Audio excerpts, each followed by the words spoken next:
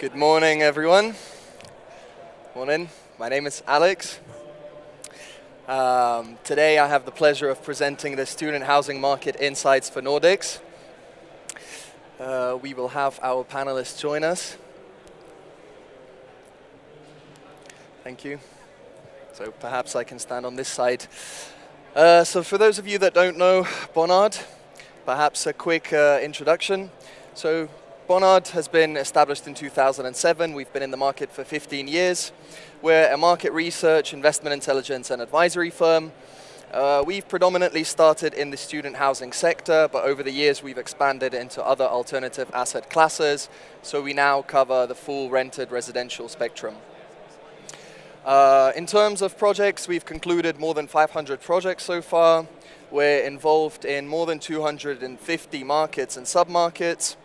And we've assessed and screened almost 13,500 PBSA assets. Now, today we're going to look at a few KPIs. So we'll cover the total student population. We'll look at the current supply across the markets. We'll look at some of the pipeline, as well as the established brands that we can find in the market, and also the anticipated projects that will be coming. So let's begin with demand. Here we have selected jurisdictions, so we have Copenhagen, Stockholm, Oslo, and Helsinki, and we can see the total student population and the trends shown by the compound annual growth rate. Here we can see in the year 2017 to 2018, we can see that there was a significant growth in Oslo, 9.2% in students. This was mainly contributed by the higher educational institution Oslo Met, which contributed to around 16,000 students. We can also see a trend in Stockholm for the total student population. It has been growing, 4.7% increase there, and it also has to do with one of the higher educational institutions, which is Stockholm Met's University. We can see the trends for Helsinki and Copenhagen. They're quite stable, but what's interesting to see is the international share. So how much of that is actually international? So here in the next slide, we can actually see a different picture, where we can see, even though in the previous slide, Copenhagen here is slightly stable, let's say, in the next slide, we can see that, in fact, it has increased by 16.5% in terms of international students. So perhaps looking at the other side of the story, so if we look at Oslo and Stockholm, we can see a slight decrease in the international student population. That's mainly to do with the COVID restrictions. So the Copenhagen's sort of growth in the international sector was contributed by the three main universities. So it was University of Copenhagen, Copenhagen Business School, and the Technical University of Denmark. So that was the kind of impact on the inflow of the international students, also followed by the expansion in English taught programs, as well as the fact that the kind of public educational sector is still remaining free for students coming from the EU. So let's take a look at the next slide. Here we can have a sort of benchmark of the selected jurisdictions. So we've got sort of a broader view, and we can see also the percentage of the international students in each of those jurisdictions. So if we look at Copenhagen, we can see that it has, in fact, one of the biggest percentages in terms of international students. It represents 23%.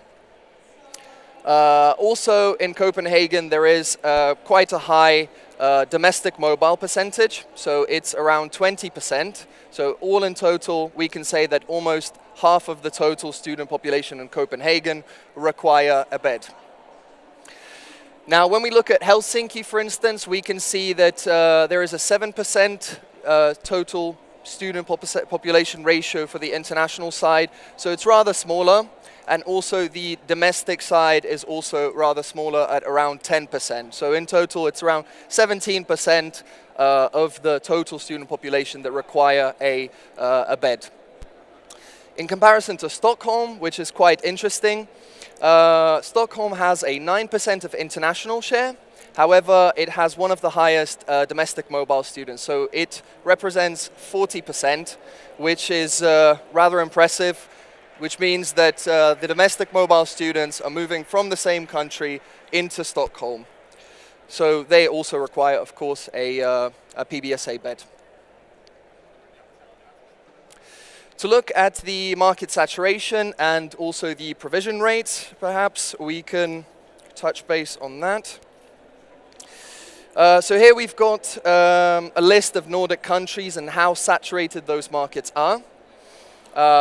We sort of look at the number of beds ratio to the number of students, and we at Bonnard have established a 25% benchmark where we say that if a market reaches the 25 and above, there needs to be more kind of due diligence, and also you have to consider the competing schemes that are already in the market. So factors like price, location, amenities are all very critical part of the strategy. So here we can see the next slide, the supply beds. As you can see, Copenhagen has a leading stock that is currently operational. 24% of it is already private, followed by Stockholm, which has a 19% private bed ratio. Also to mention Uppsala, which has a high ratio but a smaller in terms of numbers of the beds. But overall, the other markets, they are rather led by the non-private beds. So all of the other markets have a less than 10% sort of ratio between the private beds and the non-private beds. On the right-hand side, we can see a few of the brands that are established already in the markets, and we will later on look at some of the anticipated projects that are going to be delivered in the coming years. So before we get onto that, perhaps we can look at the future supply and in terms of the beds that are coming into the market. So here we've got quite a good picture of what's going on. As you can see, in terms of the future stock that is coming, Stockholm has a huge pipeline that is going to be delivered. We can see that almost half of it is non-private and private, so it's split evenly. But if we look at the other cities that are here in the map, we can see also Gothenburg, so once again Sweden, Lund and Malmö are all significant markets with a lot of beds coming in the coming years. Perhaps also important to mention is that in terms of the private beds, 60% of them are already under construction. So the remaining 40 are in planning phase. Some of the projects that are coming into the market, we can see, for instance, Basecamp has a few projects, one in Aarhus, one in Malmö, that is anticipated to be delivered in 2023. Here we can see the anticipated delivery dates, the capacities of those assets, and we can say that on average it's roughly around 450 beds between those projects. But as you can see, for instance, the first two projects of Basecamp, they're significantly larger, so almost at 700 beds and 600 the one in Malmö. But if we flick back, we can see Malmö on the screen there, and that is representing Basecamp's project. So the private beds are already reflected in this chart.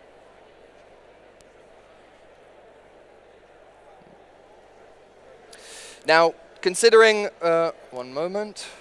considering that pipeline is a dynamic factor, of course, we kind of look into it on a daily basis and we track it to see what are the changes. So we look at the ones that are in permit stages, in construction, and the ones that are just in the planning stage as well.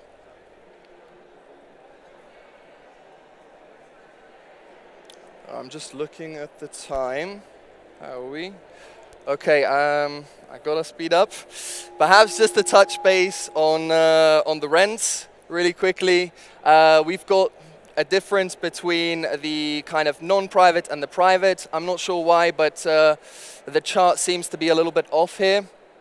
But we can see that Helsinki and Stockholm, the averages are roughly around the same. It's the golden part, the yellow numbers. So Helsinki private PBSA 614, Stockholm around 600. This is the average, and we can see the ranges as well. We can see that in Oslo, the private PBSA studios per month are more expensive, so it's around 820 on average, and Copenhagen having the highest monthly rent per person at around 950 euros on average. Just quickly looking at some of the amenities, we can see that in the market there are some differences. I'm not sure why it's not reflecting correctly the figures there, but overall we can see that of course the amenities and facilities is an important factor. So for instance in Norway bike storage is very important. In Finland almost half of the PBSAs they have a dedicated gym on site.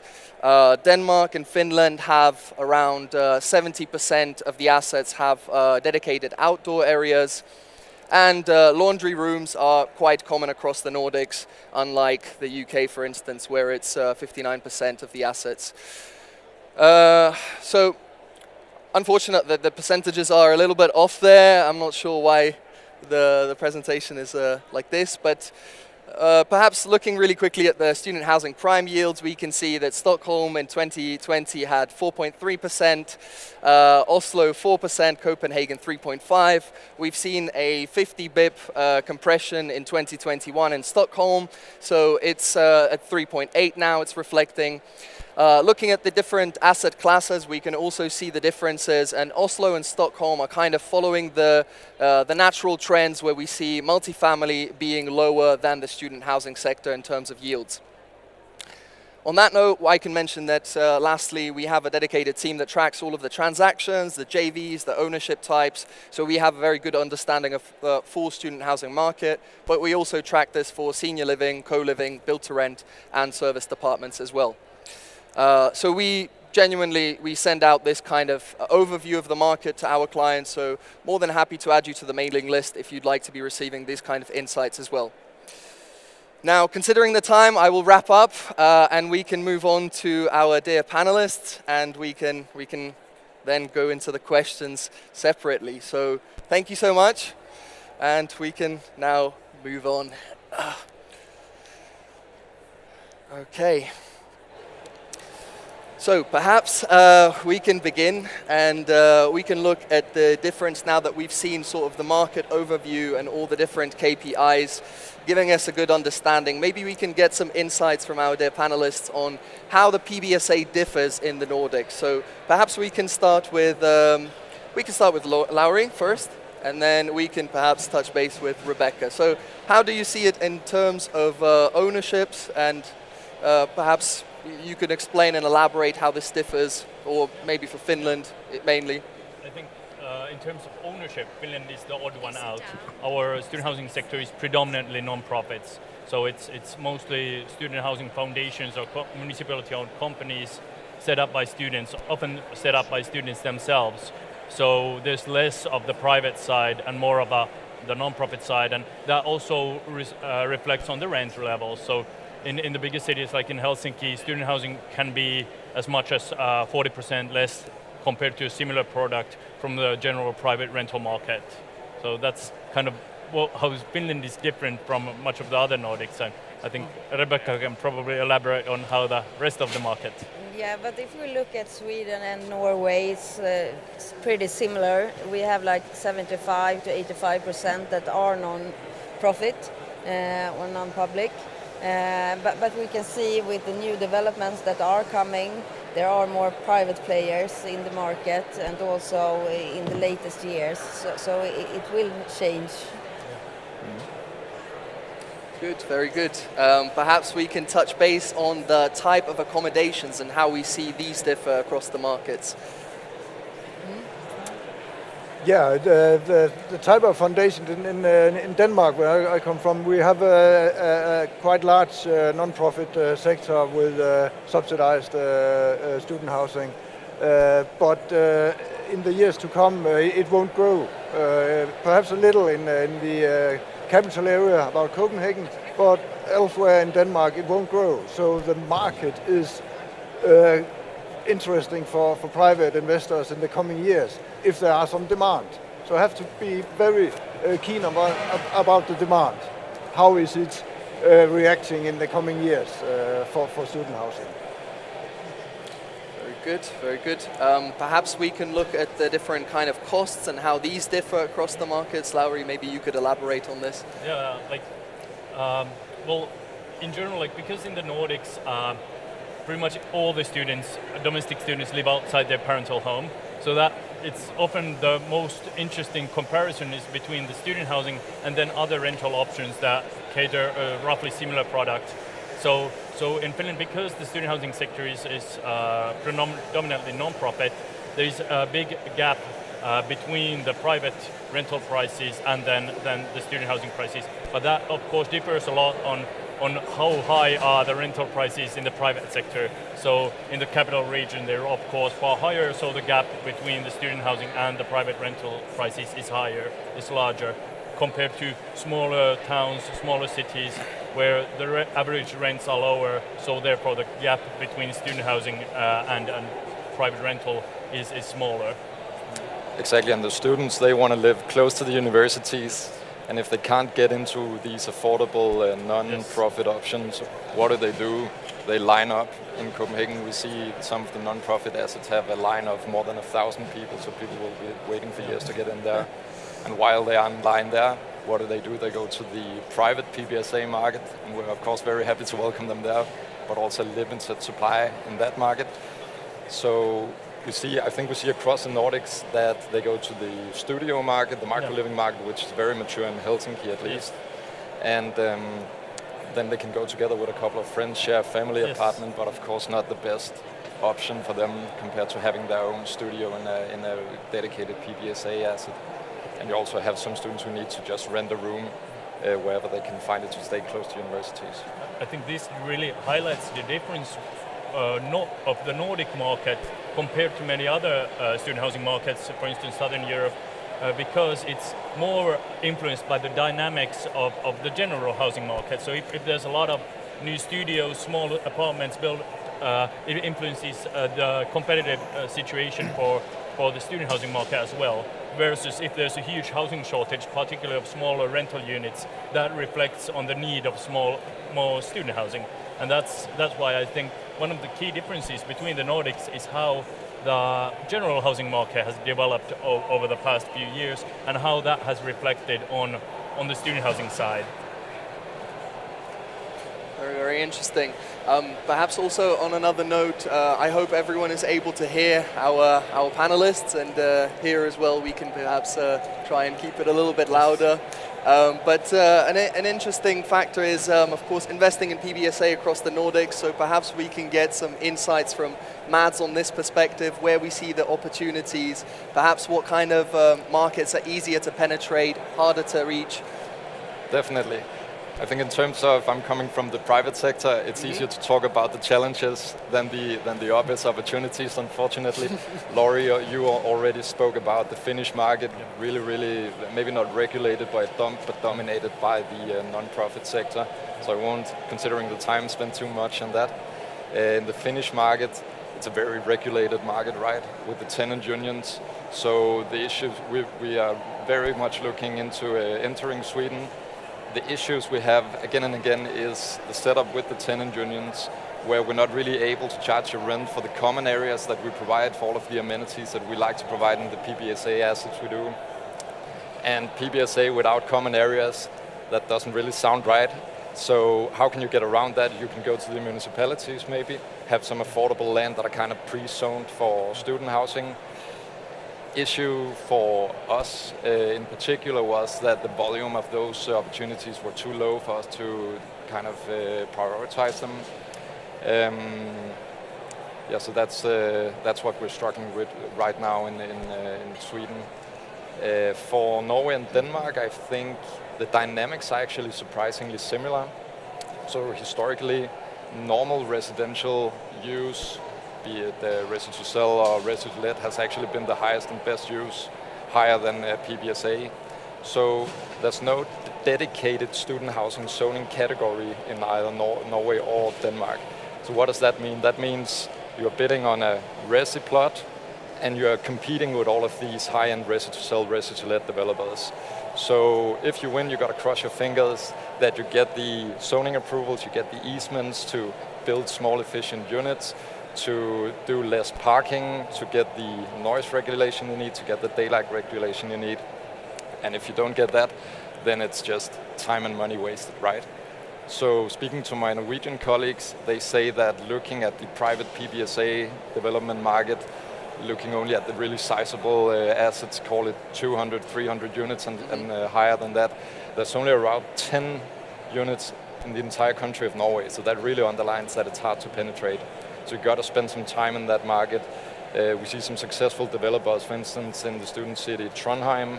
They only focus on that particular city, and they work very closely with the decision makers, with the mayor in that city, and then they're really successful. So you got to spend the time and really know what you're doing. In Denmark, we know that lawmakers are looking into setting up a dedicated zoning category for PBSA. So really looking forward to see if that materializes and how it might impact the market. Yeah. I think that's a very interesting topic, is the kind of zoning regulations, the construction regulations, and how they affect the ability to build student housing as a specialized product. In Finland, there's a few changes a couple of years back that made it easier to build more smaller student apartments. For instance, the minimum size of an apartment used to be 20 square meters for all residential projects, and now it's for student housing it's only 16. Also, for student housing, bathrooms don't have to be wheelchair accessible, so you don't have to build a huge bathroom to serve a very small studio, except for like 5%. So 5% of student housing has to have a wheelchair accessible bathroom, but the rest is exempt from that. That's a really good point, talking of barriers of entry and making your business case stack up. I understand in Sweden all of the bathrooms have to be wheelchair accessible, 100%. Right? So also from a, call it CO2 or LTA angle, it's not really needed to spend that many materials on the large bathrooms. And we try to talk to municipalities and decision makers about that, but they're not really, not yet cooperating at least, and following where we're going. Very good. Perhaps, Rurka, what about you? Do you have any kind of insights on this, and what is your perspective maybe here as well? No, but I think the Nordic markets really are on the upside. It's really has been that student housing hasn't developed, as we can see in the south of Europe.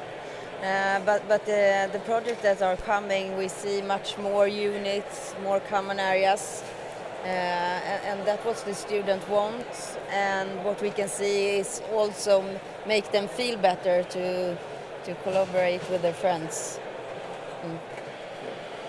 Very good. Well, a couple of words of the demand too. I think we manage in the city of Aarhus both studios and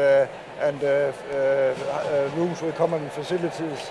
And most of the demand in the last 20 years has been on studios, and most what has been built in the last 20 years is from studios. But you must always recognize there is a demand for the common facilities, for PBSAs, and for this student way of living. The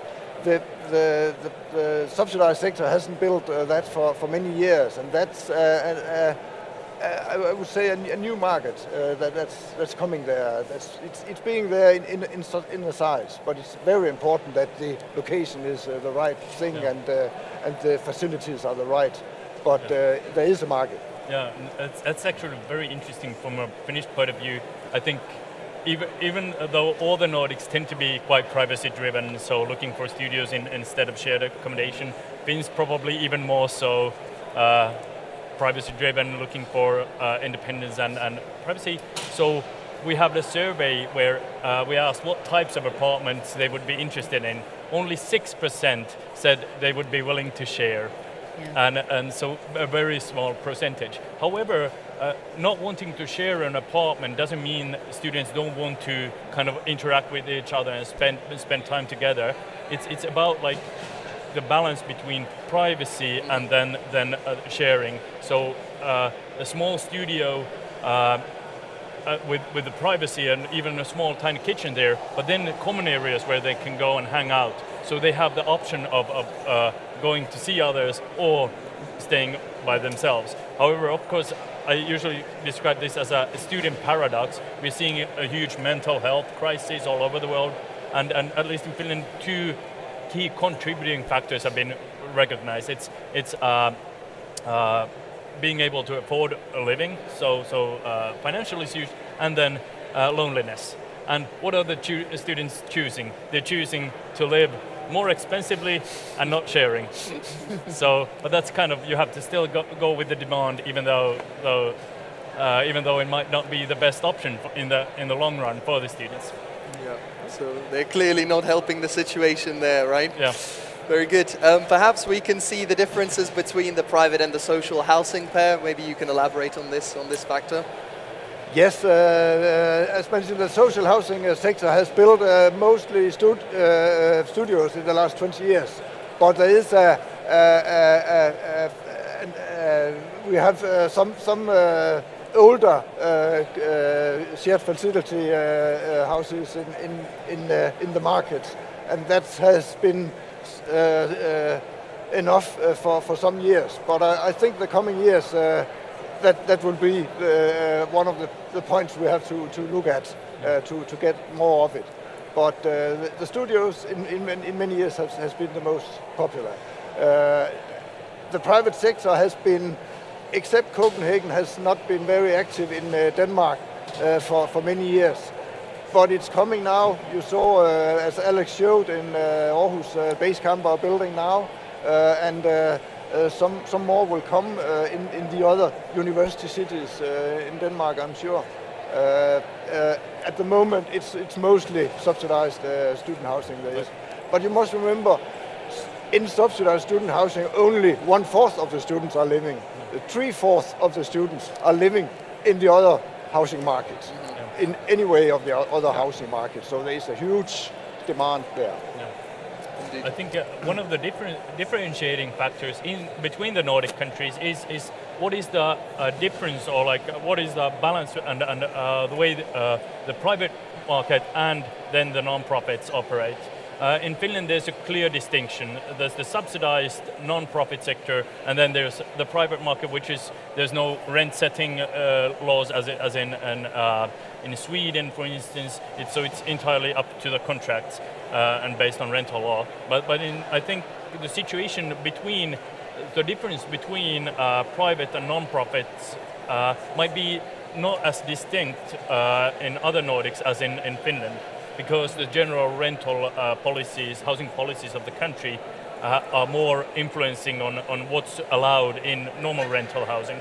Yeah, that's a good point. In Denmark, it's more or less set in stone for all residential leasing agreements, what you can do and what you can't do right there. So there's not too much flexibility there. It's more or less, there's of course some, depending on the age of the asset, there can be some limitations on how high you can put the rent on a per square meter basis. But otherwise, you really have to look at the demand side of things. What are the students' willingness to pay? Do you want to focus on domestic students? Do you want to tap into the international student market? I think in my experience, international students, they do have a higher willingness to pay, maybe call it 15-20%, something like that. It is sort of a luxury to go abroad to study for half a year or something like that, right? But you gotta also accept that then you will be churning your entire asset at least once, maybe twice a year. So it's a huge asset management and facility management task you are taking on there. Whereas if you tap into an affordable market for the domestic students, maybe if you have a good product, it will stay with you for 3, 4, 5 years. I think even though like in the affordable sector in Finland, the average time a student stays in an apartment is like somewhere between 1.5 and 2 years, and that's basically they can stay longer, but it's usually students' life situations change constantly, so they go to an exchange period abroad, then come back, change into a different neighborhood, then they move in with a significant other, then they split up, and so it's kind of always changing because students' life situations are constantly changing. So even though they have the option of staying longer, they still tend to move really often. Exactly, and during the interesting site visit yesterday, I at least learned that in Spain it seems like students, they can do 2 years in a PBSA facility, then it's more or less time to go find your own place. So different dynamics across Europe, Yes. definitely. Now, before we move on to the questions from the audience, maybe a last one we could just cover. An interesting factor, what would be maybe the most important aspect to consider when operating or investing in the Nordics? Maybe just a quick round for each person. Starting with Rebecca, perhaps? I think, as always, and in every country, it's the organization. If you're going to invest, you need to know the market and you need to have the great employees. That's the most important. Okay, so for me, the most important aspect on doing investment in the Nordic markets, at least in Denmark for sure, you gotta know the people that you are gonna get the zoning approval from. You gotta know the market. You can't just come waltzing in thinking you can take over the entire market. That's not gonna work. There you probably know Aarhus municipality. Definitely not the easiest people to work with. Very nice people, but we've had some interesting situations there. So do your due diligence before you invest. Yes, it's not an easy market just to get into. I'm sure Denmark is a very regulated country, and in the housing sector, it's even more regulated. So it's very difficult, and you have to have some local advisors. You can't go into the market as from abroad or from other countries. You can't. But the market, you can see we have the highest grants for students in the whole of Europe, in Denmark, and that gives a bottom of the market that is interesting for investors still, but it's not an easy market. That's the point. Yeah.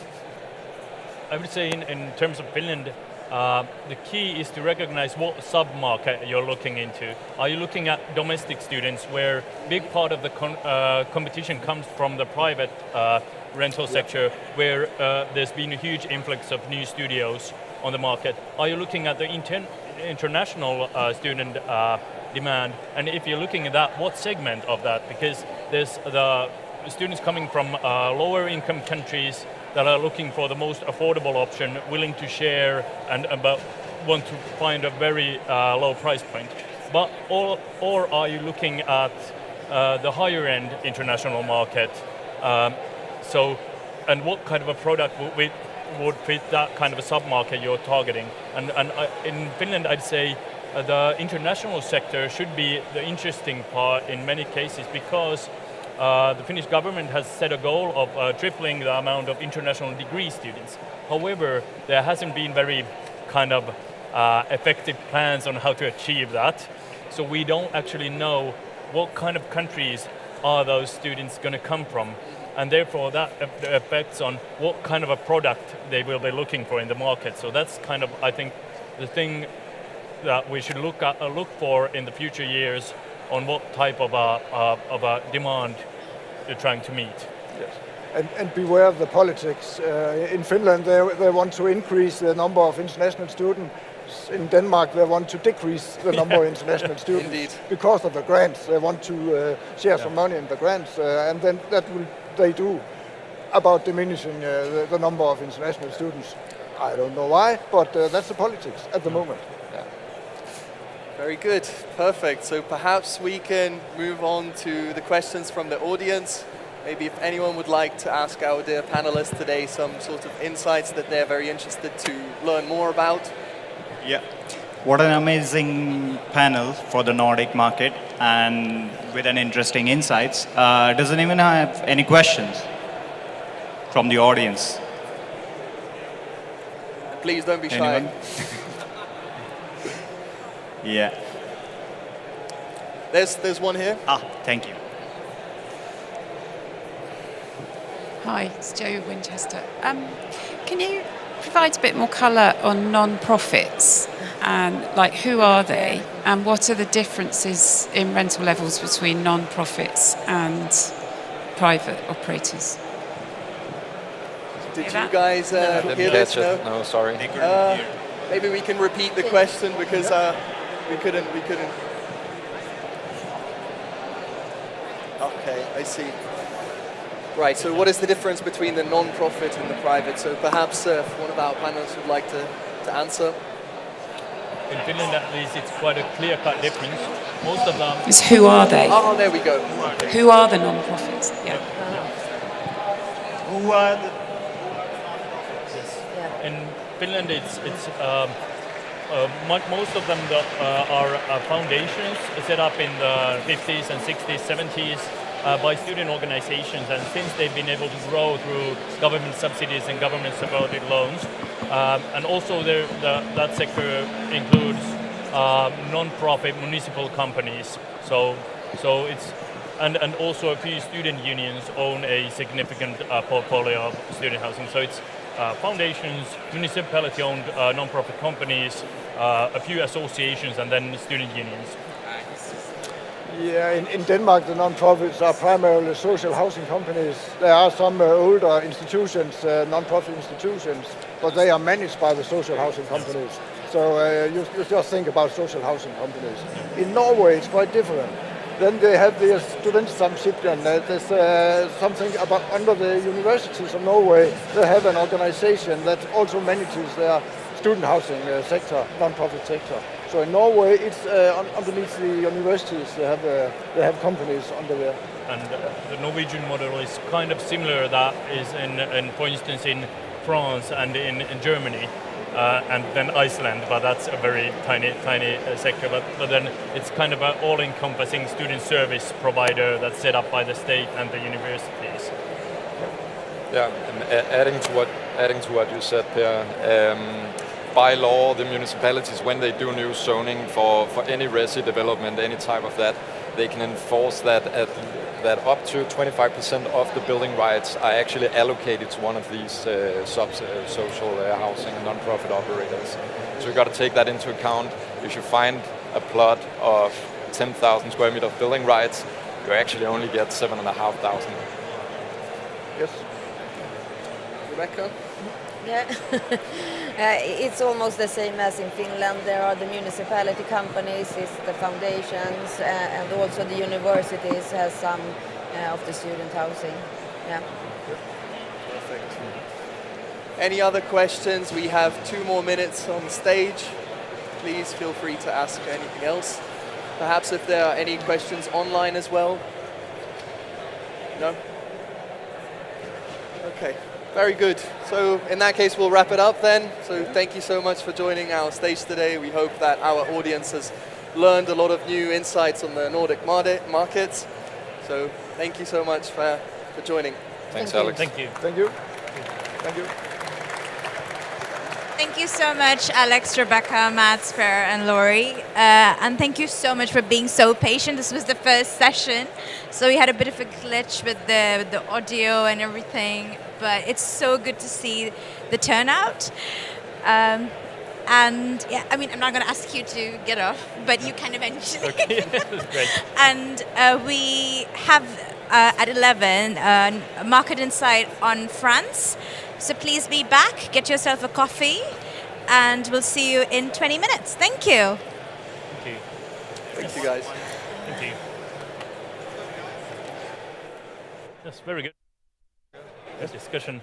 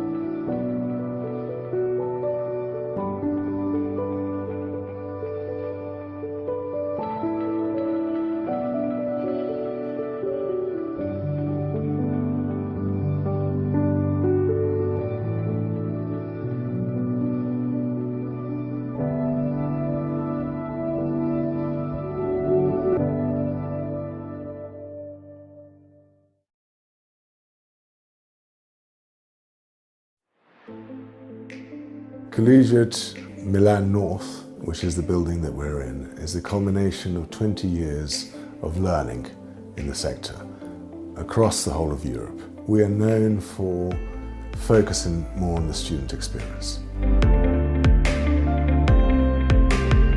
In our buildings, everything is detailed for sustainability.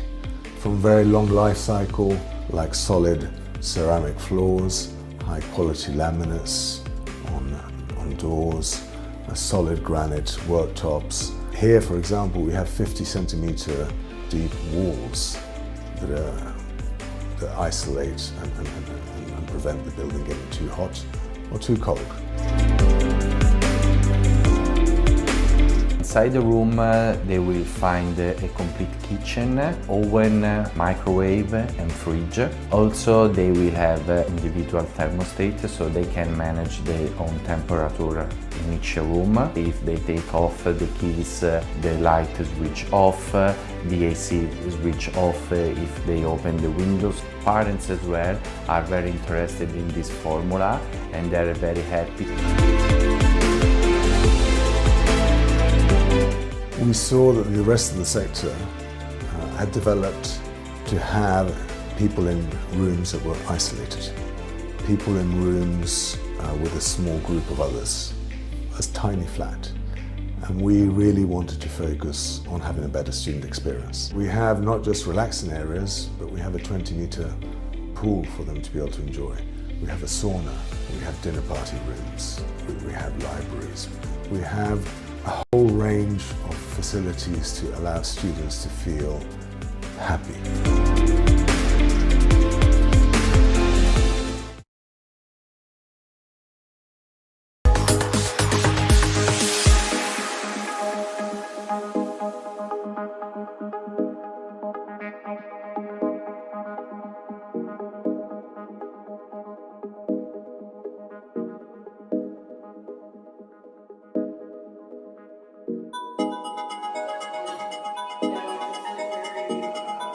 I was a little hesitant about living in a dorm life again because I lived in an apartment on my own, and after getting here, seeing the building and seeing the setup, I was like, oh thank God I'm doing this.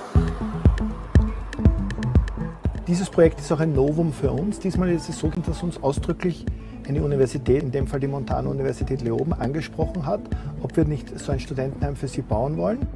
Und dann haben wir uns einen gemeinnützigen Bauträger gesucht, was für uns ganz wichtig ist, weil wir Non-Profit sind.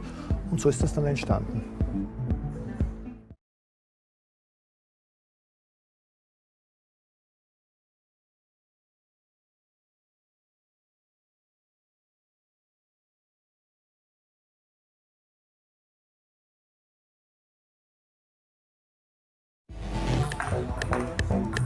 I think the design was really smart because it kind of keeps us self-contained.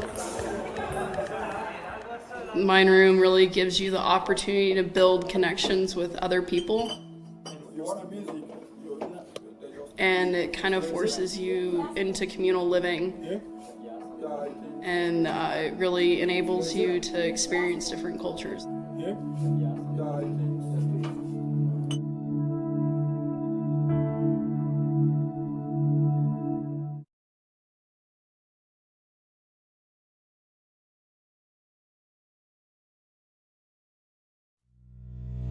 Hola, soy Jordi Roca y soy el director de Resa La Salle. Llevo en Resa 8 años.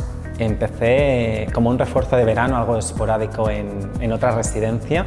En algún punto me ofrecieron poder sustituir a un director, fue algo puntual, pero la verdad es que pude aprender mucho y finalmente pues cuando surgió la vacante de estar aquí en Resa La Salle, pues apliqué y por suerte pues Resa confió en mí para poder desarrollar este proyecto aquí en Resa La Salle.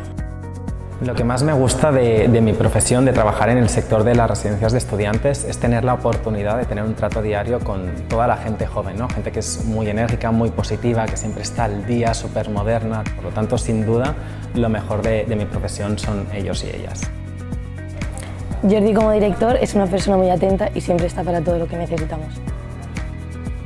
Como filosofía de empresa, yo creo que es muy importante poder trabajar en equipo para poder tener la capacidad de ayudarnos los unos a los otros, no tan solo dentro de mi propio equipo que lidero, sino también con el resto de directores, compartir experiencias y poder así llegar más lejos entre todos. Al final, como se suele decir, 4 ojos ven más que 2 y poder colaborar siempre es el mayor de nuestros éxitos. Jordi es una persona dinámica y atrevida. Los retos son lo suyo. No cesa en dar soporte a sus compañeros. Es un orgullo tener a profesionales como él en el equipo. Hemos implementado varias iniciativas, son pequeñas mejoras que a lo mejor no se perciben tanto como una gran cosa, sino pequeñas cosas que han ido haciendo que los residentes perciban que su vida aquí, su calidad de vida ha mejorado. Por ejemplo, el Tulu, que es un sistema de préstamo, un locker para dejar los paquetes, renovar algunos elementos físicos de la propia residencia y también un poco flexibilizar tanto para mi equipo como también para los residentes lo que es nuestra vida diaria. Al final, en un contexto de flexibilidad, todos somos sin duda mucho más felices.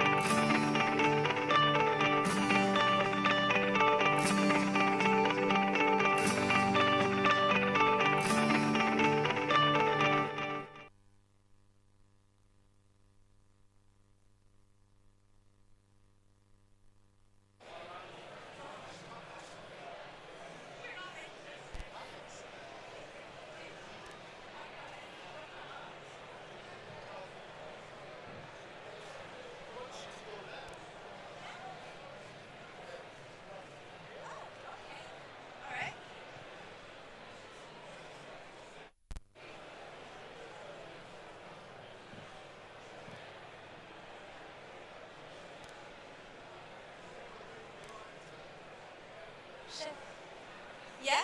Okay. All right. We will be starting with our second panel. Yeah? It's fine. Okay. All right. Okay. Could we have the panelists, please?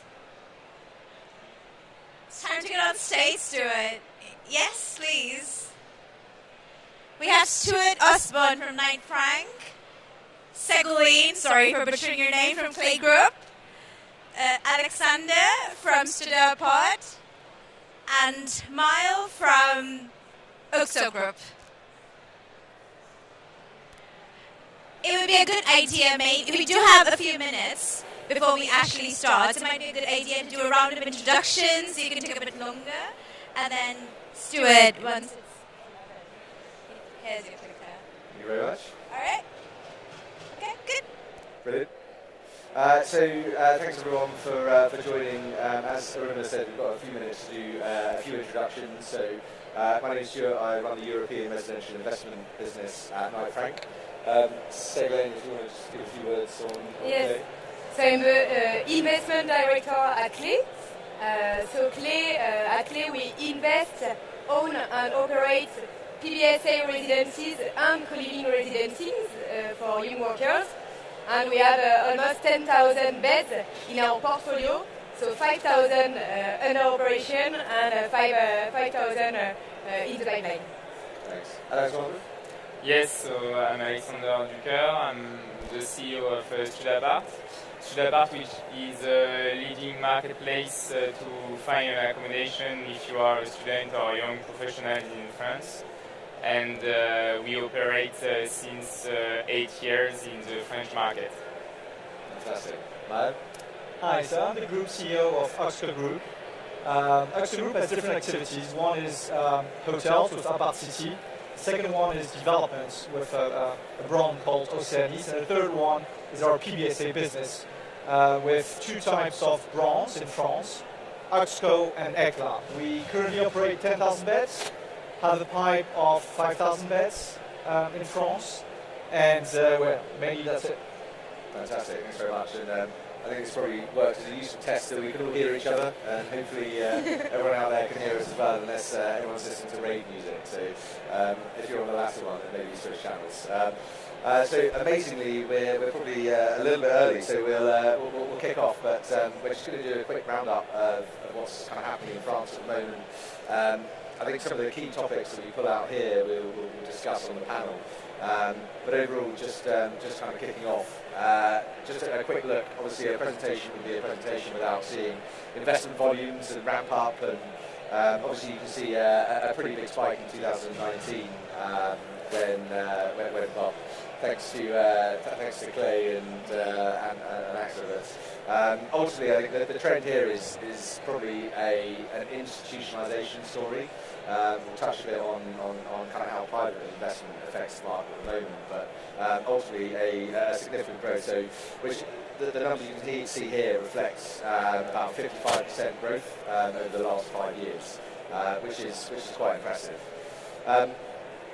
Just touching on yields and just kind of picking out the themes around yield compression, and I think a story which everyone's fairly familiar with around the counter-cyclical defensive nature of student housing. In Europe, we've seen a huge amount of compression, which has basically been around 40 bits in the last 5 years, which then translates further into a bit more of a focus into student in France. Which, as you can see, we've seen a massive turnaround from seeing net yields +6, creeping back up to around 4 now. Obviously, we're in a slightly different market, but the 2019 figure there is certainly thanks to a bit more transparency in the market and some of the deals that we mentioned earlier, and the likes of AXA, for example. But the really interesting point here, I think, is the spread between Resi and PBSA. So in many other European markets, we generally see a spread of 75 to 100 basis points, but that 200 basis points delta that we can see here is hugely compelling when you look at a pretty tight yield profile for Resi.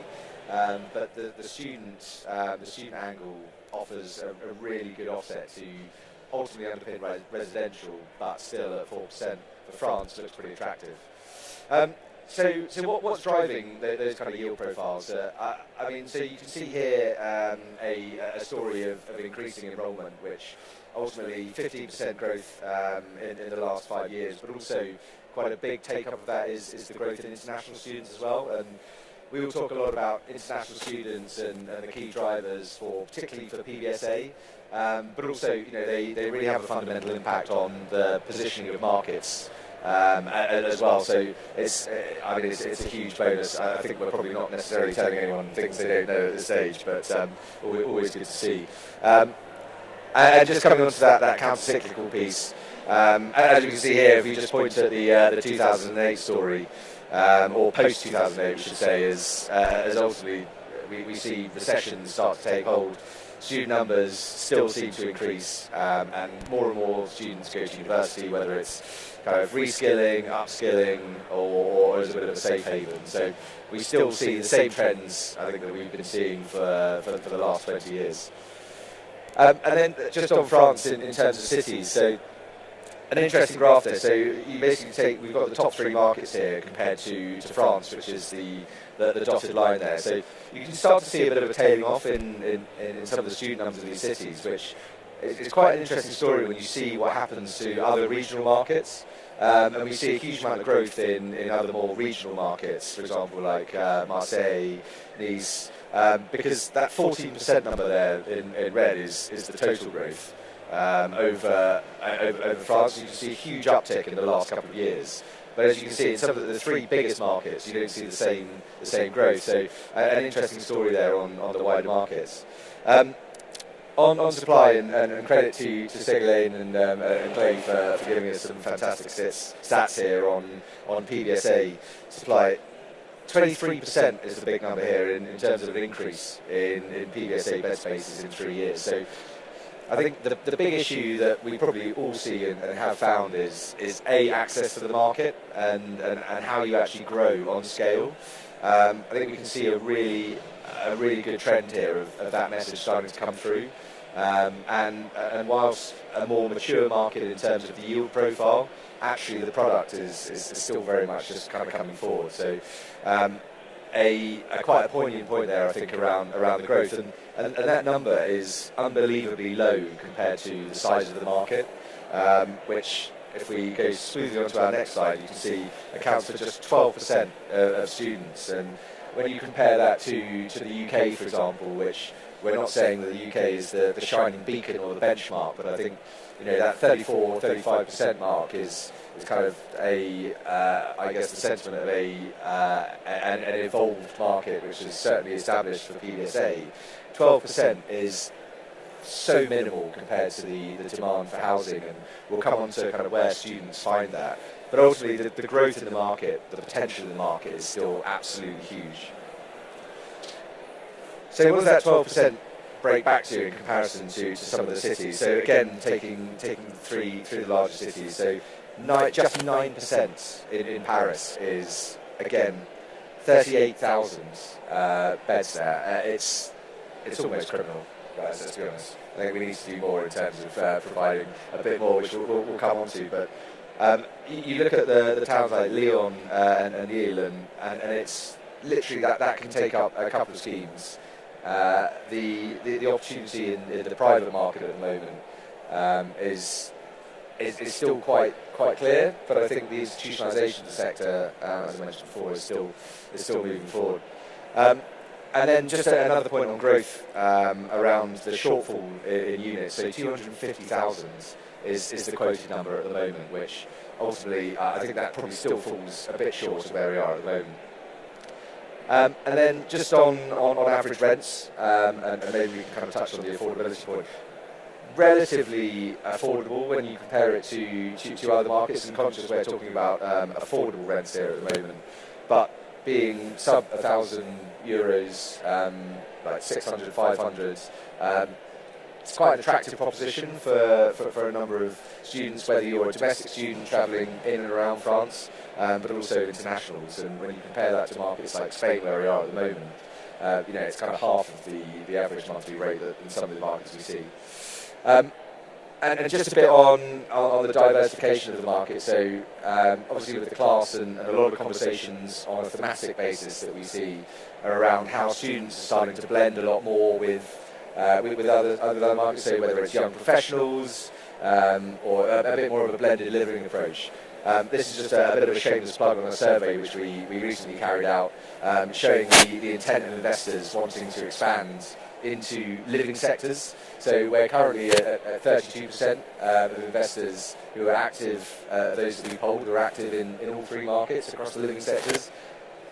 Having polled, 52% say in 5 years' time it's going to be 52%. So, and interesting, I think, some of the, particularly for the UXCO, ECLAT, and also the student part basis, where it's kind of probably a bit more of a focus, and I know Clay also looking at co-living options as well, so it'll be interesting to kind of delve into that. And also another result from our survey that we just wanted to pull up was the view on living sectors in general and how well they're positioned, and ultimately how investors are looking to significantly grow in the space. But the point on the right here is really about some of the reasons why. So we all talk about the growth that's going to happen in the market, but this is just a quick poll of why investors think so much. And one of the main things that I take away from this, and as some of the stats show, is really that key supply-demand imbalance, which is critical across the space.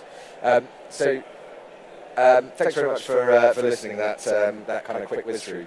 I think just focusing on France again, I think and particularly from an operational point of view, I think one of the key fundamentals we see is that it still feels quite a muted market when we look at some of those transaction volumes compared to other markets, and also the growth. Like it tells quite a good story in terms of growth, but as a comparison to other markets, it still feels quite muted.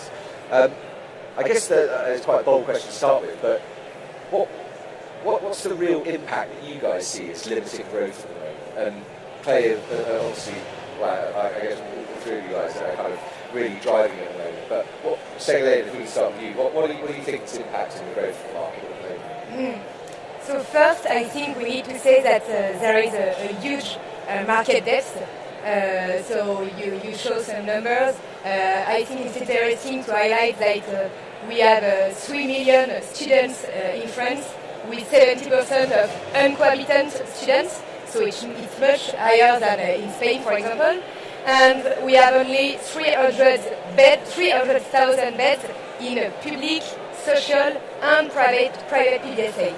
On the private PBSA part, as you just showed, we have only 122,000 beds. So it means we have 24 students for one private bed in France. And it's the same in the Parisian region and other regions, so you show some statistics about Lyon, but even in the tier 2 or tier 3 city, there is a huge tension. So the market depth is really here. The thing is, in France, we had a specific history of the PBSA market. It was due to tax incentive programs made by developers. So the government tried to encourage student residents by asking to individuals to buy a studio in a private student residence. So for one residence, actually you have 200 private owners. So it's quite complicated in terms of capex maintenance, because if you need to do some capex after 10 years, it's quite complicated to ask to everybody to spend some money in the residence. And also it's quite complicated on the innovative part, because the client for the developer, when he builds a student residence in France, is the individual who is going to buy the studio, not the student who is going to live in the studio. So that's why we are a bit late, I think, compared to other markets, UK, Spain, Portugal, etc. Because we had this specific acquisition stage. And Miles, do you think that's kind of a city by city issue? Like, is it the same across the whole of France, or Or No, do you think that changes? Yeah, I think it's more of the same. Coming back to what Sigurd said, so these tax incentive programs that have existed for the last 30, 40 years led to a situation in which the PBSA asset class did not exist 10 years ago. So you have very few operators that have entered this market for this reason. When you are a developer in France and you want to develop a new PBSA, the easiest way to sell your program is to sell it one by one, flat by flat to private investors. Because of these tax incentives, because the yield will be more attractive, and because the whole market was built like that. So the fact that new investors, such as Clay, such as Axco, are arriving on the market and have developed itself over the last 5 to 10 years is something new in France. Reason why we have those figures now. It's pretty much the same when you go to Toulouse, Bordeaux, Lyon, Marseille. Obviously, we saw different kinds of penetration rates, but overall, the situation is quite similar all over the country. So, yes, there's great potential for global investors like we do. And the issue for investors like us is to be able to develop programs and to be able to convince developers who are either develop ourselves to be able to buy those assets as a whole. So that's one of the main issues, I would say, for the French market. And when you look at the main investors, operators, there's very few. There's 4 or 5 of us that actually are playing this I would say, this market at the time being. And with investors who have bought into your relative platforms, whether it's AXA or Brookfield, do you guys see for other kind of markets, or being able to grow in the market as a new investor coming in, is that pretty much the key hurdle, or do you think there's a bit of a wider issue in terms of being able to access product and grow stock? I'll let Sigurd answer it later on, but I think that the main issue is to access the product, as I just said. Because going to developers, they will aim to sell with the tax incentive programs flat by flat. So if you want to develop in this market, you need to control the development part.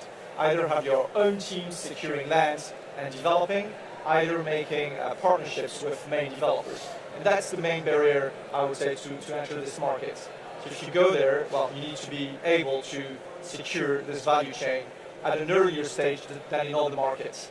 Buying turnkey simply is simply very complicated and false. And also, you need to get the city hall with you, with your concept, because so now it's a bit evolving in all the cities. The thing is, with the tax incentive programs, a lot of cities have seen their residences, PBSA residences, not really well maintained in a long time period. So now they are asking more and more block sales program instead of individual sales program. So you need to have a concept which seduces the city hall, and also to say to them that we have an institutional investor, so for us, Clay, it's AXA, to be sure that they will agree to your program, to your development program. I think that's a really interesting point, because obviously, I guess what you're saying is that cities don't want some of these blocks to kind of fall into kind of like almost slums, really, where, you know, over a number of years you end up with a building which, if it's not institutionally managed, then and it's left to each individual, once they've got their tax incentive, you know, no one's really going to spend a huge amount of capital on it. And there is an impact as well on the quality of the products. Definitely, when you go for I would say private owners, you have this capex issue that you just mentioned, but you also have the quality issue. Would you acquire and develop concepts like Clay is doing, like Axco, AXA is doing, if you're a private owner? Well, certainly less. And that's the issue for the town halls, is to have a single, I would say, company in France, in front of them, controlling development, controlling investment, being a long-term owner and operator, but as well fly to quality. And I believe that the issue on the French market is now, for all of us, to fly to quality. Because of the reasons we just exposed of the tax incentive programs. And so that's the key, I would say, issue of the investors that are developing in the market. Yeah, and it's probably quite a difficult one to kind of picture, but just from your guys' point of view, for the private ownership model, how many of those are in kind of older blocks, should we say, or how many are in kind of newer blocks? So where you've got the breakup model where investors are buying individual flats and. I don't want to kind of completely throw you in here, but do you guys have a view on what percentage of the market that makes up?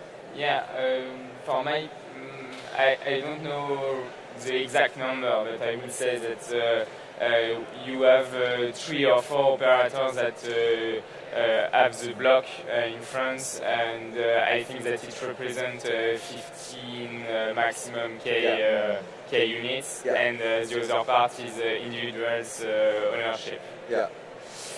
And then just going back to one of the points that we talked about earlier about it being slightly different for different cities and towns. I mean, without wanting to throw any of these cities kind of under the bus, are there certain cities or towns which you find it kind of easier, or like it's kind of easier to work in or do business in? I don't know how many of the city representatives we've got here, so maybe a bit of a grenade. But are there certain cities which you guys find it easier to do business in because of those reasons? Just to before maybe answering this, I think that structurally there is not enough PBSA in all the cities. So the mayors are aware about that. So they want to offer students proper PBSA. But then it comes to what type of PBSA, what size of PBSA, and so on. So there's definitely no mayor that would answer to an investor, I don't want any PBSA in my town. Then it depends of how many students they have in their city, how they want to develop it. They want to do it more city center oriented, more outside the cities. But definitely when you go to a mayor explaining you're, again, a developer, long-term investor and operator, the doors are pretty much open at the time being. You want to answer for this? Yeah, what we see on the marketplace, you see some wave year by year in some kind of cities. So I think that it's really politics oriented, because when a city is really pushing developing PBSA, because the lack of stock in comparison of the demand, we do not really lack operators to take the deal and to develop PBSA. So what we see is some kind of wave in some regional markets that all operators develop in the 3 years in the same cities, because the doors are open and sometimes the doors are closed. And we can see some city without any program since 3 or 4 years now. But the thing is, all the city wants to have PBSA residencies, but as we said previously, we have public, we have social, and we have private PBSA.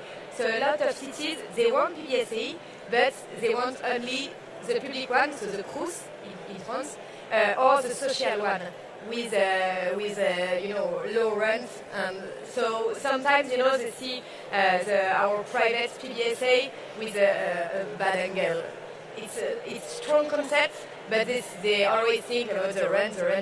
But if you compare our value between the social and the private, the difference on the rent, for example, in a city like Toulouse and all the tier 2 cities, it will be maybe €80, €100, so it's quite small at the end. And you need to know also, in France we have allocation for students, so each student has an allocation from the government around €170 per month, so it quite decreases the rent. So when you have a 600 rent, it's decreased a lot the share of the yeah. And just to clarify, so that's for domestic French students? No, all the students. Yeah. All the students who are studying in France, they could have access to this allocation.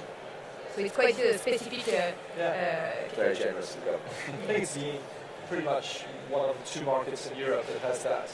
And it makes a huge difference. Again, what's going to set 170 euros on an average on your rent per month. So this allows, for students to have better quality in terms of housing.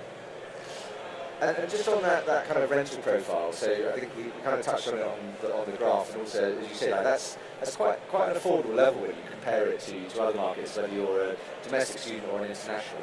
I mean, what are your guys' views on rental growth going forward?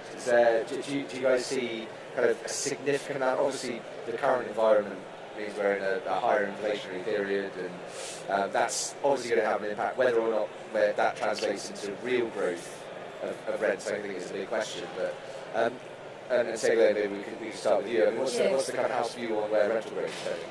Okay, so just one thing, I think it's really interesting to compare France to Spain. Yeah. We have visited a lot of residencies yesterday, and the thing is, in France we still have in mind that your rent, your PBSA rent, should be close to the residential market if you include all the package. Yeah. So if you include electricity, heating, water, internet, etc., you're supposed to be close to the residential rent. But if you look at the Spanish market, there is a huge premium between PBSA rents and residential market. And I think we are going slowly to this. Because we are developing a strong concept with innovative, common spaces, innovative event programs, services. So we are becoming maybe a bit closer, and maybe ECLA is a good example on that because they have really a high rent.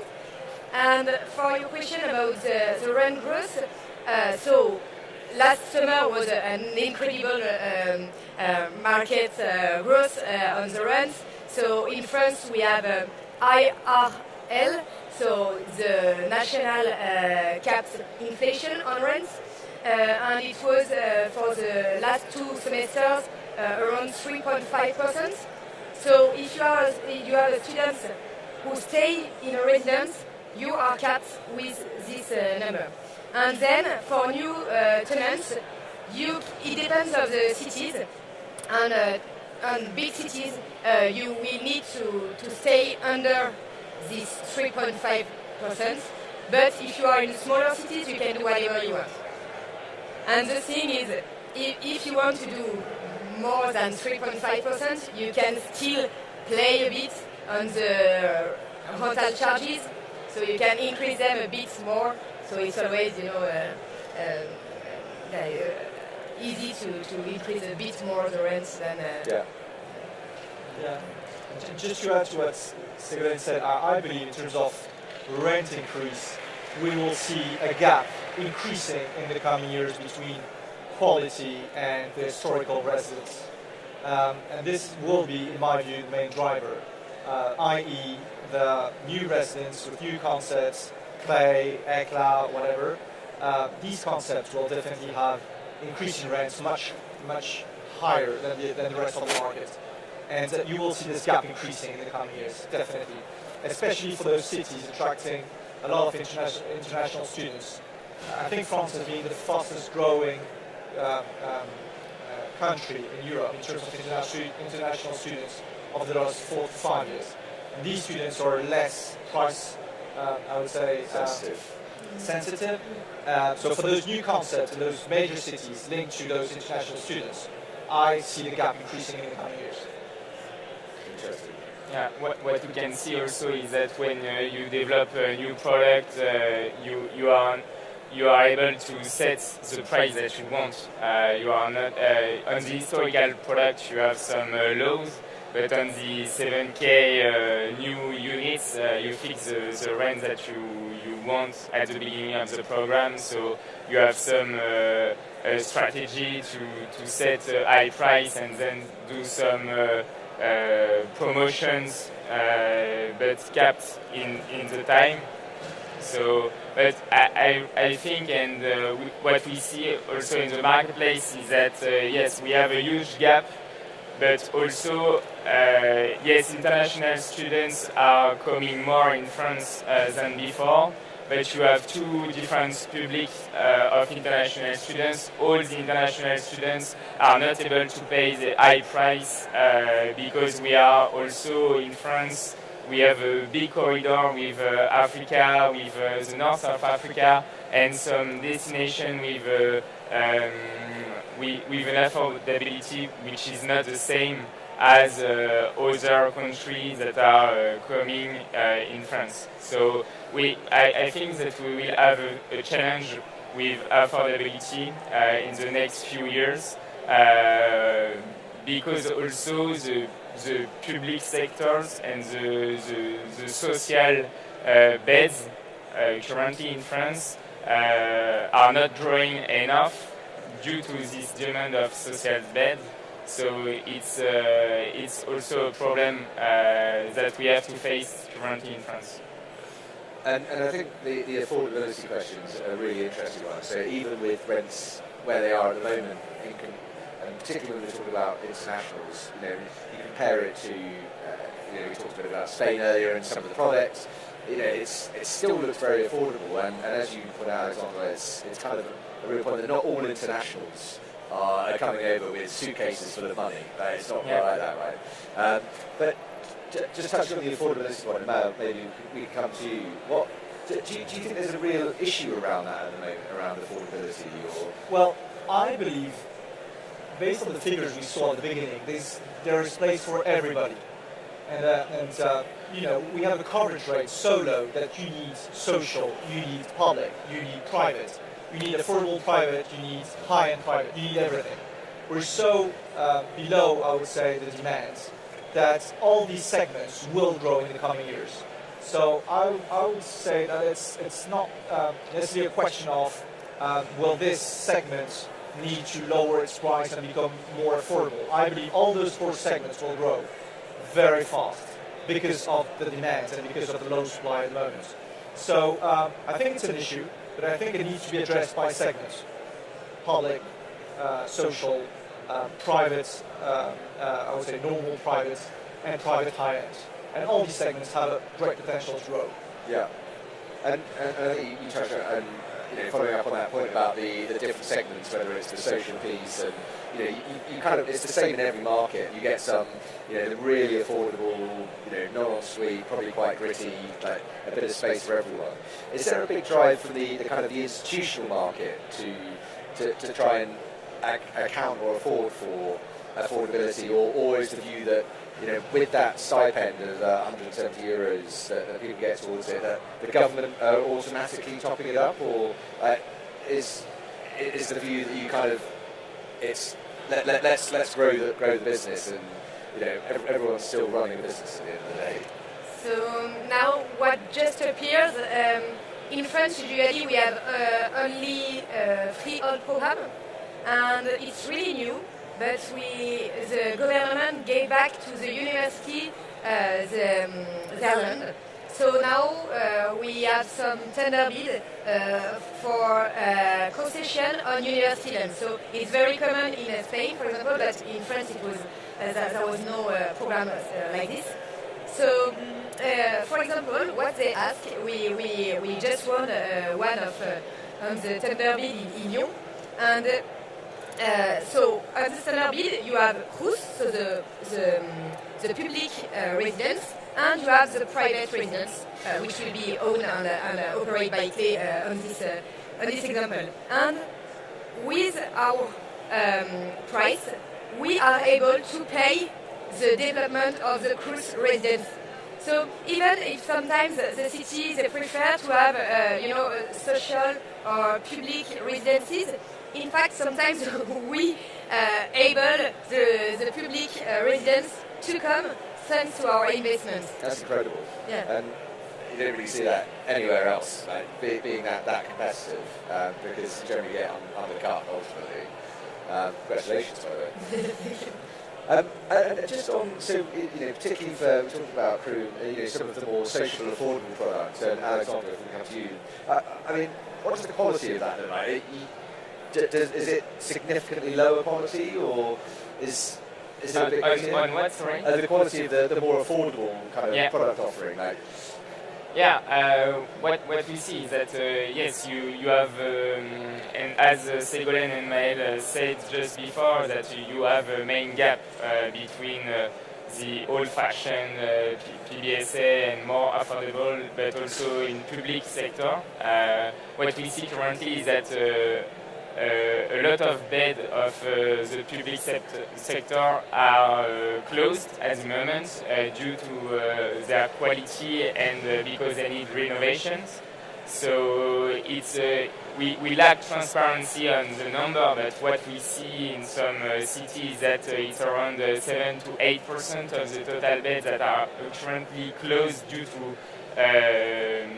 to renovations.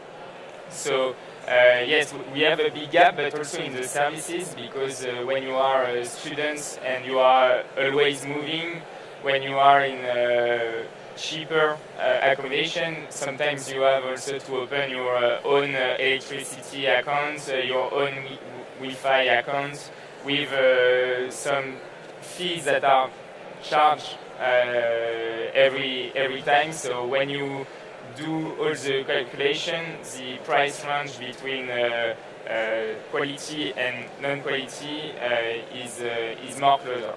Yeah, interesting. And I guess kind of switching around a bit, and it's kind of, I guess, a little bit linked to the affordability point, but with, we saw at the end of the presentation there, kind of a bit more of a focus or a growth across kind of different sectors, whether it's PBSA or BTR or seniors, and this kind of intergenerational living, and maybe let's just park seniors to the side for a second. The kind of the co-living style product, and Mal and Ségolène, and I know you kind of got different platforms, so with Luxco and Eclat, and then a kind of growth in the co-living platform. I mean, is that the future of PBSA, do you think, or do they still need to be a bit separate? I mean, how do you guys see the take-up in that market? The young professionals, particularly the rental levels we're talking about. Is that blend kind of really like a growth area, or do you think they should be kept a bit more separate? We don't have, I think, the same answer, but it will be interesting for everybody to understand our different model. But it's a question of strategy. In Clay, we choose to develop two products, a more affordable product with our brand Clay Happy Students. So this is dedicated for students, for interns, for apprentice students, and we have our other brand. So our two first assets will be delivered in 2023 for young workers and workers in life transition. So from 25 to 40 years old. So we have always, two kind of view. You can say that the barrier between the students and the young workers is quite complicated to define, because when you are an intern, you are a student, but also you are working, so it could be the same product for him. But when you take a student of 18 years old and someone of 37 years old, they are not waiting for the same product. So it depends. Sometimes it depends on the local area. If you are going to target students and interns, you will make an hybrid product between student residents and between co-living residents. And if you are, for example, in a tertiary campus, you will focus, for Clay, we will focus mainly on high-end products, so more for 30, 40 years old people. So it's a bit different, but on your product at Eclat, you guys are everybody. I think one of the answers is that we are all learners at the moment, is that the market is not consolidated. So we're trying concepts to see if it works, and we will learn in the coming years and adapt our products. A bit different from Clay, what we did with Eclat is mixing with the students with what we call the young professionals, as Ségolène mentioned. So it represents around 15% of the residents in an Eclat. But those young professionals are the typical 23 to 28 years old. PhD starting to work and so on. And with this generation, it works, mixing. Can it work with 35, 40 years old? I think Simone gave an answer, and I agree with what she said. But again, we're all learning at the moment because it does not exist. So some products will be 100% young professionals, other ones will be mixed, other ones will be 100% students, and I think the market will give the answer in the coming years. What we need is to keep some products that can adapt to what people want. And you can't fit it all into one bucket. I mean, we often use the term co-living, but I think we all use it interchangeably for a whole spectrum of what that is. And the lower end of the spectrum, you've kind of got, I guess, a more student housing type model of cluster flats and affordability, and then the other end of the spectrum is pretty much BTR, where you've got kind of higher rents and community focus. So I guess that's probably a bit of a difficulty. And what have you found, Alexander? Yeah, what we see in Studapart is that the term co-living is well employed, but we do not have any enough feedback, because currently what we see in France is that the co-living that are open are mainly small houses inside the city center of the cities. And we do not have currently some feedback on a major product outside the city with 2 or 3 years of operations to get any feedbacks on how it works currently and what is the rate of occupancy in that product. But also, the co-living means behind the word co-living you have such a lot of concepts. It's incredible. So we are talking about co-living for houses, for big residents of more than 1,000 beds. So some co-livings are doing short, medium, long stay. Some are only focused on long stay. So it gives a lot of concepts and offers. There's a lot of playroom for any kind of, even like some of the startups we see coming through. Different models. There's so much playground space there. Look, we're desperately running out of time. As much as we'd love to sit here all day, we probably could, to be honest, because there's so much to cover. But just as a kind of a wrap up, I guess just looking ahead for the next 2 to 3 years. Maybe starting with you, Mark, we'll go along the line. What does the next 2 to 3 years look like in your mind? Well, I think to summarize, we saw it in the figures. There's great potential in the French market. We're undersupplied. We need more products. There will be a gap increasing from quality, as I said, to normal PBSA. I think it's going to be challenging linked to the global, I would say, uncertainty on debt markets.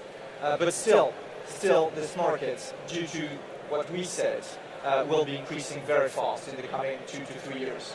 So great potential. We're all learning about what needs to be done in terms of product, co-living, young professionals, students. Still, the place is there, the market is there, and the town halls are asking for it. So yeah, quite positive and green lights for the future. Great to hear. Yes, what we see is that also today we see the energy and the mindset that we want to face the problem of demand and supply gap. So what we see in the future is that I think that in 3 years this conversation will be also exciting because I think that the problem will be not faced in 3 years. So we have a long time in front of us. Yeah, I totally agree. I think there is a very, very strong market depth. And there is place for everyone, as you say. So, there is, of course, a French enter barrier, which is quite complicated. You speak French first. That's important. Yeah, you need to speak French, of course. But the market, figures and features are really here. I think that it's been really interesting, and the positivity I think around the market is fantastic. I think you touched on one of the key points there that we see from the outside looking in is just the access to the market is so difficult. And I mean, for investors that are behind you guys, it's still it's still really difficult. I mean, Axel obviously a French group as well, so I guess Brookfield kind of some of the kind of the key entries in Harrison Street before that. But that seems to be the key difficulty. But I think overwhelming positivity. Thank you very much indeed for your time. And could you just ask everyone to say thank you very much to our panellists for sparing the time to talk about the market. So, thank you very much indeed, and thanks for listening. Thank you.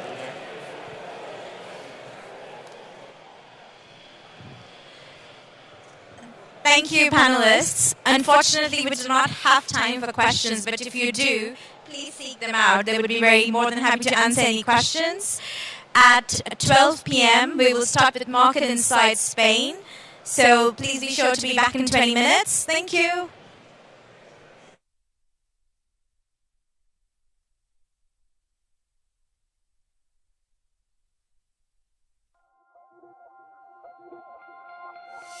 Cześć! Welcome to Unique Gdańsk. Some say the most beautiful city in Poland. My name is Natalia and I work as accommodation manager. I've been here for the past 2 years since the opening and it has been an extraordinary adventure. Let me explain what brought me here. Well, I like people. I feel great satisfaction to see people develop and watch them grow. So here, within the student living industry, it's the best place for me to work. I truly believe that we are shaping the future of our students, future doctors, engineers, teachers and scientists. My mission is to focus on our residents' well-being, to create a community that people call home, and to make sure they enjoy every minute of their unique experience. English is certainly not the easiest one to learn. On a daily basis, we translate, assist with formalities, and make doctor's appointments.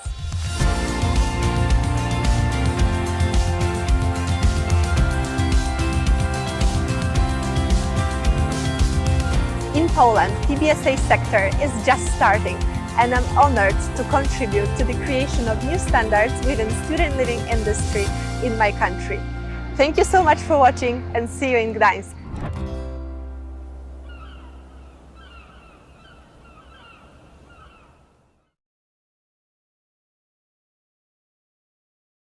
Welcome to Nido Copenhagen, a place designed by a designer at heart with the students in mind.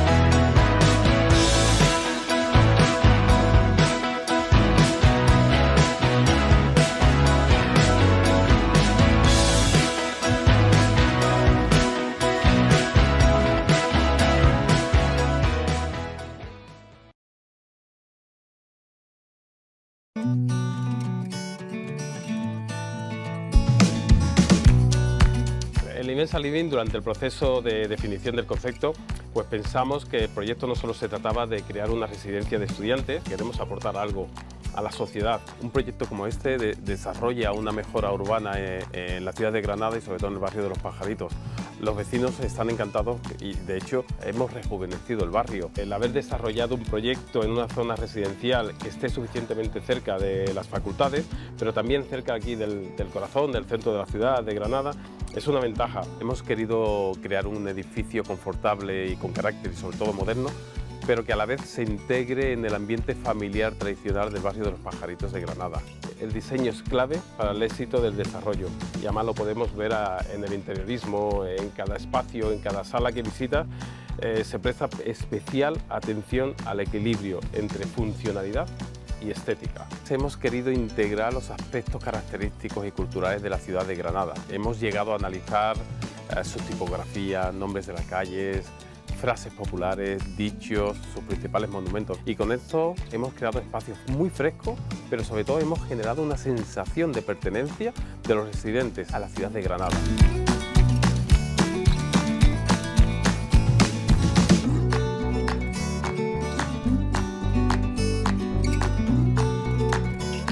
Ofrecer espacios muy dinámicos, muy flexibles es fundamental para ello, como jardines, una piscina, tenemos gimnasio, tenemos salas de estudio, una biblioteca, tenemos salas multimedia. Adaptamos cada proyecto al espíritu, a la cultura de cada ciudad y obviamente dentro de cada rincón de esta residencia está impregnada lo que es la esencia de Granada.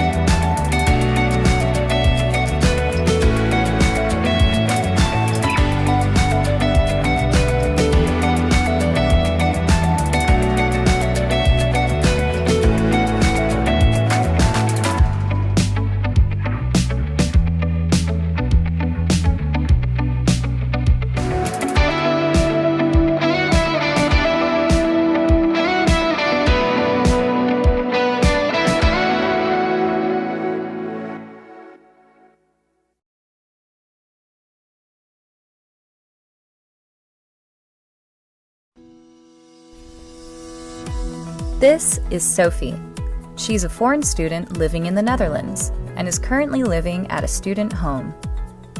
She is studying architecture, working in an agency, and taking dance lessons. Sophie is a busy lady. She is always finding ways to save time and be more efficient, and therefore she loves the Facility app. Last week, her window was broken in her dorm room, and with 3 simple steps, she reported this issue to her property manager, Blue Star. At Blue Star, service desk employee David receives the issue in real time, including all necessary documentation and videos added by Sophie. David reviews and approves the request and chooses a specialist who can fix the problem for Sophie. Specialist Harry accepts the request and makes an appointment with Sophie directly in the Facility app. The next day, Harry fixed the problem and leaves Sophie's room with a brand new window installed, leaving Sophie behind as a satisfied tenant. Sophie rates the issue, and both Blue Star as well as Harry can see real-time how she evaluated the fix. Real estate owners and management companies across Europe are rapidly discovering the benefits of facility, while increasing margins and tenant satisfaction.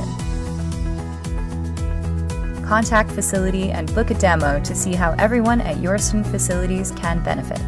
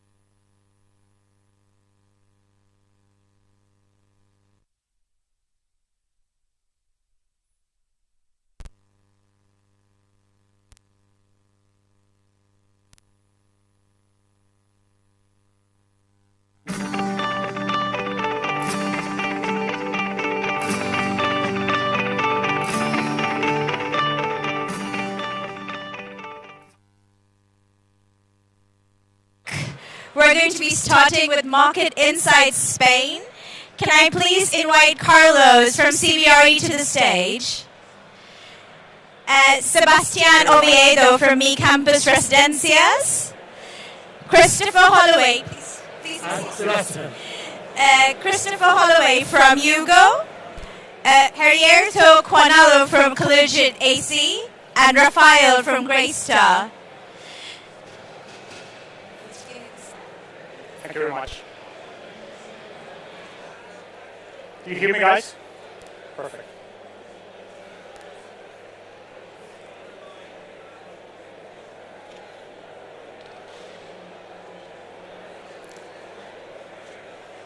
Well, let's kick off.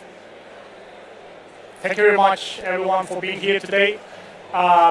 Before we jump into the discussion panel, and before I introduce the rest of the panelists today, I would like to do a quick introduction on the Spanish student housing market.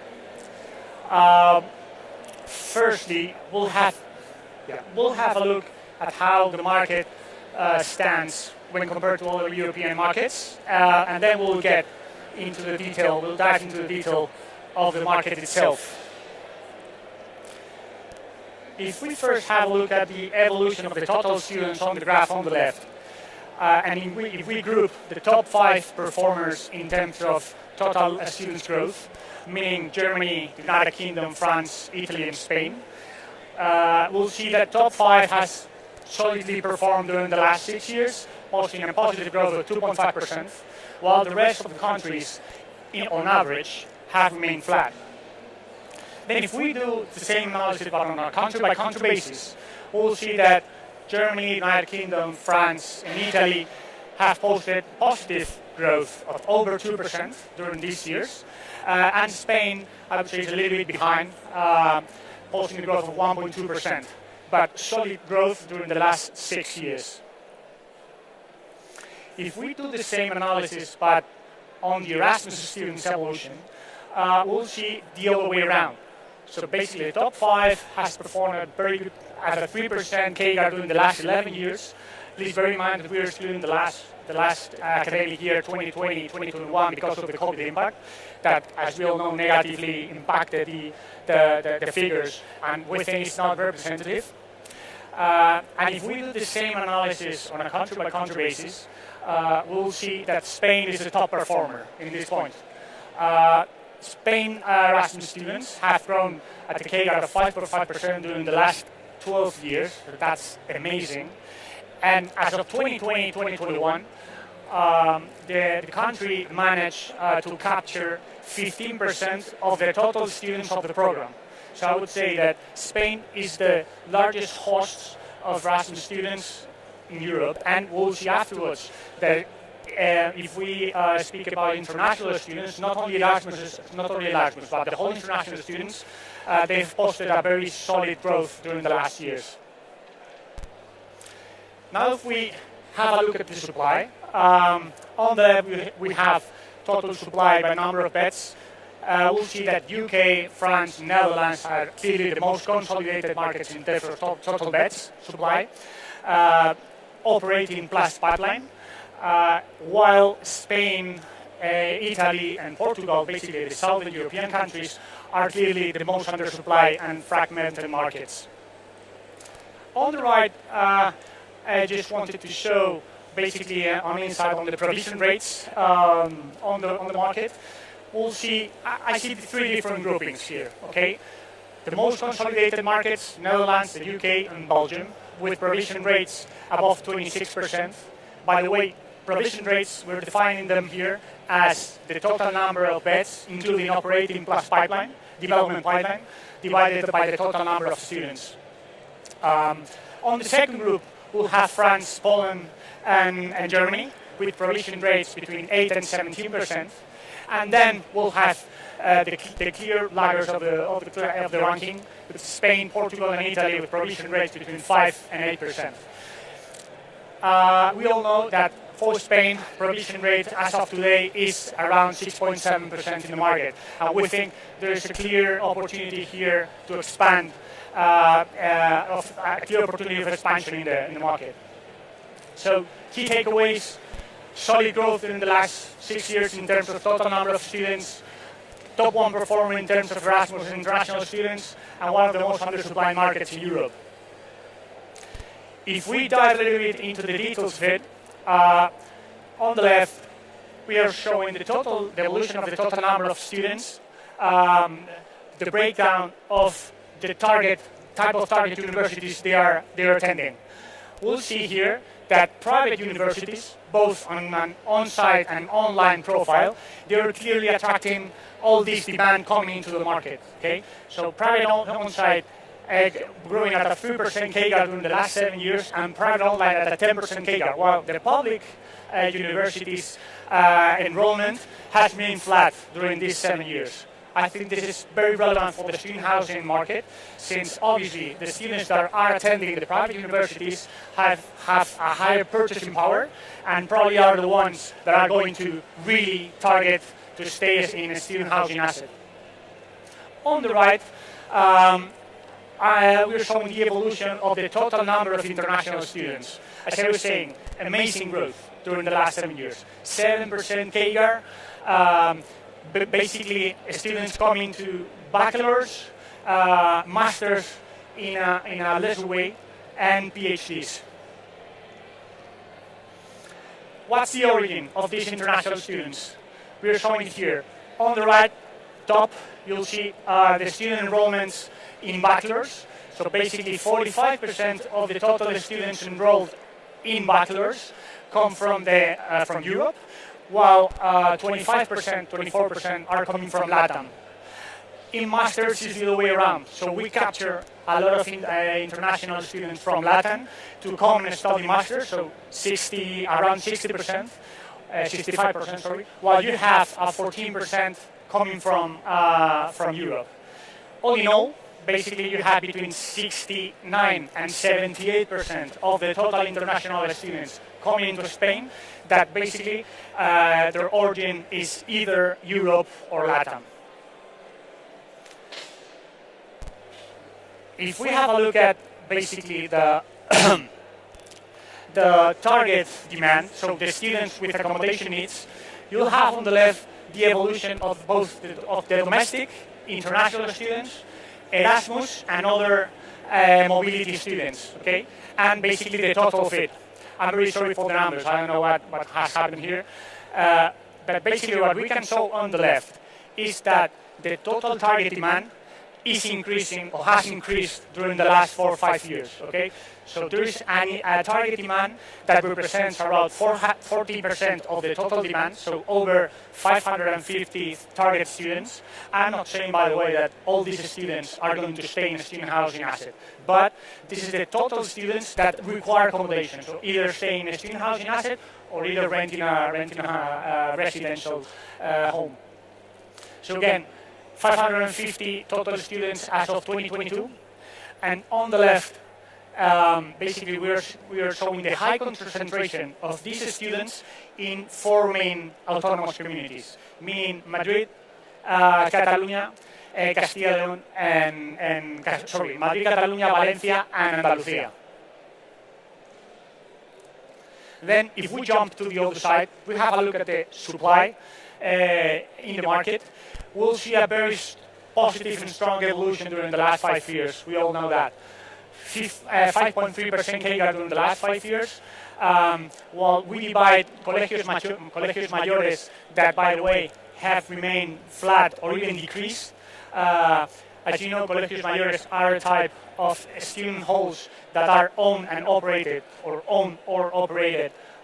by religious orders, while the student halls represent the rest of the market. Basically, and the growth of the pure student halls, or the student halls group, is coming basically from the purpose-built student housing assets that all the new investors coming into the market since 2017 has put basically has put the bets into the market. If we have a look at the right, we'll see how this total supply of 111 beds as of 2022 is located throughout all the autonomous communities. Again, very high concentration, Madrid, Catalunya, Andalucía, and Comunidad Valenciana. And by the way, our view, and this is not something mathematical, but our view is that around 60% of the total current supply is outdated or slightly outdated. Okay, obviously we are including 100% of the Colegio Mayores, and probably a big chunk of the rest of the student halls that are not purpose-built, that obviously were built several years ago and need a refurb. What about if we have a look forward? So what do we expect in the next years in terms of supply? Well, based on our calculations, we think that around 20,000 new beds are going to come to the market, which represents around 80% new supply. I would say that this is a relevant growth for the market, but given the structural strong gap between supply and demand, I think that the market will capture all this growth in supply. Again, a big chunk of it, 82% of the new supply is concentrated in Madrid, Andalucía, Catalunya, and Comunidad Valenciana. Okay. I'm very sorry for this. Basically, on the left, we have crossed all this data. You cannot see anything here, but we have crossed the data. We know that we have over 550 students with accommodation needs. We know that there are over 111,000 beds as of today. So basically, there is an unsatisfied demand of around 440,000 students. Again, I'm not saying that those 440 are going to target a student housing asset, but probably students in the first, second year, or even in the third year will do, and probably students that will come for a master of 6 months, between 6 months and 1 year, they also do.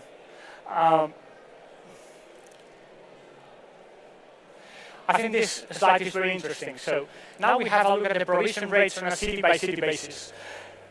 If you remember, we've said that provision rate in Spain is around 6.7% average.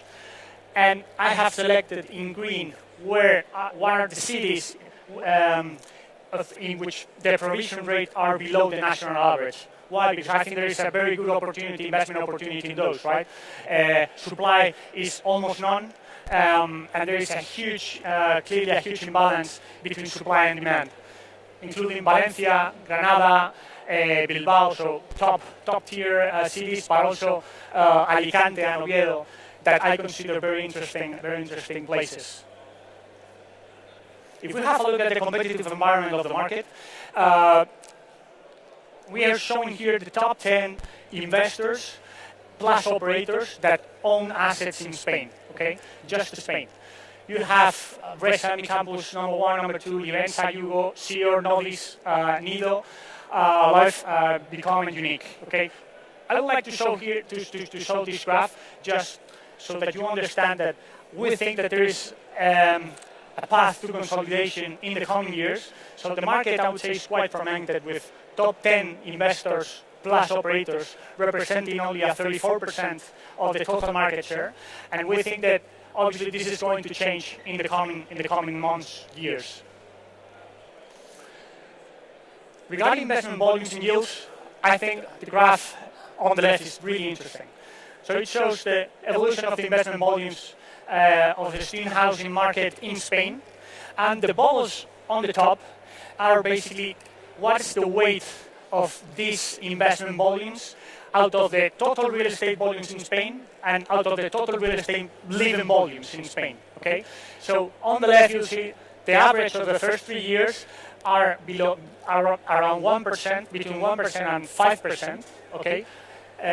When compared to the total investment volumes, real estate investment volumes in Spain.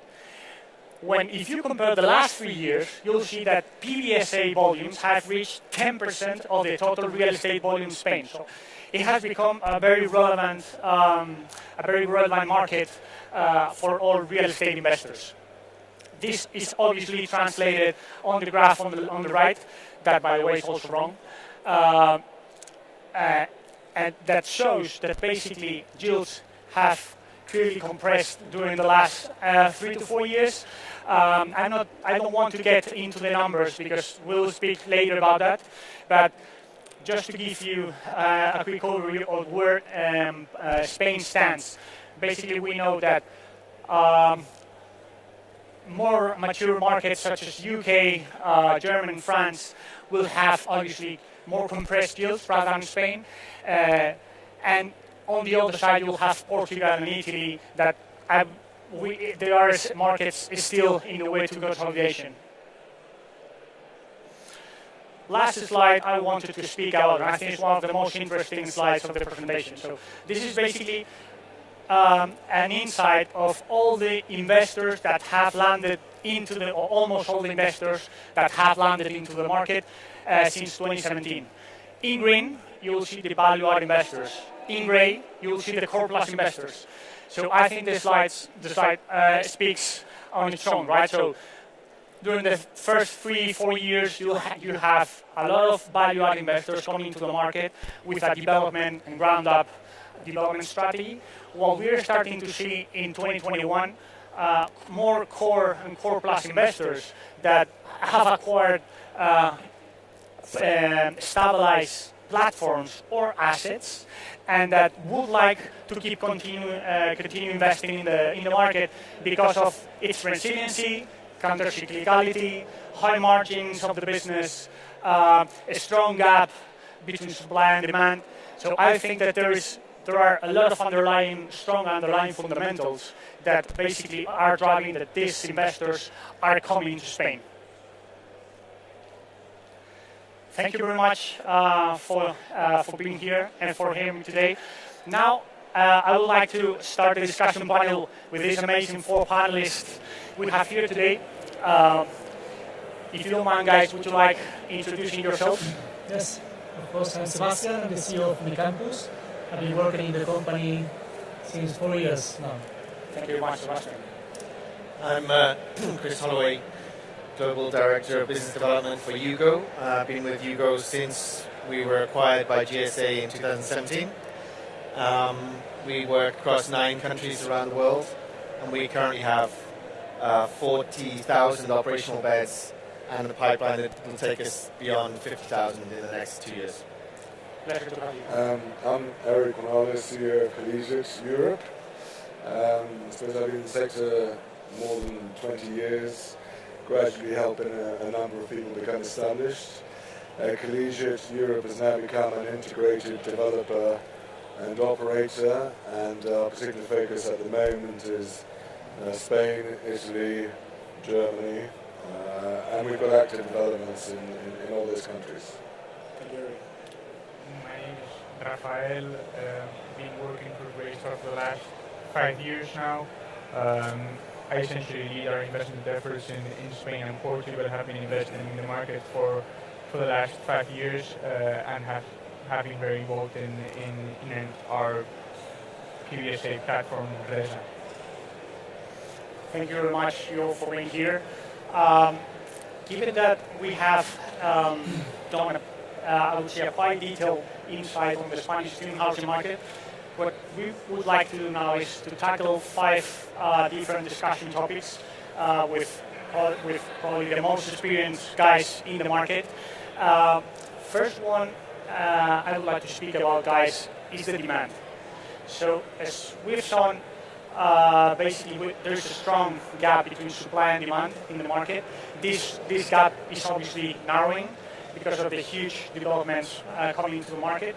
But I think that a growing demand is something key and required to sustain investment volumes in the midterm.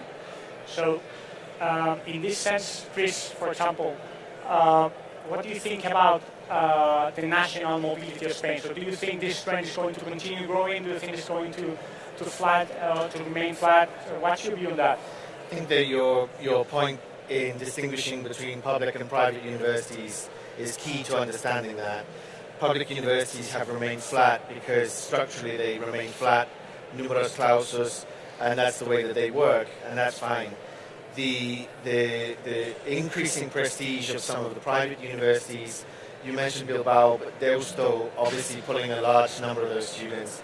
University of Navarra in Pamplona also, and then you've got the kind of resurgence of kind of global branded private universities like IE University as well, taking up that and driving kind of that demand. So I see a lot of growth in the domestic mobility as students are choosing to go to that type of institution rather than staying in their hometown in the local public university.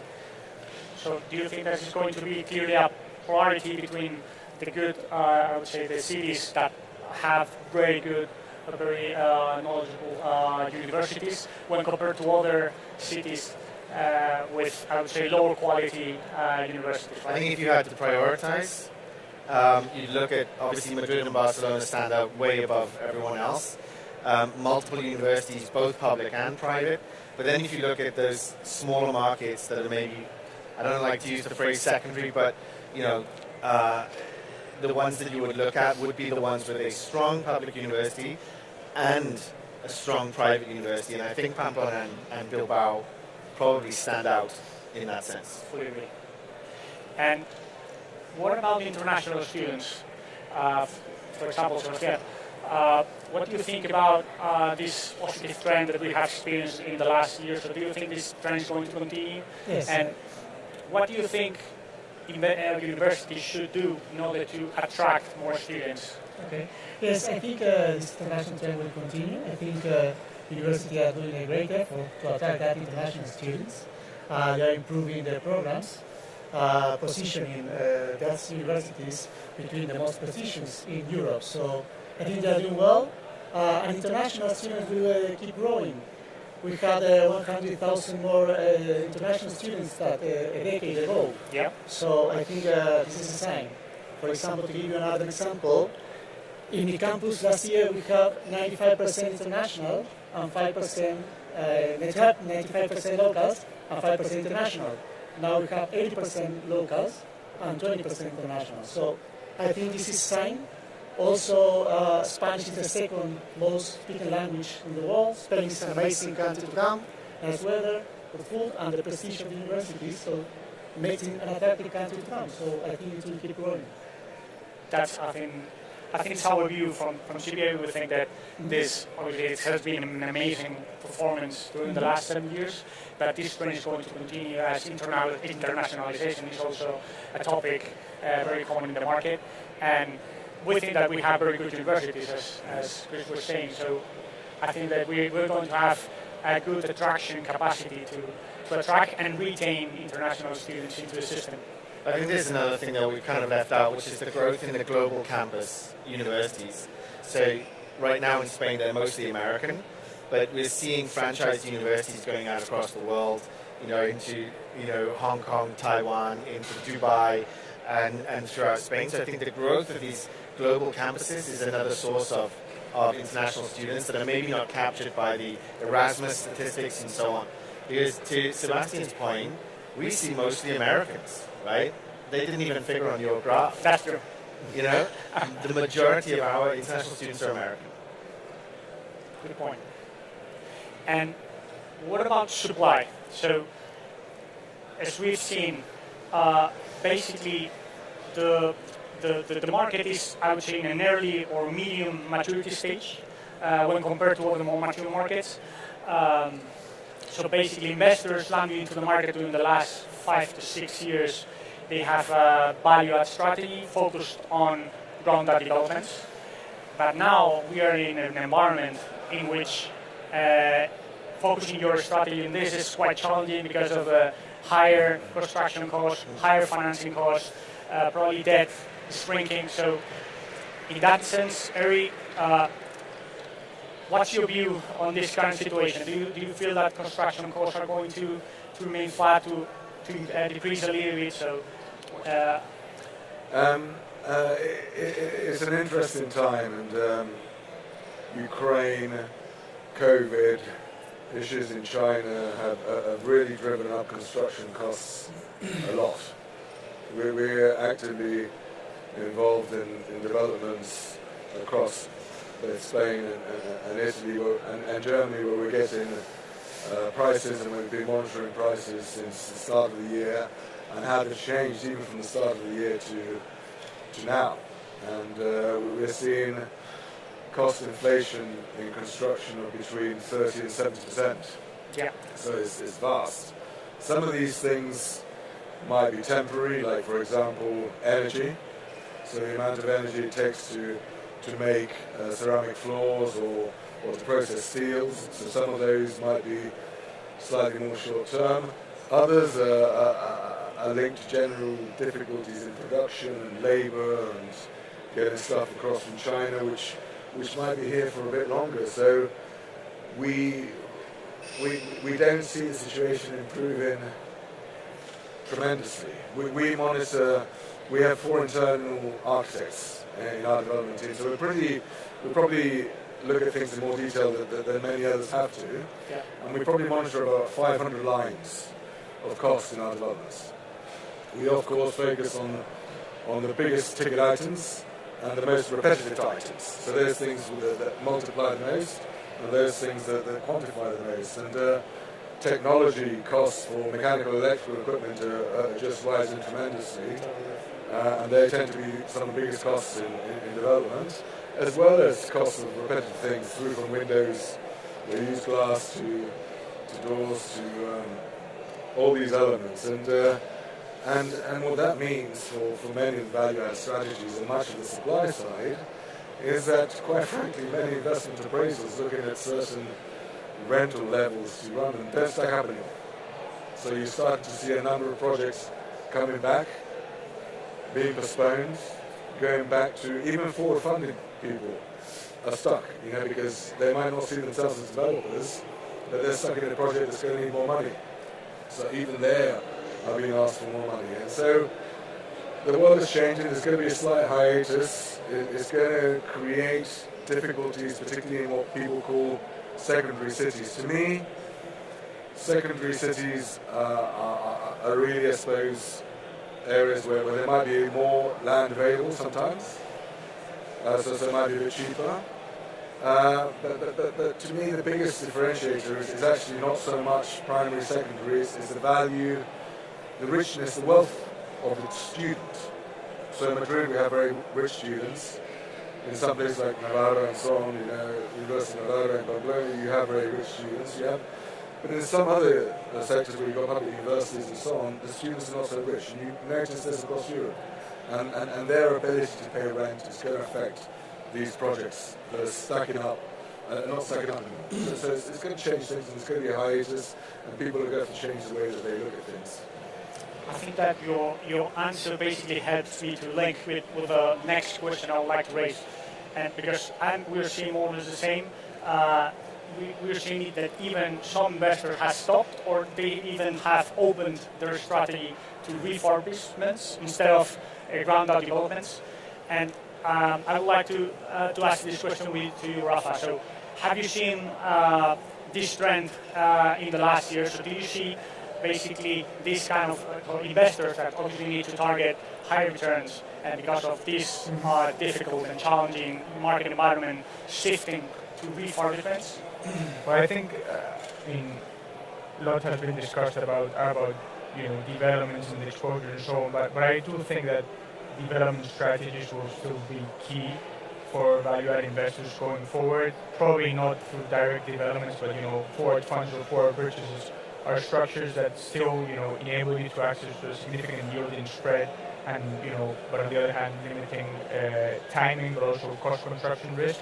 So from an investor standpoint, I think that is still going to be a vast majority of the investment activity going forward.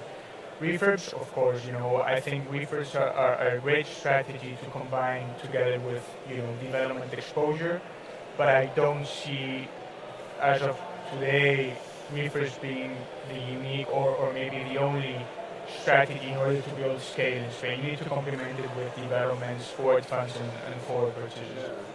I think another point to add to that, you mentioned in the supply and demand numbers, at the moment students are staying somewhere. Everybody has accommodation.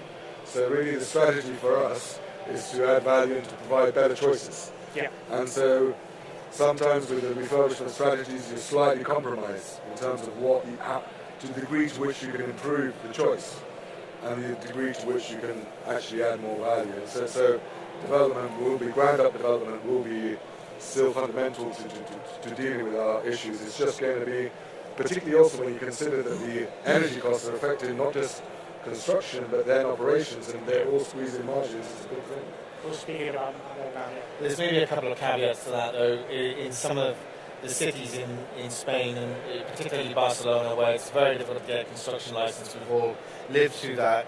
Refurbishment may offer an opportunity that currently is not there for ground-up development on the one hand, and on the other hand, from an ESG perspective, there's nothing more toxic than building a new building from scratch when there's an existing one right there. So you could take a very different view of how you might do this and say, well, actually, the best ESG strategy is to refurbish existing buildings. Provided they're efficient once they're yeah, that's true. It's a bit more nuanced for sure, but we've only got 10 minutes, so. And something related to that, Chris. Basically, financing is key. So having debt is key for all stakeholders in this, not only in this market, but in the whole real estate market. And we all know that the current environment is not the ideal one, right? So do you think, or I would like to know your view about, is the debt shrinking? So do you see lenders turning off the tap and probably potentially hindering the development of new opportunities in the sector? We're hearing that is the case. It doesn't seem to have been our experience in 2022. Our debt team has refinanced $1 billion in 2022. We've just closed some refinancing in Spain with a Spanish national bank. It doesn't seem to be our experience to date. Now, whether that is because we have a kind of privileged position as a global leader, credible sponsor with, co-sponsors, that are blue chip investors, whether it's, Morgan Stanley in the USA, Harrison Street in Spain, and so on. That obviously stands in our favor. We hear it, but it hasn't been our experience to date. And Rafa, this is for you. Basically, you have recently divested Resa, so congratulations, by the way, on the huge deal.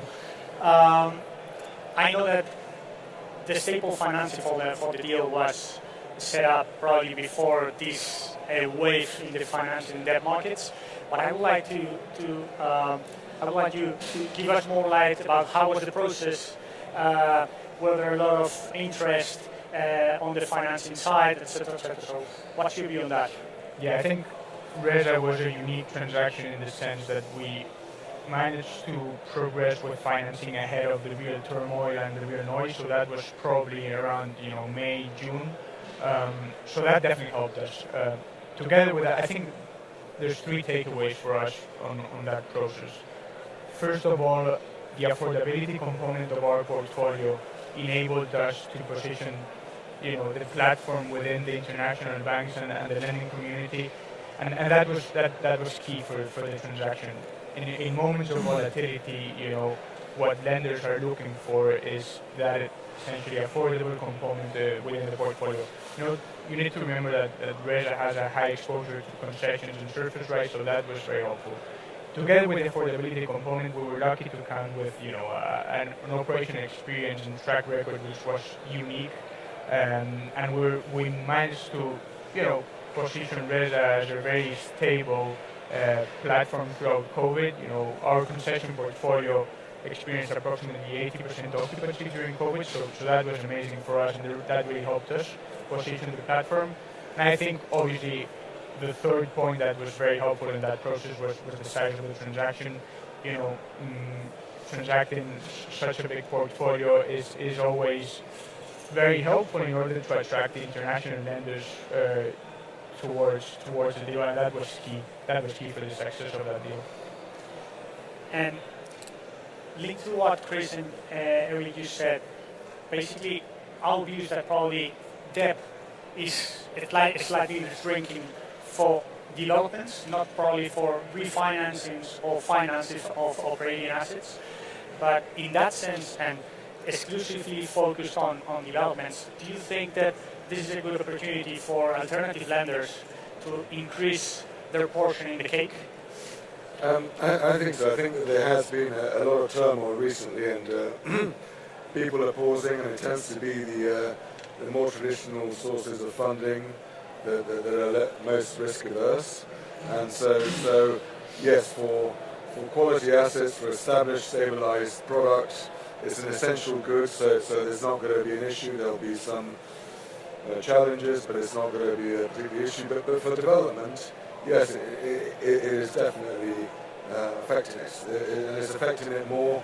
Developers hate more than the price of debt. They hate more the volume of debt.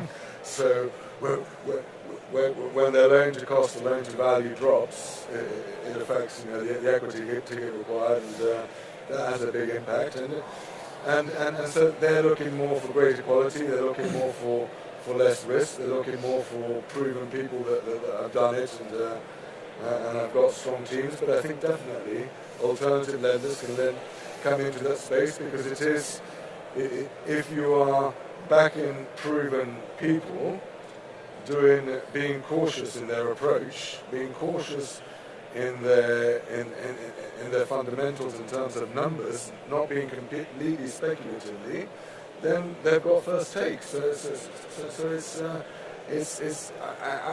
we're speaking more and more to them because they're approaching us, and I think that's how we increase the stake. Yeah.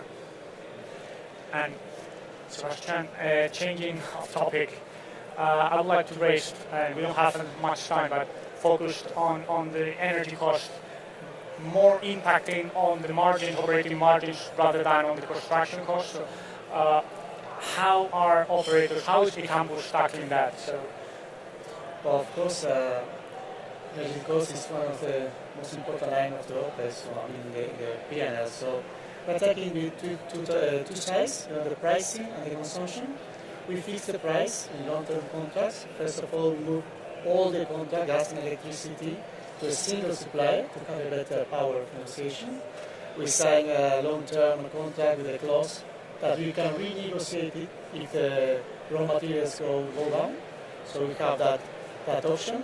And then in the consumption side, we are investing in CapEx, in changing like photovoltaic energy, changing our old boilers to more modern systems, and also in our behavior, like our personal, our clients' consumption, saying that they don't go above these rates in summer, below these rates in winter, making some conscious. But of course, it's an important line, and we can try to attack what we can handle. Interesting. Last topic, guys, I would like to raise regarding the, I would say, next steps for the sector. Rafa, in this sense, how do you see the sector evolving in the next years? Again, we have seen more corporate investors entering into the market. So do you see a trend there? Do you see larger groups setting up European platforms to benefit from platform premium, from economies of scales? So how do you see that evolving? Yeah, I think certainly I agree with you. Economies of scale are more and more important, especially in markets where there's more competition. Probably that wasn't as important 5 years ago, but as of today, size and economies of scale are key for operational, proficiency.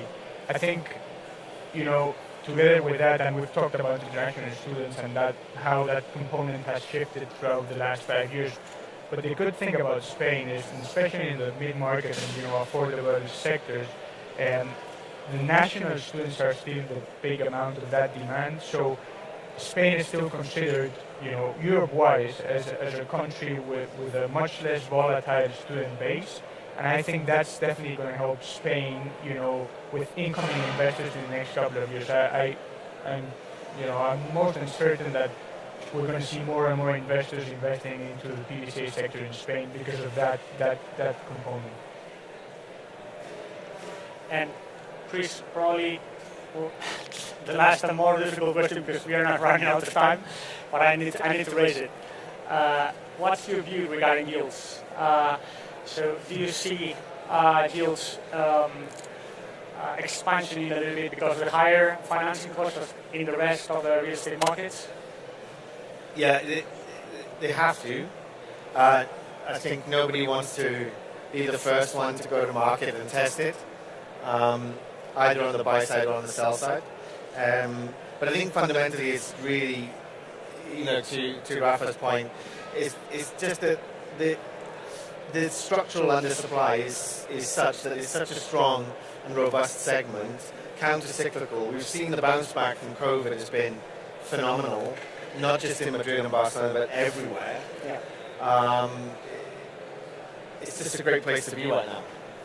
And I think also in your slide where you showed, I've been talking for over 20 years about how it's going to be moving more towards longer term investors. They want it. They want the surety of this essential good. If you've got quality operations, quality assets, then they will be paying more and more for the value of those cash flows. Yields will continue to compress because, we're talking about our world becoming a bit more dynamic. The rest of the world is going even worse. We're privileged. We've got those fundamentals that other cash flows don't have. Thank you very much, guys. A pleasure to have been here with you today, and thank you very much, everyone, for being here today too. Thank you.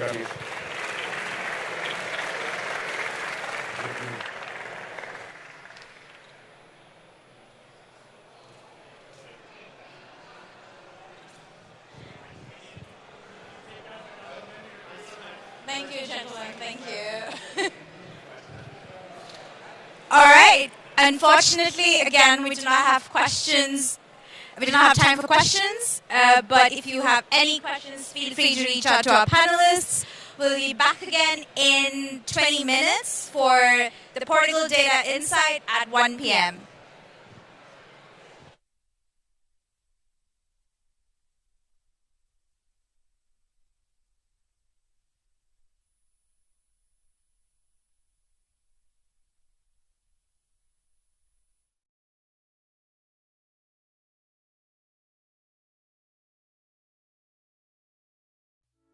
Notice Seville is a 1,127-bed student residence developed by Grupo Maroval in partnership with EQT Exeter.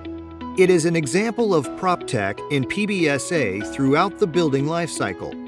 The solutions utilized at Notice focus on improving engagement, interaction, utilized 3D modeling which allowed significant reductions in the logistics of the building materials, reducing the environmental footprint, as well as faster, more accurate FF&E fitting and development. The digital solutions implemented and big data analysis allowed immediate snagging. Nearly 27,000 snaggings were carried out digitally, optimizing quality control, personnel development, and allowing big data analysis to enhance the design of future projects. The room domotics automatically reduce water and electricity wastage, improving efficiency of operations. All rooms have a user presence cutoff system. Meters and switches use a long-distance and low-consumption wireless technology, eliminating the need for electrical and data wiring. Rooms and common areas can be accessed through mobile app, numerical codes, and fingerprint recognition. Smart RGBW lighting is used in the common areas with lighting regulation according to ambient lux levels, improving energy consumption. The camera system utilizes AI, allowing continual optimization of common area design via traffic flow analysis. Marketing was partially undertaken through 3D visualizations of every room type on VR headsets. Notice Seville is the most technologically advanced student accommodation in Spain.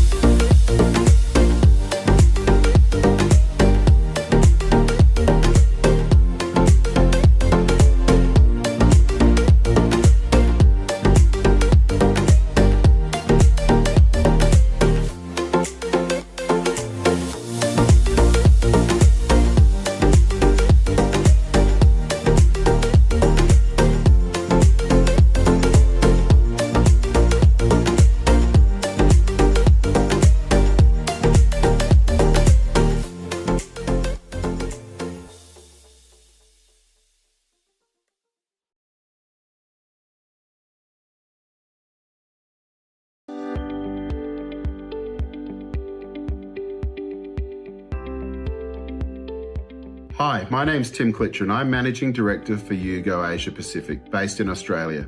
We're delighted to have been nominated for the Class Best Student Housing Property Award. Thank you for your support. YouGo Adelaide City is a really special for us because it's the first fully branded YouGo property to be delivered since we launched our YouGo brand in July 2021. We've been working hard in Adelaide with the business community, the education sector and the innovation precinct to provide the best opportunities that we can for our students through our 3 pillars, YouGo Echo, YouPro and YouGrow. Over 500 students are benefiting from this as we speak. Thank you for all of your support on this journey so far.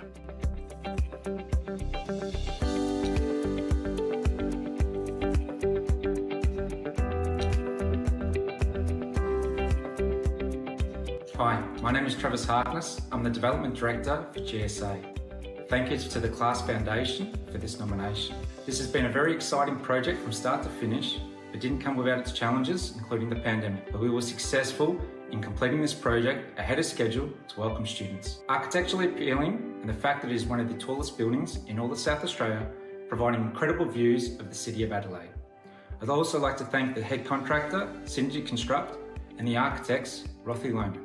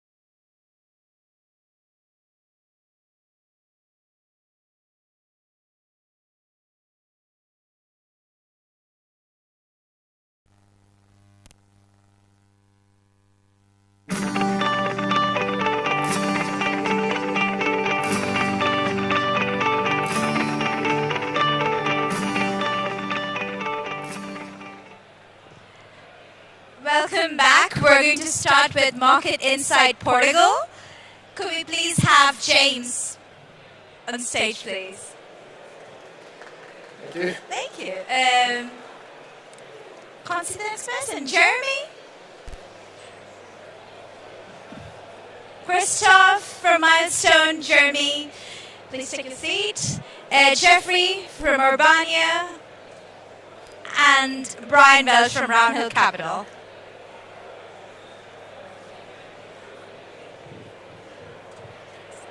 Okay.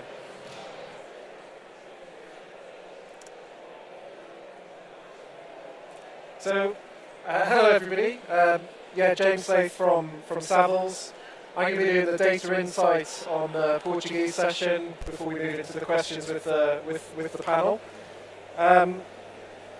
So data insight usually starts with the data, but with regards to Portugal, I think it would be remiss of us not to kind of talk about some of those kind of softer reasons as to why students study in Portugal. So really, I've kind of named this kind of why students choose Portugal, and it's more of a case of why not Portugal. We've got some of those, we've got an excellent kind of quality of life, great weather, the 300 days of sun that people can get there, a very attractive kind of living cost to live in there, and lots of factors that I think really resonate with students and young people in a post-COVID world. So it ticks a lot of boxes for those lifestyle reasons. Also, there's a lot of kind of employment prospects, particularly around Lisbon, which is attracting a lot of kind of tech companies, exactly the kind of companies that really kind of resonate with the students of today. So moving into the framing of the discussion we're going to be having today. So I'm going to talk a little bit about demand, supply, and then we'll move on to some investment commentary on the country. So here we can see the student demand, which is framed around mobile students, because they are the students who are going to be actually occupying the purpose-built student accommodation. So we have a good proportion of international students within the country. We've got 14% of those mobile students who are present. We've got a really good amount of domestic students who travel to stay at university. So we've got 65% of the total number of mobile students. And we've got a total student population in excess of 300,000, as identified on the left. I think it's worth touching a little bit on the evolution of those student numbers. And as we can see from this slide, which is missing commas or full stops or whatever you want to use, we can see that there's been excellent and resilient kind of year-on-year growth in students. And that's not just the domestic cohort, but that's also the international cohort. Interestingly, and this is something that we see in a couple of markets as well, we've seen a bump in the student numbers on the domestic student side for the 21-22 year. Maybe some of the factors around that are caused by obviously what we kind of been through with regards to COVID, and a lot of young people choosing to study rather than go straight into the workforce. Also, maybe some kind of returning students who may have already advanced in their careers but kind of want to beef up their study. It's useful to outline the international student cohort in a bit more detail. We can see a large proportion of Brazilian students, and when it comes to the international students who are present there, Brazil obviously contributes to the vast majority of the international crowd.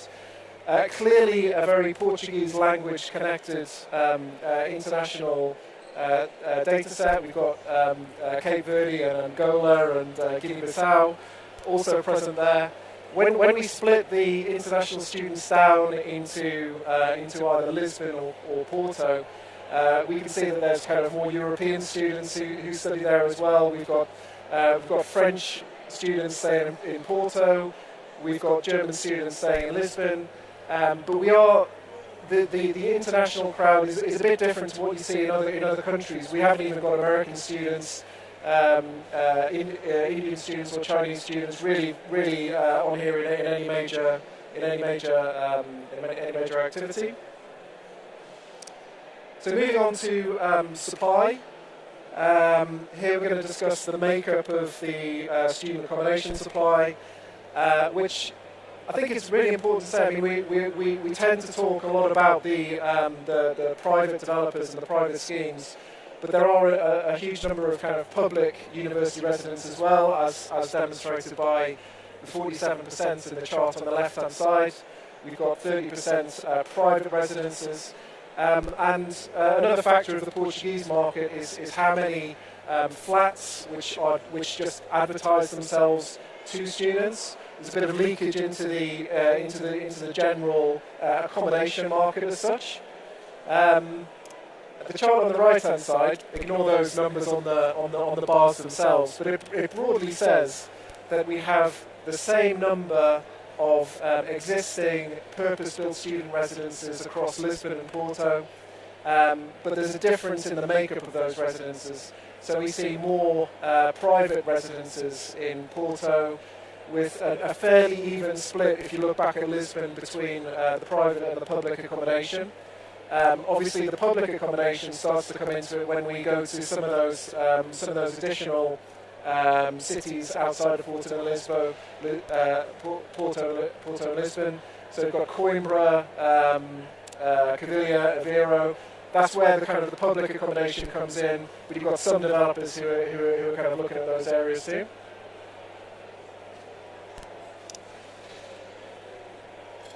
And expanding a little bit more on the kind of the supply demand in comparison to the mobile students.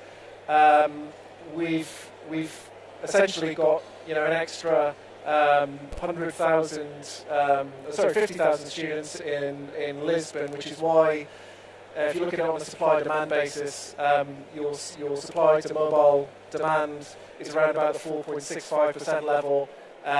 Whereas Porto, we've got 8.71%, broadly because you've got the kind of half the mobile population.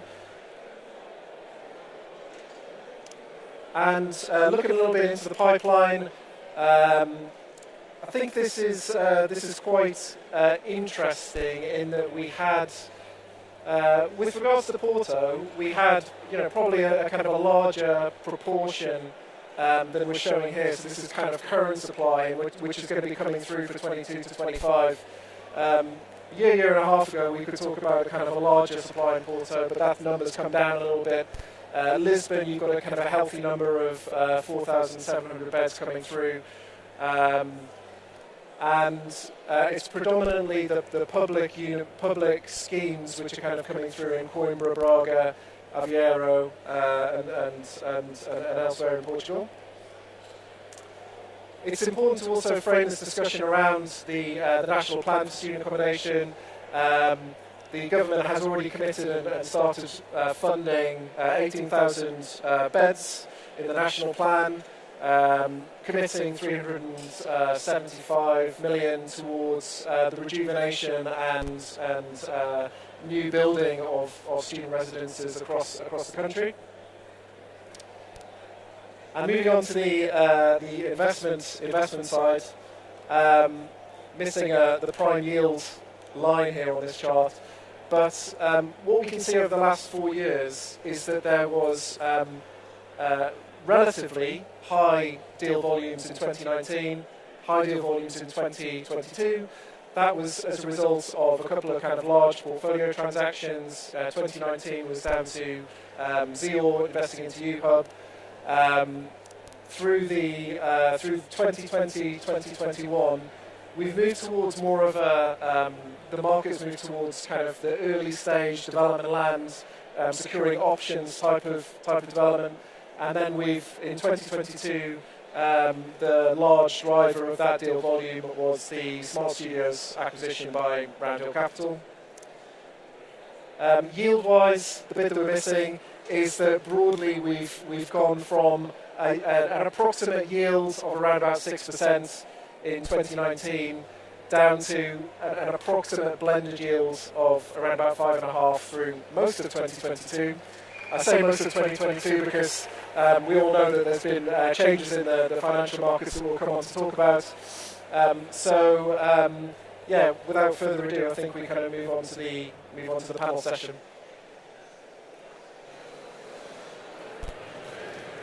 If I could invite the panel to introduce themselves, starting with Christoph. Oh yeah, so hello everyone, thanks for having me today.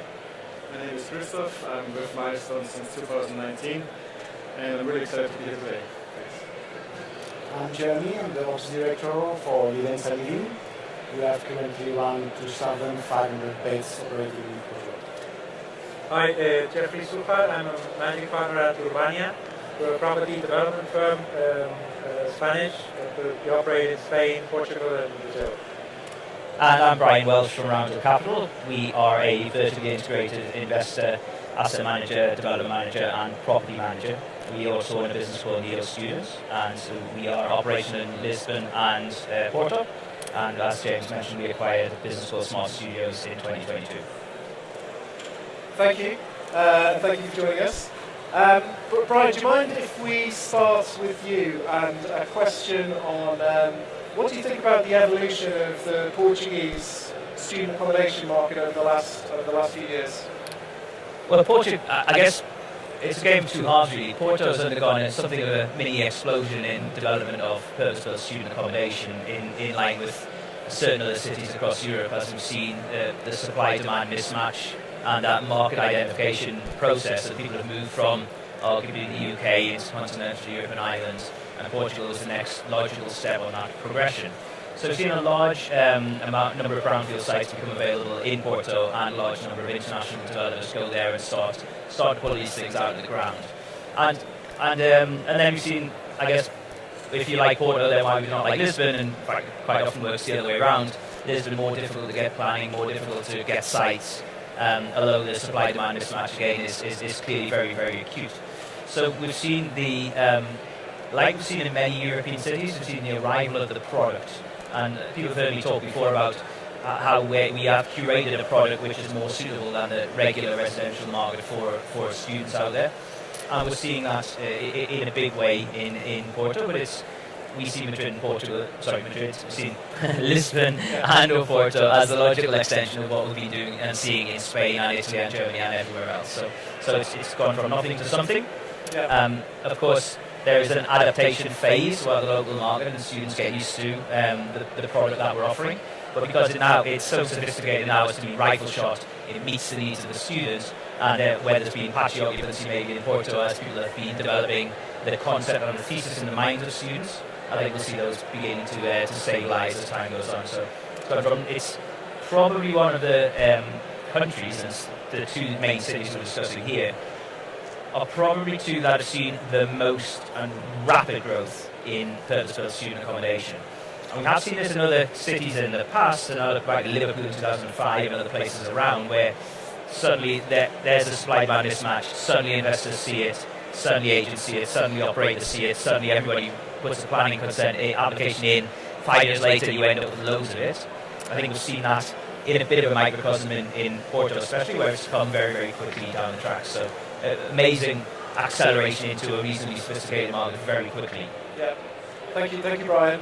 Jeffrey, do you mind picking up on Brian kind of mentioning a little bit on that connection with Spain and how similar themes or differences, to be honest, between the two markets? Okay, yeah. So I guess what's happening in Portugal is very similar to what happened in Spain. Probably you need to go back to 2016, 2017 in terms of two very rapid waves of development. So from nothing to something in a very short period of time.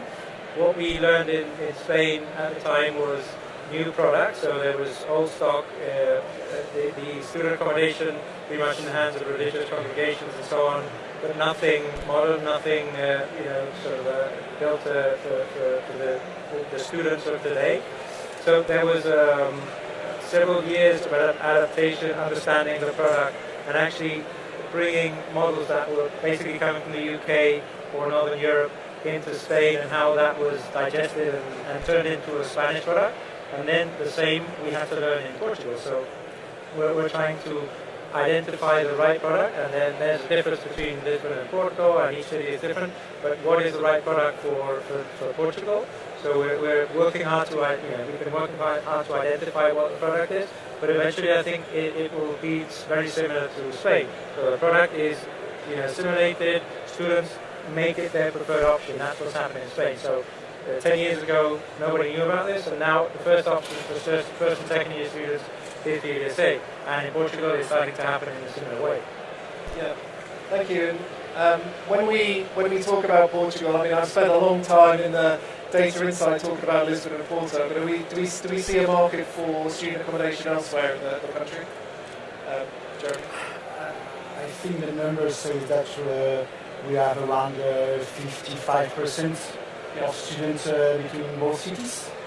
So yes, there is a market outside Porto and Lisbon, but I think investors should be prudent, also because the secondary cities, Coimbra, that we have a property there, is working well, but obviously is not the dynamism as Lisbon and Porto.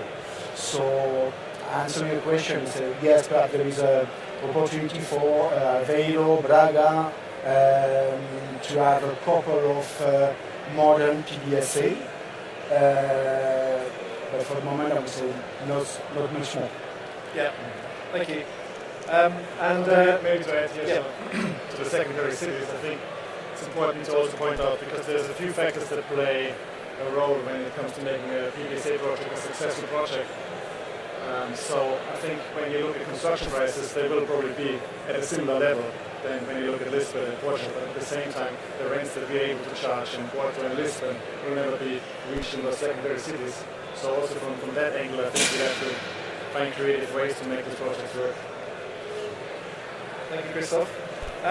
Should we touch a little bit on development and some of the? It was quite useful to listen to the Spanish panel before us, but maybe some similar themes. Jeffrey, do you want to pick up on some of the kind of the challenges around development? Sure. So although similar and connected markets, they're quite different in terms of development and challenges for a developer. So we find Portugal. So pros and cons. On the pros, I would say that in terms of zoning, you have better options. So you have more flexible licenses. You can opt for a services license, and you can provide not only student accommodation, but you could have short-term, short stays, long stays, even co-living, and mix with even young professionals. So in that respect, it's far more flexible than the Spanish system, and that's very good. On the flip side, I would say planning and zoning gets complicated and it's slow, especially in Lisbon, Porto, and the Porto region is probably easier than Lisbon. The planning in Portugal is it's less regulated, so there's less rules. Spain has lots of rules, you follow the rules, and sometimes it's slow, but it's more or less. But in Portugal, there's a level of negotiation with the city hall, of actually presenting a good project that the city hall engages, and you get that approved.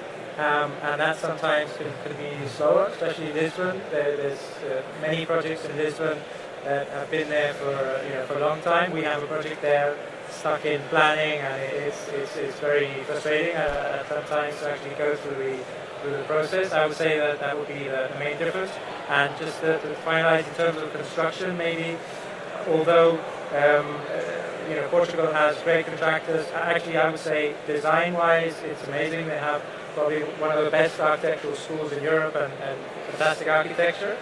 And construction, we're surprised to see that actually it's more expensive to build in Portugal than it is in Spain. Obviously the turmoil and all the issues related with the construction costs have hit the market very hard, and actually we're struggling today to make some of our projects feasible because of that. The cost of construction in Portugal actually has been really, really hard. Okay, thank you. One of the things that Jeffrey, you picked up on was, I guess, the fluidity between student accommodation and just, the general rental market. Brian, do you want to pick up on this topic, given that you've got a bit of first-hand experience of that aspect? Well, yeah, I mean, the story really for me is that the student accommodation market being a bit of a subset of the wider residential housing pressure that you see in Lisbon. And speaking about Lisbon, more so than Porto, where the problem is more acute. As you know, the Smart Studios acquisition included some assets that maybe weren't pure play student, that were more akin to a service apartment co-living style asset, although all of the building, 9 out of 10 of the buildings have the ability to house students as well as young professionals because of the licensing regime. Some are dedicated students. But we're definitely seeing that blended living approach here. We're seeing students living cheek by jowl with young professionals. Now, over time, will that trend away? It may do. In the Smart Studios business, which was more co-living, and is probably pivoting more in the direction of student in due course. But it's nice to have that level of flexibility. But the story really is, where else are you going to rent a suitable apartment in Lisbon? And it is very difficult for anybody, let alone an 18-year-old. Yeah.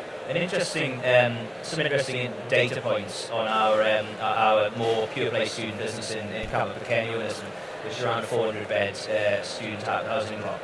And we see sort of around 60% of international students living in there.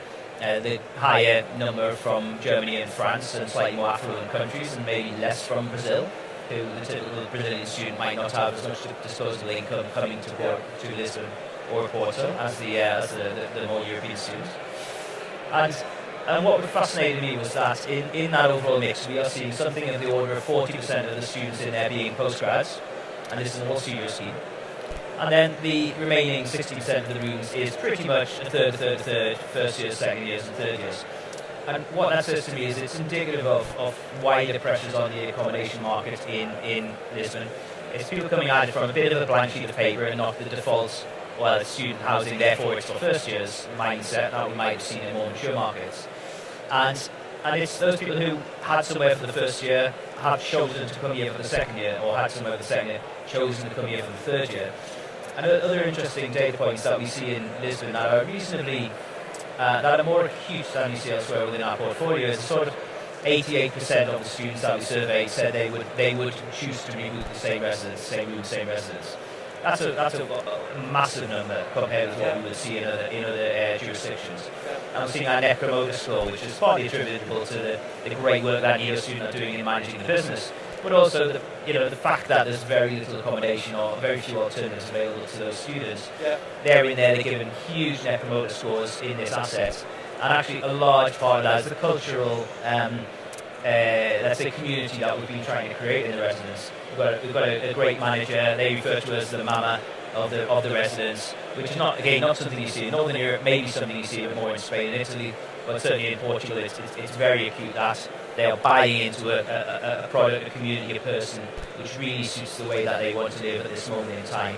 And the students are doing that. Actually, the young professionals are doing that as well in the wider business. Yeah, is it too early days to say that those, because you have the fluidity between the student and how they continue their career and progression after they've been a student, but is it too early to say that they would stay in the residence after they've finished their studies, or do you see any kind of data come through on that as yet, or?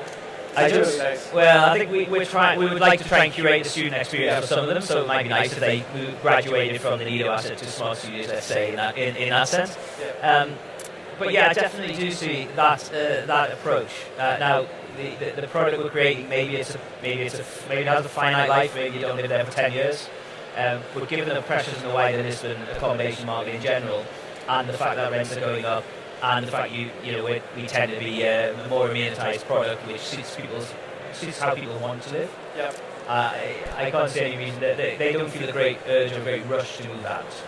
And we're kind of evolving the letting pattern and the occupancy levels as well, as we're absorbing the Smart Studios business, which is very much a startup, and we're moving it into more of an institutional grade letting pattern. So we might see some changes to people's habits then, where they maybe have to sign up for 12 months rather than having to sign up for 3 months. That might affect the kind of future that people see themselves in the residence.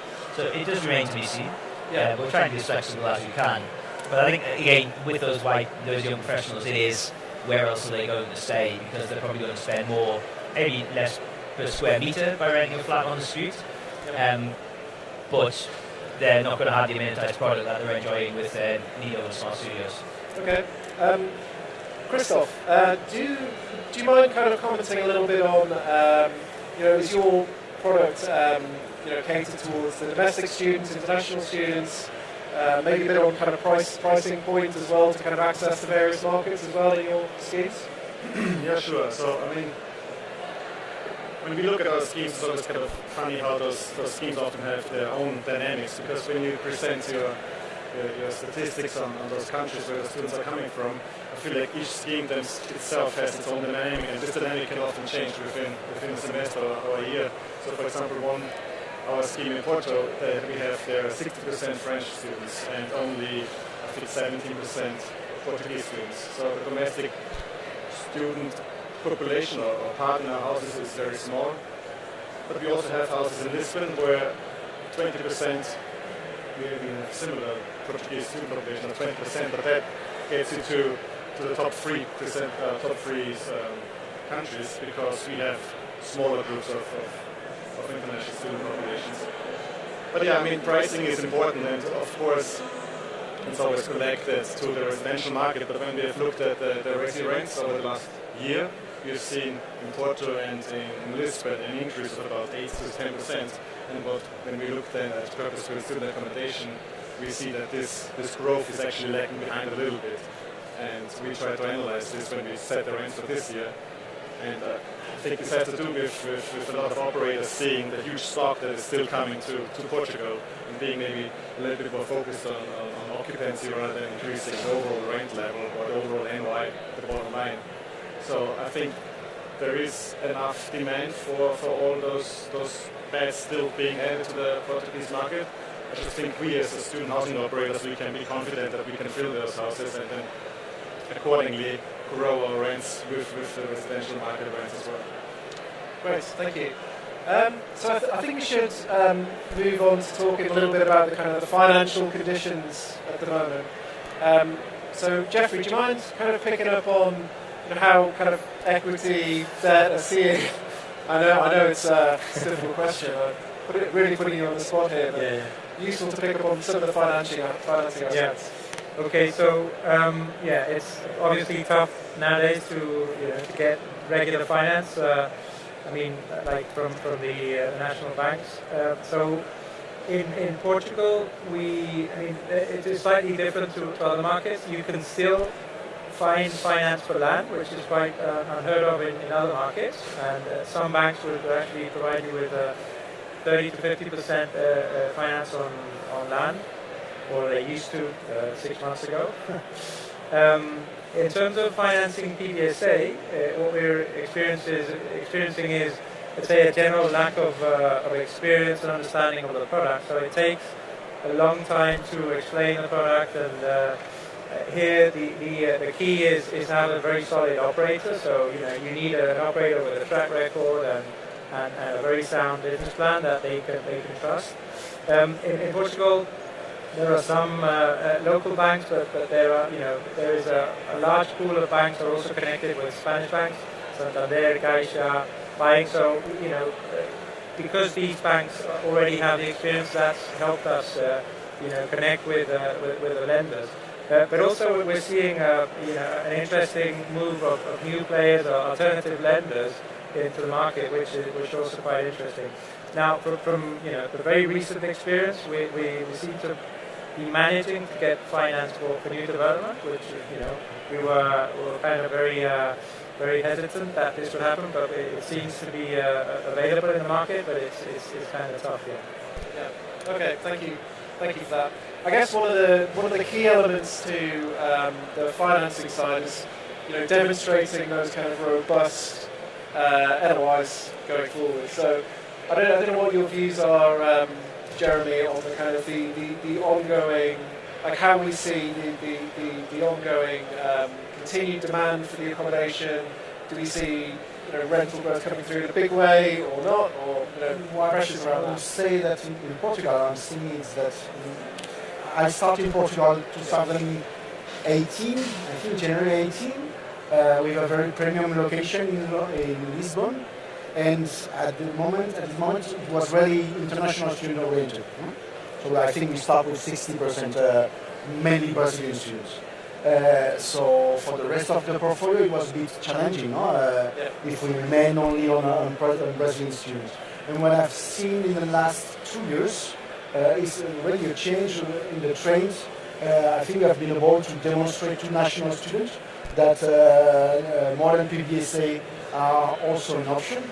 So I'm quite confident in this sense. Together with the national mobility numbers that you have shown, I think there are two good numbers, good figures to think that at least in Lisbon and Porto, the PBSA option is now understood by the national students. Yeah. Okay. Thank you. I mean, just out of curiosity, I mean, I know we're all over Corona now, but how much would you credit this effect to the last years? You mean after COVID? Yeah, you said like the national student population is growing in our houses. Yes. I mean, how much is this effect? I think now I was saying that I have in mind the first numbers in Lisbon. It was 60% national, and now we are around 70% of national in the 2,500 beds. So hopefully we can maintain this number because as you see that the big market is there. So there is like a micro market. We spoke about French students in Porto. We are just an explanation. They are there to study mainly medicine, dentistry because they have limitation in France. So there is like a micro market in Porto that's growing slowly, but that's not something I think we can base the business on. No? The big numbers are the national students, and I think it's key if we want to integrate all the pipeline that is coming. Yeah. Thank you. So back to the kind of slightly more softball questions, I guess. What can we do, Christophe, to kind of really elevate the student experience within Portugal? Well, I think the theme of this conference has been focused on technology, and I think it's important that we show we have a modern scheme, a modern house with technology support. But I think when it comes down to the student experience, the human interaction is still a main focus. And I think what sets us apart from the residential market is this feeling of being part of the community. I mean, you walk into the door of the student house on the first day and you have 100, 200 like-minded people at the same stage of their life, and they all are hungry to get those experiences. So I think when it comes to student experience, as much as technology is an important factor, when you try to reduce it down, I think it's the human aspect in those teams to make sure that people feel welcome and feel at home. Thank you. And I guess, Christophe, you described a kind of a way of running a building which should be attractive not just to the students but also to wider residents as well. And I don't know if you have any thoughts on this, Brian, but are you kind of incorporating somehow into more of a maybe we could put the student side into the context of the residential market and that as well a little bit. It's an interesting question, James. I think one of the reasons we all like working in the student market is because we've got such a dynamic and interesting customer base who are very tech-enabled and are at the forefront of everything. So you can do new things in a student residence and know that the community, if you engage with them correctly in the right way, will participate. It's not quite the same with people who used to be students or maybe who've never been students, who are a bit older and maybe are just seeing this more as a commoditized product. So as it's great to, what we try to do is curate spaces that people can interact and can choose to use in their own way without being in any way prescriptive. I draw some parallels, not completely, but with sort of Florida-style retirement villages where in Florida you have these massive retirement villages with loads of people where they have clubs and societies and you can participate in all this stuff. And there are volleyball lessons and yoga classes and art classes and all that stuff. And that's for some people and that's great. But when I described that to my mum, who's in the 70s, she said, somebody knocks on my door and asks me to come and play volleyball, I'll get a gun and shoot them in the face. So, people will choose to participate or not as they see fit. Maybe students as a whole have a greater propensity to participate in community building activities, but maybe the people who are a bit older don't so much. So we put the facilities there. It becomes a little bit organic. People do things for themselves, a bit more so with the older cohort of people than the younger one. Thank you. So we've kind of now reached the section where we ask the audience to put these questions. Is there anything that the panel wanted to pick up on which we may have missed before we kind of move on to asking the audience to participate? Anything else? No? Nope. No. Covered it all. Yeah. What an interesting panel and really interesting insights. Let's have questions. The first question, please. Thanks. Great presentation and discussion. What type of product do you think is the most likely to let quickly in Portugal? Is it a basic spec and affordable price point type product, or do you think the market is ready for something a bit more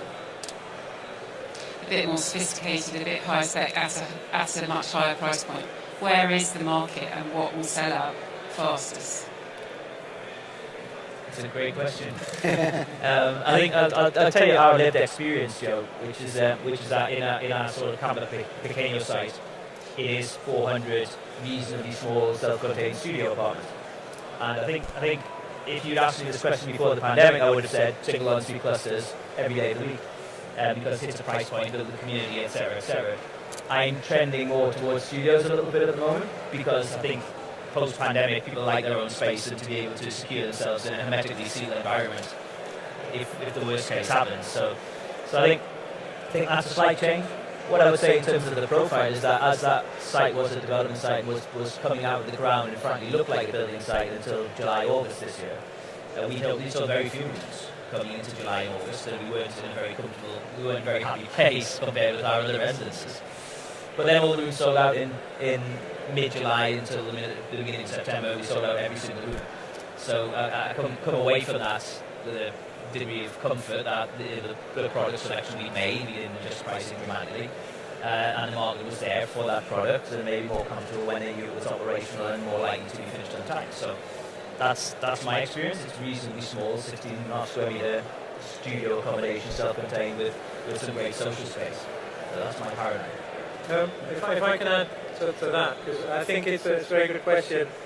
For us, our experience is not about high spec, it's about good spec. It's about specifying the right product. So we don't see student housing as a luxury product. So we try to stay away from the concept of luxury 5-star hotel kind of stuff, and using the space in a very smart way. So I think it is a lot about design, good design, with the right spec, flexible spaces. So many times we tend to believe that students are going to use a space as we thought they would, or the architects thought, and it is not the case. So they end up using it in a totally different way. So from our experience, it evolves. So we tend to try to make the space as flexible as possible, not label it too much. So maybe it's a yoga class in the morning, but it could be something else in the afternoon. And make sure you select the right materials and the right design, and then the students make the experience together with the operator. And if the building is designed in the right way, it happens. And if it's not, then you're stuck with an incorrect design, no matter how high your spec is going forward. Yeah. I would just add something, because we were speaking also about difference between Spain and Portugal. No? I think in Portugal we have answered the question about catering, which in Spain we still wondering with or without, no? But in Portugal, perhaps because we were starting really from scratch in the model, we arrived with a model without catering, and it works. So I think it's one of the answers, no? on the products that we can say.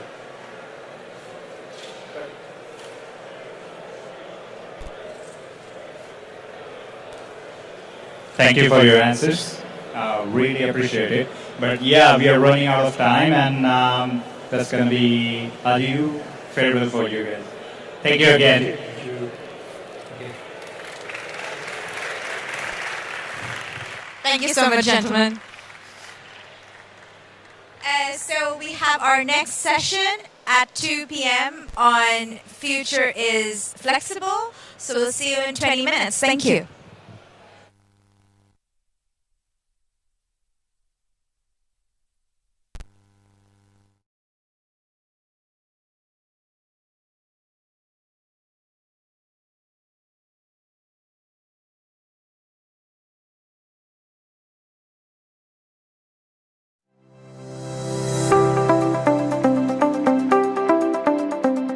Achieving net zero and other sustainability targets in the residential sector will only be possible if we tackle the long-standing challenge of reducing resident energy and water consumption and encouraging a range of green behaviours.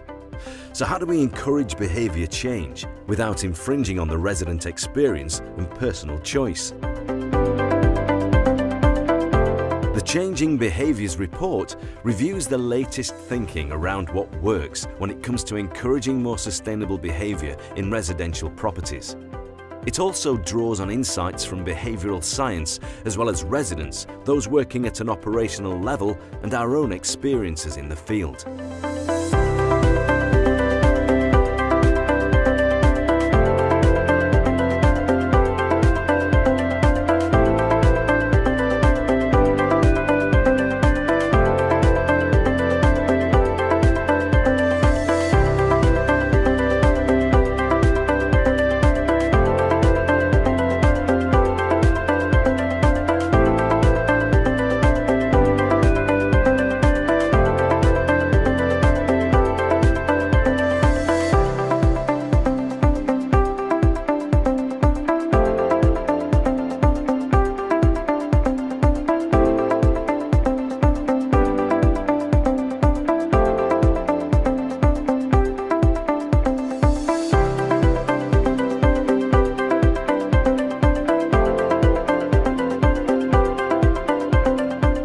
Energy consumption is an area that has the potential to significantly contribute to reduced emissions and utility cost targets if behaviour can be systematically and sustainably changed.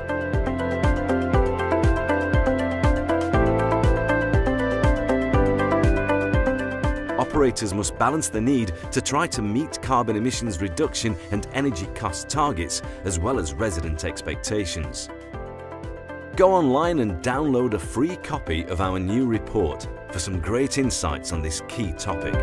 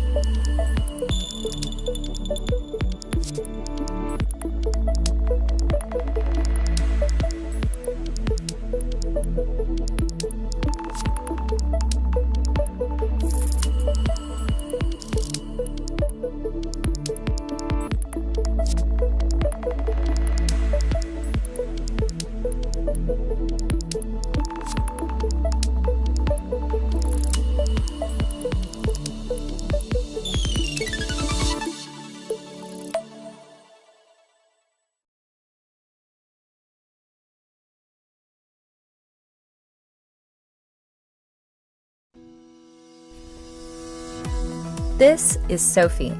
She's a foreign student living in the Netherlands and is currently living at a student home.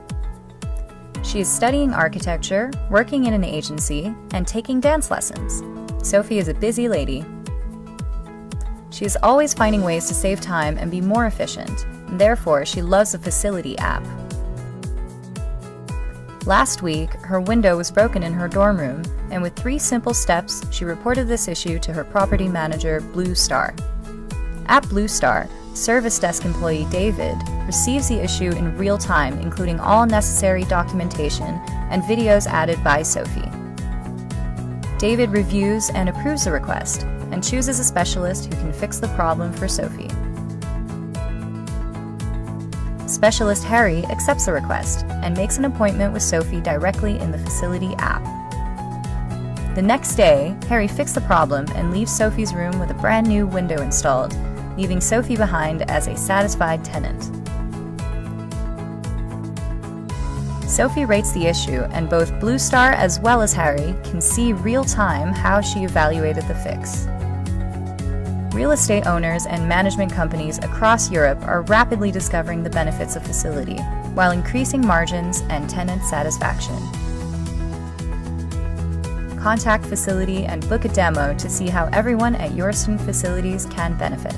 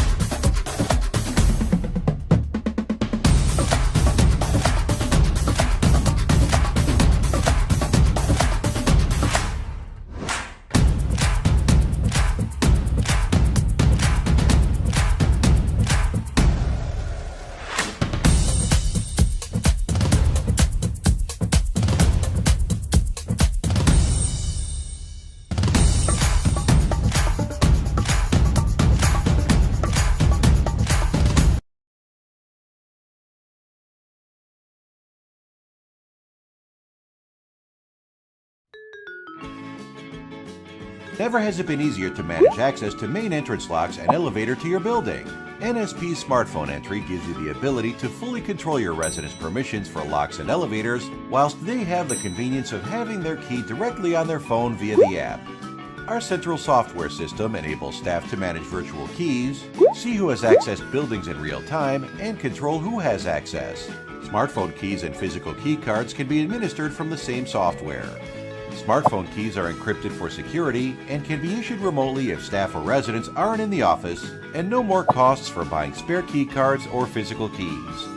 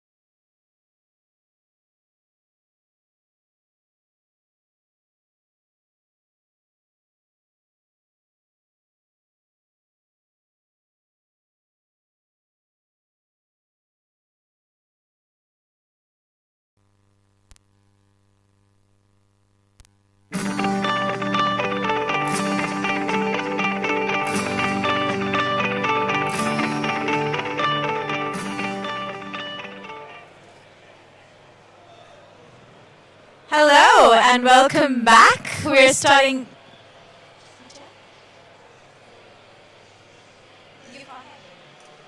Oh, okay.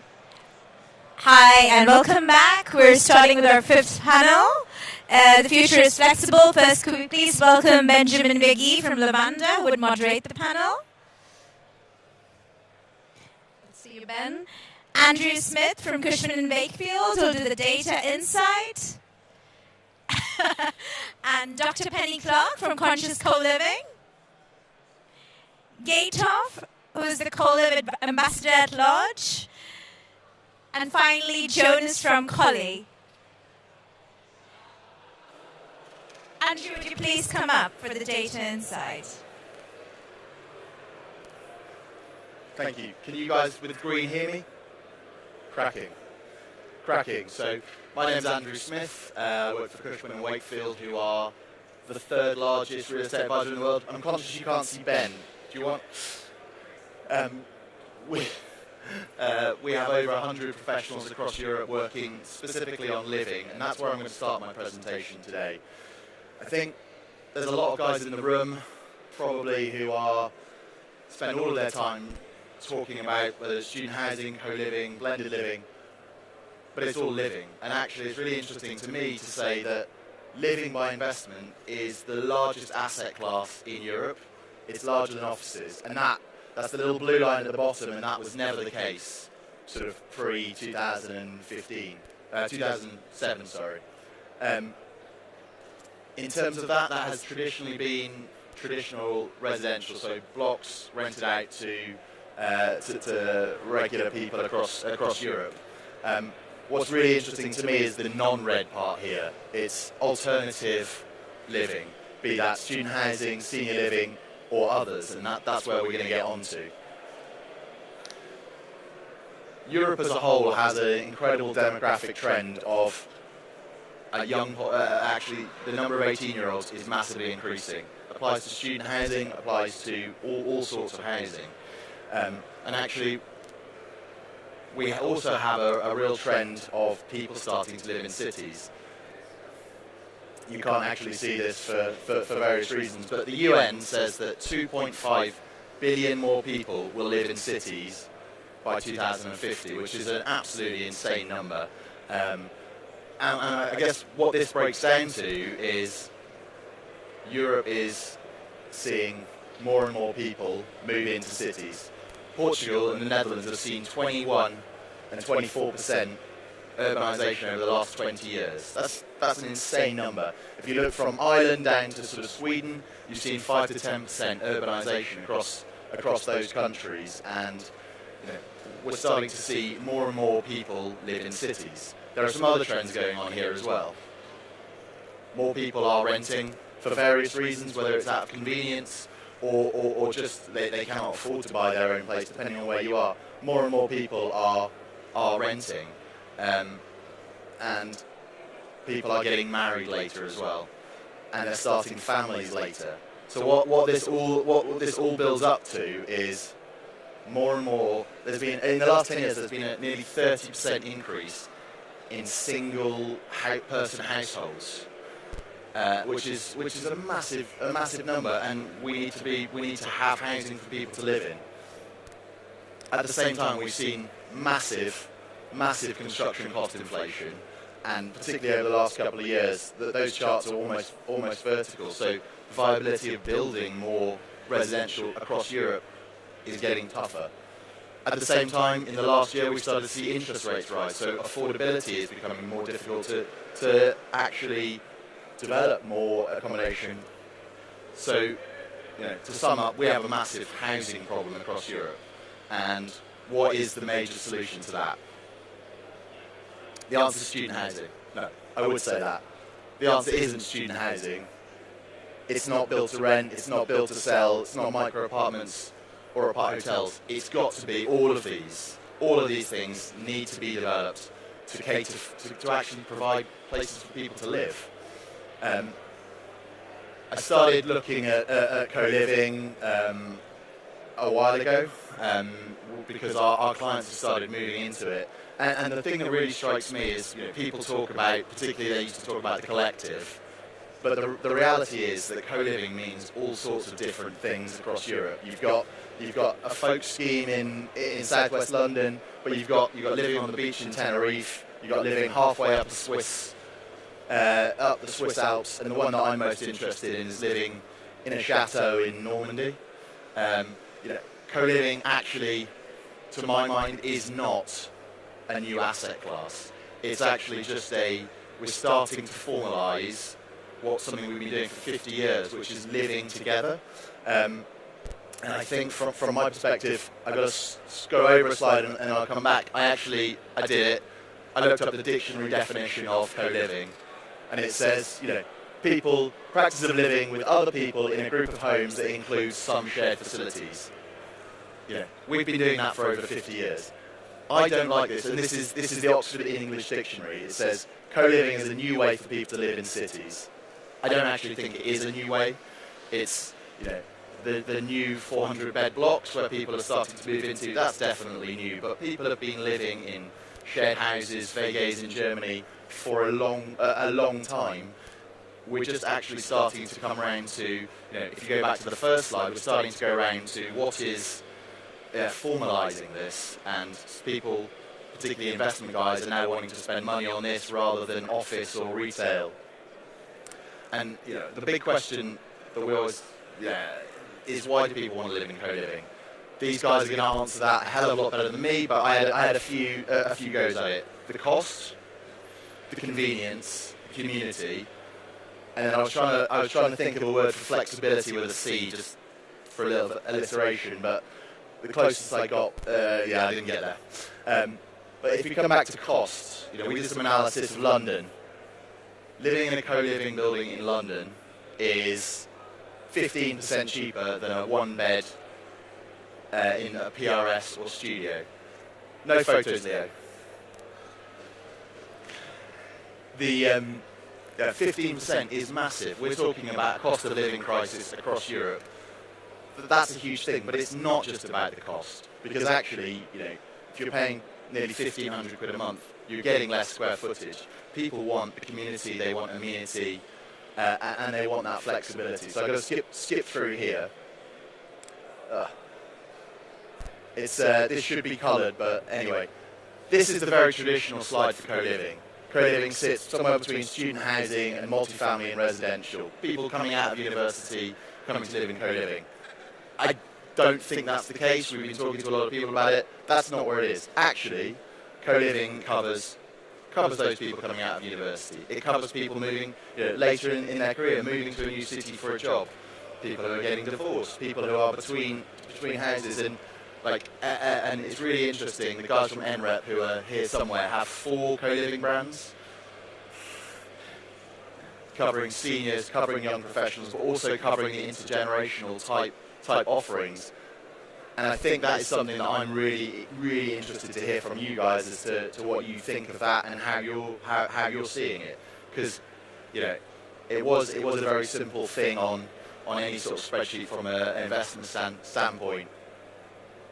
Oh, it's just graduates. That's not the case.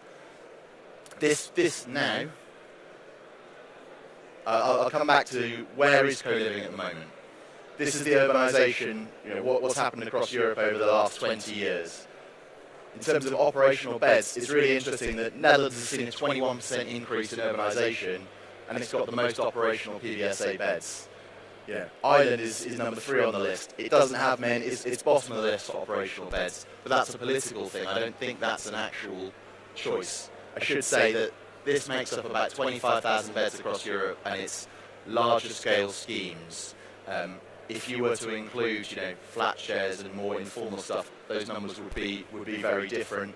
If you were to include German micro-living, for example, the number would be even higher. But here we've got 25,000, I would call them investable beds across Europe. But the pipeline actually is shifting towards the UK, France, as these are the largest real estate markets. The pipeline of development of co-living is about takes us from 25,000 operational beds in Europe to 85,000 within the next 18 months to 2 years. It's an absolutely massive market that is, we're in that transition or takeoff phase at the moment. This should be the slide where I start telling you about occupancy, about rates across Europe, but frankly the market isn't there at the moment. You know, anecdotally, schemes in Madrid operating at 98% occupancy, schemes in London letting up to 75% in their first 6 weeks, a scheme in Guildford 100% let pretty quickly. You know, I would love to be talking you through those numbers, but they aren't there to be put into the public domain at the moment.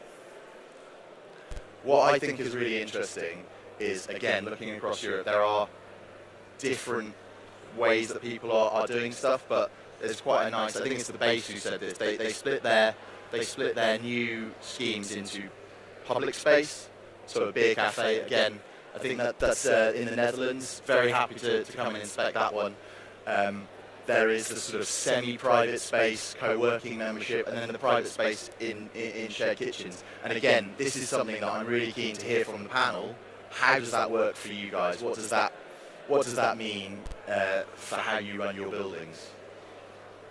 This slide 3 years ago would have been about half the size. Who's investing? Who's operating?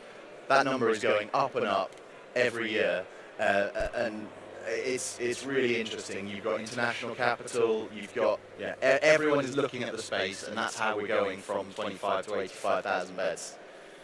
I'm already over time. Apologies. So I'll just round up. Across Europe, we are starting to see tenant demand is absolutely there, and it used to work on a spreadsheet, but actually people want to live in co-living buildings, and we'll come on to some of those reasons. From an investment perspective, the valuation metrics are evolving. It's no longer theoretical. We actually do have some evidence now, and that will just come forward more and more.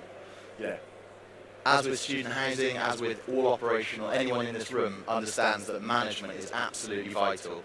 There's no point having the best rents in the world if it costs you twice as much to run the building. Another question that I've got for the panel: what does the value proposition look like for your customers? What do they really value, and where do they, what makes a building really work? And the same, the sort of converse for investors. We're seeing an awful lot of investment interest, but there still aren't enough data points to get everyone happy and double the size of that previous list. I'm really over time now, Ben, so I'll hand back. But those are my three big points that I'm keen to hear about: demographics, value, and for consumers, and how are you seeing people using your spaces at the moment? I'll hand back to you. Thank you, Andrew.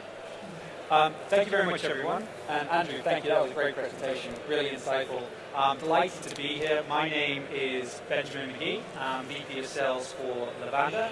Lavanda is a flexible living technology company, and as of last night, an award-winning flexible living technology company. So thank you everyone in the room, our partners and our customers for the votes there. It is my great pleasure to be on a fantastic panel today with some real subject matter expertise as we talk about the future of flexible living. So what I'm going to do now is ask the panelists to quickly introduce yourselves, and then panelists, I have some questions to hopefully have a dynamic conversation today. Penny, may I start with you? Thank you. Yeah, great to be here today, and really enjoyed your presentation, Andrew. So hi, I'm Penny Clark. I'm a director and co-founder of Conscious Co-Living. So we're shared living specialists, we're consultants and we're researchers, and we work with co-living and shared living developers and operators, most often on concept development, on community strategy and ESG strategy as well. And we also produce resources to support the industry too. My background is as a researcher. I completed a PhD which looked at types of shared living, including co-living and environmental sustainability. And what else to say?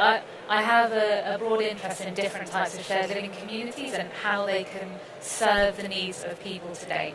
I'm really thrilled to be here and be part of this panel. And really thrilled to learn more about PBSA as well.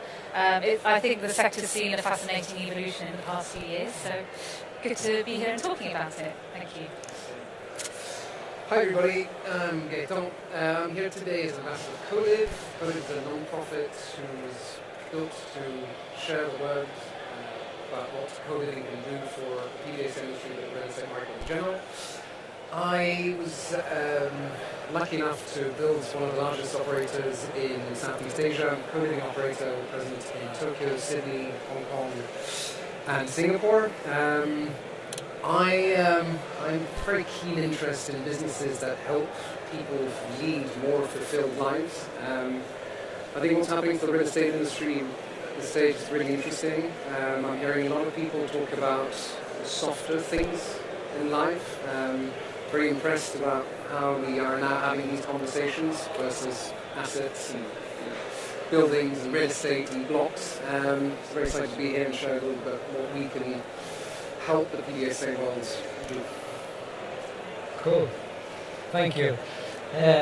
I'm Jonas Häggqvist, and to give you very brief background info, I have had the opportunity to solve a lot of problems in my career, starting companies in very different areas, whereas the most challenging and inspiring part has been the latter part, where I've been in the co-living area. So I co-founded the Swedish leading co-living operator in 2018, and where we have the ambition to establish between 5,000 and 6,000 beds in our 5-year plan, and we're pretty well on track towards those targets. But as a part of this journey, I've also had the opportunity to make a lot of mistakes in terms of building the tools to really enable profitable co-living and to be able to scale that. So I'll be very happy to elaborate a little bit on that further along the line. Fantastic. Thank you all very much for being here. Okay, I'm not checking my LinkedIn. I have some questions written down here. So I'd like to start with you, Gaetan, if that's okay. As a co-living pioneer, you've seen the co-living product and its users change over time. And as we sit here today amongst an audience which is largely focused on student accommodation, where do you see the crossover, synergies between student and co-living, and then what's also shifted in co-living during your time in the sector? I think the biggest shift we see is that the product was initially destined for people who were looking out for a cheap option, so economically motivated choice or a flexible option. What we're seeing now is that people are choosing co-living out of lifestyle, and that's a radical win for us. I think what happened is that what initially was a trick or a business model feature of the industry has ended up becoming the product. And that feature is the fact that we ask our users, our residents, to actually contribute into the product. We put our users to work. Now, that's a fairly counterintuitive idea for an industry that's bent on cramming as much service into, bringing an experience as close as possible to a hotel, for example. So I think it's a valid way to go and to create value, but you're seeing the limits of that manifest both in terms of what it's costing to house students in these kinds of setups, but also how fast the industry is growing, and everything we're saying is that we're running out of housing. So I think the crossover lies there. What the co-living's figured out is that the frontier to unlock more value in residential play is to put the user to work, to get the user, the residents, to contribute to the experience. I see this in the work I do with operators, entrepreneurs, helping them onboard this idea. It feels a bit weird at first because everything we ever taught was, okay, how do we make sure that the user has to do as little as possible and that has all the amenities, and suddenly you're asking them to contribute. So I think that's the biggest takeaway that PDSA can build upon. Thank you. Yeah, really agree with that. Renee, sorry, jumping in. Yeah, sorry, I know because my question is coming next. Yeah, but I totally agree with that there's this really interesting tension in co-living that's this between service, where you're given everything, and community, where you have to give. And finding those sweet spots in between is part of the art. With business being bent on solving problems for people, and suddenly you're like, create problems for people anyway. Create that discomfort, facilitate it, organize it, you'll get more value out of that and actually save a lot of cost by taking that risk. Do it properly though, and please ask people who know how to do this, but there is really something there. Penny, if I could stay with you for a second. You recently published an award-winning thesis which measures and explores environmental sustainability in types of shared living. As we've all kind of seen and heard during the conference this week, sustainability is at the forefront of decision-making for students, but also for investors, owners and operators. Can you share with the panel and the audience here some of your learnings and some of the work in co-living and how that potentially could be leveraged by the student industry? Sure, yes. And thank you for the question. I have to say, if you ever do a PhD, it's not very often someone says, so tell me about your PhD. So yes, thank you for that. So for my PhD, I looked at a few different case studies, and I measured the operational greenhouse gas emissions of different shared living typologies, and one of which was co-living, and comparing them to the average single-family household. And actually, of all the different typologies I looked at, the co-living community I worked with happened to have the lowest emissions. And what was particularly interesting to me about this was that actually the residents there were kind of the least eco-conscious of all the different housing typologies I looked at. So in some of the other communities, there were people who really centered their lives around being more sustainable, and very commendable that is too. But the thing that gave co-living a real edge in terms of sustainability is lots of sustainable features are actually built into the infrastructure of co-living. So density, a lack of need to travel, entertainment on site, the sharing of more spaces and resources. And one thing I took away from this is a very encouraging lesson. For us to live more sustainably, we don't all need to be eco-warriors. We just need the infrastructure to make it make sense for economic reasons, for social reasons, for sharing and more sustainable living practices to occur. Having said that, on the other hand, research shows, and this is not my research, other research, that moments of transition in life are excellent points at which to help people change their habits. And so when it comes to PBSA, I think probably you already know this, when your students, they're moving out of home and into PBSA for the first time, that's a key moment to change habits and change values. And one thing that I took away from my research is that actually community and sustainability are very deeply intertwined, because a lot of sustainability is actually about what we share. So we share spaces and we share resources. We can also share pro-environmental practices. We can learn from each other. And all of those things become easier when you're upskilling people in terms of how they relate to one another, how they can share and coordinate together. So I think that's something that I would take away. Firstly, make it easy for sustainability to occur, make it make sense. And then the second thing is, don't underestimate the importance of how people relate to each other, because when you do that, actually sustainable practice comes, I think. Yeah, that's super interesting. Thank you, Penny. I think lots of people in the audience will want to continue that conversation with you after the fact.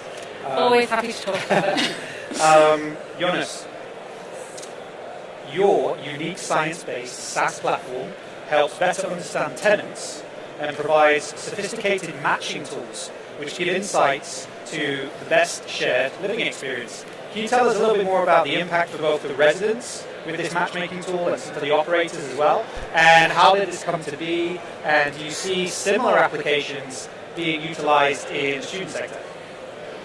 Absolutely. I'll try to sort those three questions out. First of all, I think that to sort of condense what this product is, it's a software tool. It's pretty tiny in terms of size, but it's very powerful. So what it does when you use it is maybe what you have been touching already, Gate and Penny, that it gives the opportunity to create communities in a better way and increase the tenant experience. So we can see when we use our software solution that we increase the Net Promoter Score of the customer satisfaction with approximately 30%. And what do?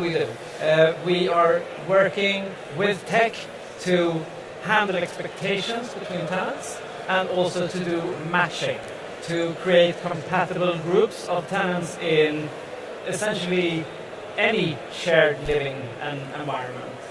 This is something that we already when we made the market research for our co-living operations in Sweden. We were traveling around in the US and the UK, visiting several operators and looking at, okay, how does it work with onboarding and incoming tenants, and realized that, okay, if we're going to be efficient and scale our co-living business, it's going to require a lot of man or woman hours to sort of handle applications, look through profiles, etc., and match them into compatible shared living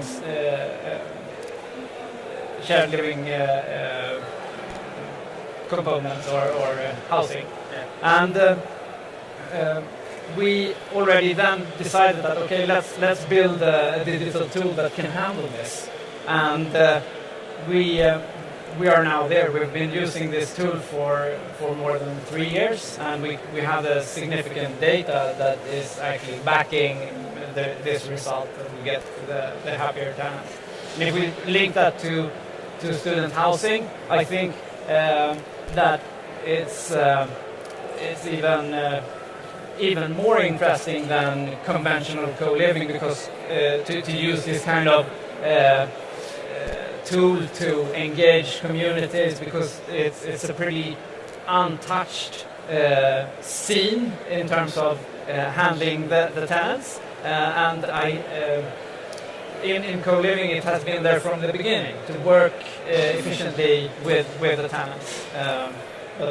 So we are very happy to sort of present and showcase how this kind of solution works well with creating great tenant experiences in student housing. Yeah, it's a fabulous innovation, and actually fabulous jumpers as well for some of your colleagues. So if any of the audience members want to learn more, they're easy to find. Okay. Andrew, in your presentation, you had an excellent dictionary definition and also kind of your attempt at co-living as how you define it. I'm curious to ask the panelists, I guess the same question again, is how do you define co-living from each of your kind of unique perspectives? Penny, I'll start with you, if that's okay. Okay, yes, thank you. So I think that what's really unique about co-living is this focus on social connection.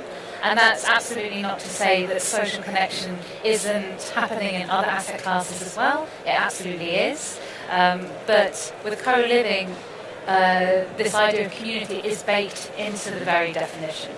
So when you look at definitions of co-living, there's three things that frequently occur over and over again. One of those is space, that in co-living you have communal spaces and amenities. A second thing is a level of convenience, which is normally manifested through tech, through service, through a good user experience. And then the third thing is community, which is this horribly vague term that's completely intangible. And I think it's both, for that reason, it's both extremely difficult, and it's also, I think, the most unique and important thing in terms of why residents stay and what it is that's special about co-living. Okay, to sum up, to give a definition, I would call co-living managed accommodation with typically minimal or slightly lesser private space, generous amenity space, convenience built in, and a focus on social connection for staff, residents, and the wider neighbourhood. Okay, Dan, you want anything to add, challenge, or share to that definition? I think I'd echo that. I think what's interesting that we're still defining what co-living is, or at least the consensus is not quite yet built. What is coming out though is that there's this idea of a space that's designed around shared amenities, where I think there's a clear intention on behalf of the operator and the user to actually give a shit about the people you live with, to create that real sense of responsibility with the people you share with, the space with. And I think that's the crux of the difference. How exactly it's done depends on where it is, who it's for, but there is that sense of chosen accountability that gets engineered back into the experience. And for me, that's where we stand, you know. And also, I think that the time will also give a more fundamental definition. We're so early in the sort of building the concept of co-living in a sort of long time aspect, so that when we will see the predominant concept type of co-living, it will be easier to sort of refer to it. You could also find ourselves in a situation where that gets atomized. Yeah, you know, you have co-living for many demographics. I think you had a question earlier. That's the question. I've seen it in my lifetime with Hamlet. It changed from young graduates, young professionals to anybody under the sun. And we really have moved from 25, 35 to 25, 65. Because at the end of the day, we're all looking for the same things. We're all looking for a sense of belonging. We're all looking for a sense of authenticity with our values, and we're all looking for a sense of mastery in the life skills that we built. And each one of these things can be reinforced by a type of co-living. You're very clear on your intention, and you bake that into the experience of the space. Co-living can be anything, as long as that there is this intentionality and group experience with a space built around it. That's co-living. Yeah. Can I test out a theory on you all? So I think that co-living is very often for people who are in moments of transition, and that might be students starting the first job. It might be people who have a divorce, whose kids are left home. Does that kind of reflect your experience? 100%. It's a moment in your life where what you knew to be true, or to be the main way of how you made friends, interacted, made money, suddenly changes. Because you're moving to a new country, because you're changing jobs, because you've lost your job, because you're changing family setup. Those moments are ideal for you to reconsider how you spend 80% of your downtime, which could be. Yeah. And I think co-living really becomes that safe landing pad for you when you're in that moment of transition, to reach out, find a new social network, integrate with your neighbourhood. And also, co-living, I think, has a big link with self-development as well.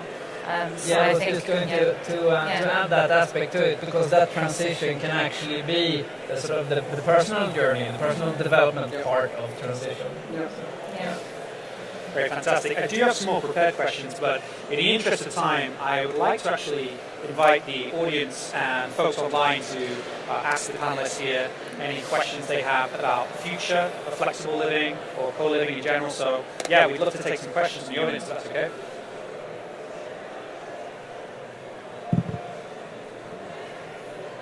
Hi, I'm Ben from Loft. I thought the comment that was made about creating challenges to encourage community activity was really interesting, and then there was a comment at the end, make sure you speak to somebody that knows how to do this.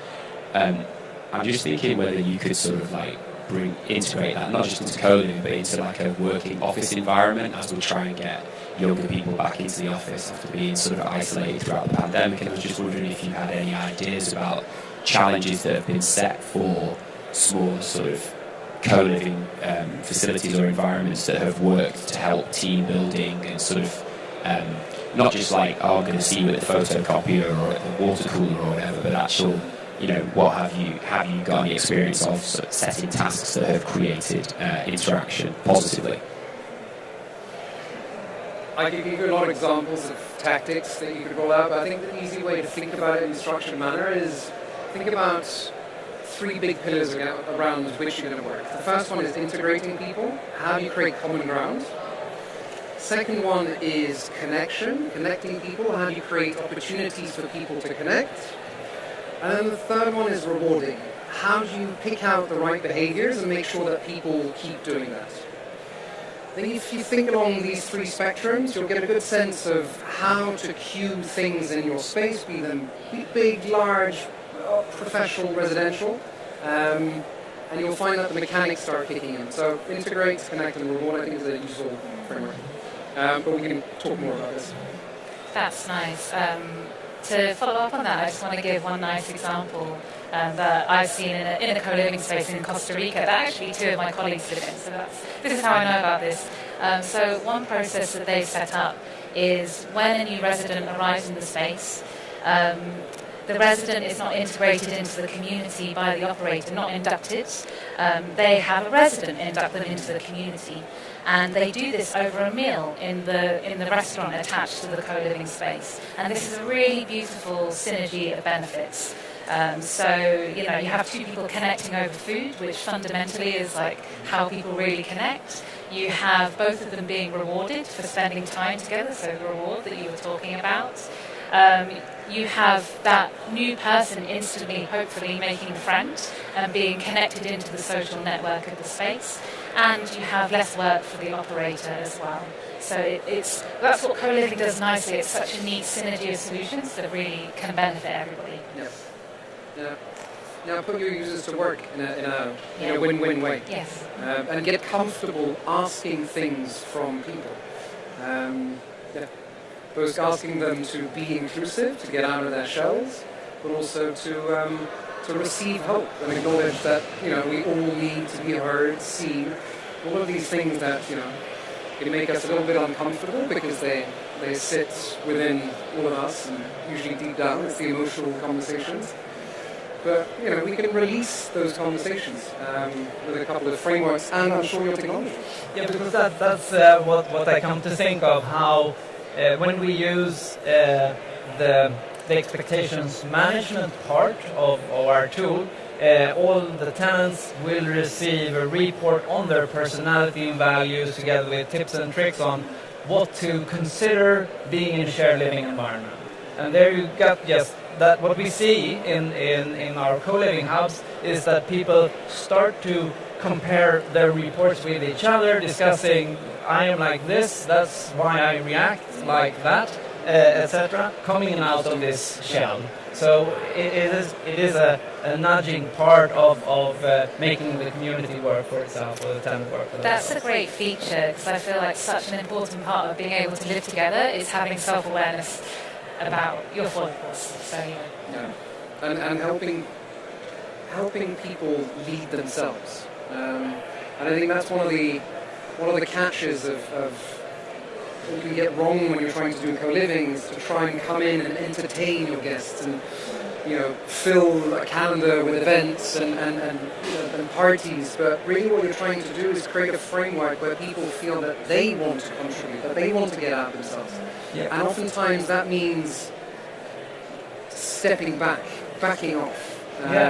Which is a tough thing to do for somebody who's trying to create something. You want to be proactive, you want to be engaging, you want to engineer a situation, but really, oftentimes, just back off. Because I think that many of the operators, student housing operators as well as co-living operators, want to activate this community, and it becomes a situation where you're as an operator, you're almost obliged to activate the tenant as you're activating a kid, as a parent. But what the tenant really would benefit from would be to be a self-sufficient community without and getting the day-to-day business to work fine, because that's the volume of time where you need to sort of get along with each other. And that's when it gets dangerous. It starts costing money. Yep. You're on the novelty treadmill, and then you're like, okay, this model is untenable, co-living doesn't work. Panelists, thank you very much for your answers and for your time today, presentations. It was really enjoyable. Unfortunately, we've run out of time, but I wanted to also ask the audience to help me give a big round of applause to our panelists today, because fascinating conversation. And we'd like to continue with this. Please come and find us at the Class Foundation Conference. Thank you. Take care. Well done. Thank you so much, everyone. Thank you.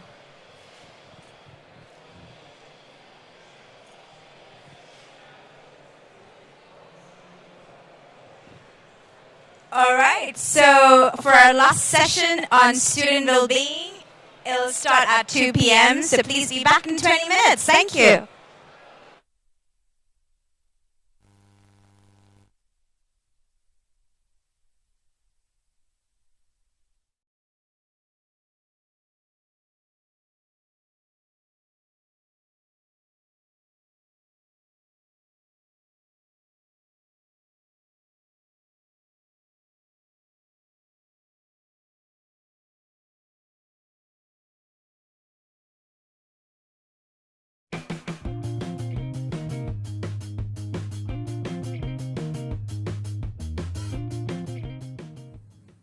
Hello, this is Travis Knight, the CEO of Staris. We are the global leader with residential communities providing technology that empowers them to be successful and thriving. We manage over 2 million beds around the world, and we have a global client base that we're incredibly proud of.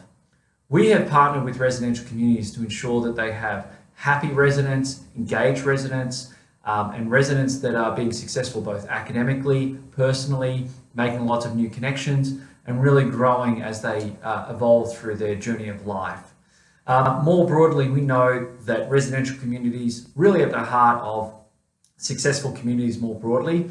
This year, whilst being a challenging year, we've seen a great evolution in terms of digital events and digital engagement and digital learning. And we know that that's been a great supplement while we haven't been able to do everything that we want in person. We believe that in the future, though, that really the best will be a hybrid of both. There is really great need and great demand for in-person experiences. That's where you make the best connections. That's where you have those incidental conversations. That's where you problem solve certain issues that come up. And we know that most people are really looking forward to being able to do more things in person sooner than later. But you can complement that greatly with the online and digital experiences and bring the best of those two worlds together. And we know that that's going to be the foundation for success going forward in residential, academic, and more broadly in all communities.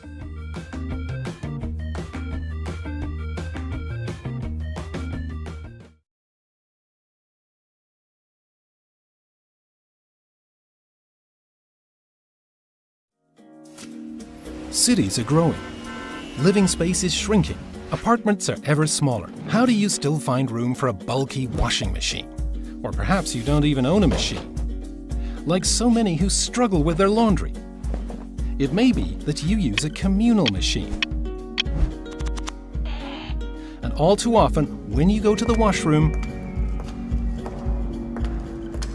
the machines are occupied. Or when you do your washing, you're never quite sure when your load is done. And others take it out instead.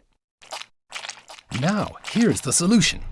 WeWash saves you loads of time and inconvenience. Once you've registered, you simply inquire whether a machine is available and immediately reserve it via app, website, or phone. Only go to the washroom when you know a free machine is waiting for you. Everything else remains the same.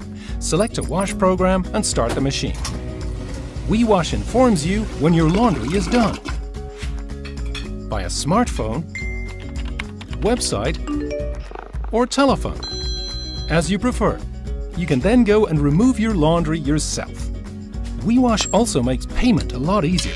Instead of coins or wash tokens, you can pay by debit or credit card. This makes life easier for your landlord and caretaker too.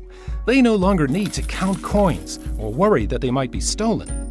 Thanks to WeWash, you don't need your own machine in your apartment. This also reduces the risk of water damage and mold in your building. With WeWash, everyone can wash stress-free and use their time better. Washing with WeWash is really smart. Be smart yourself and join us. WeWash, shine bright.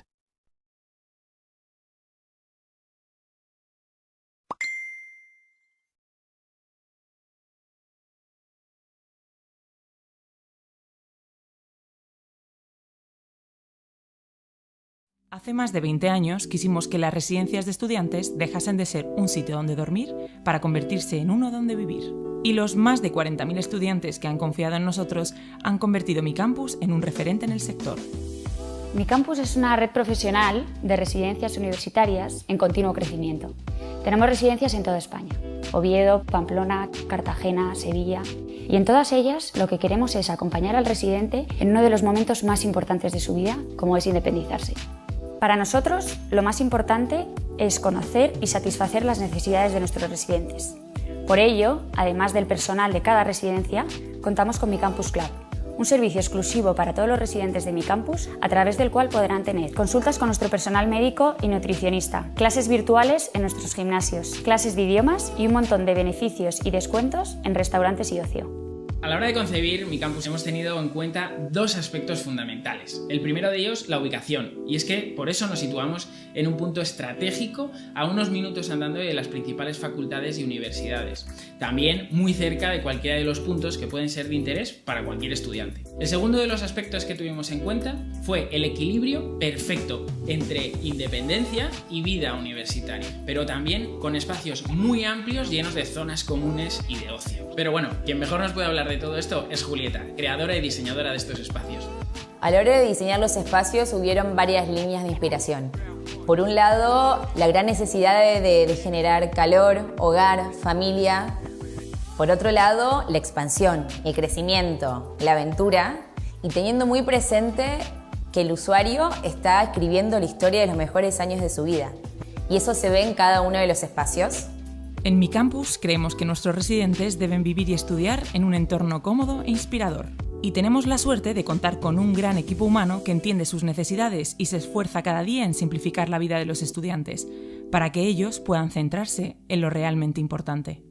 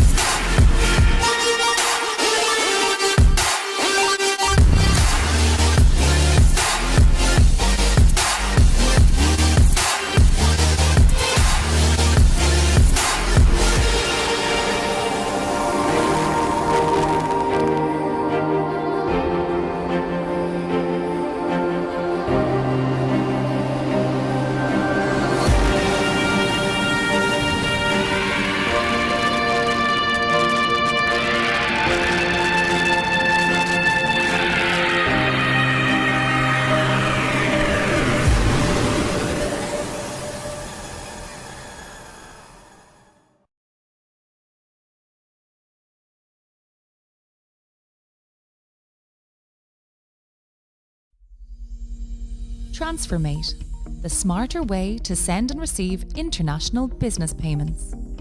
Avoid costly bank fees and save time by sending your money to our TransferMate account in your country.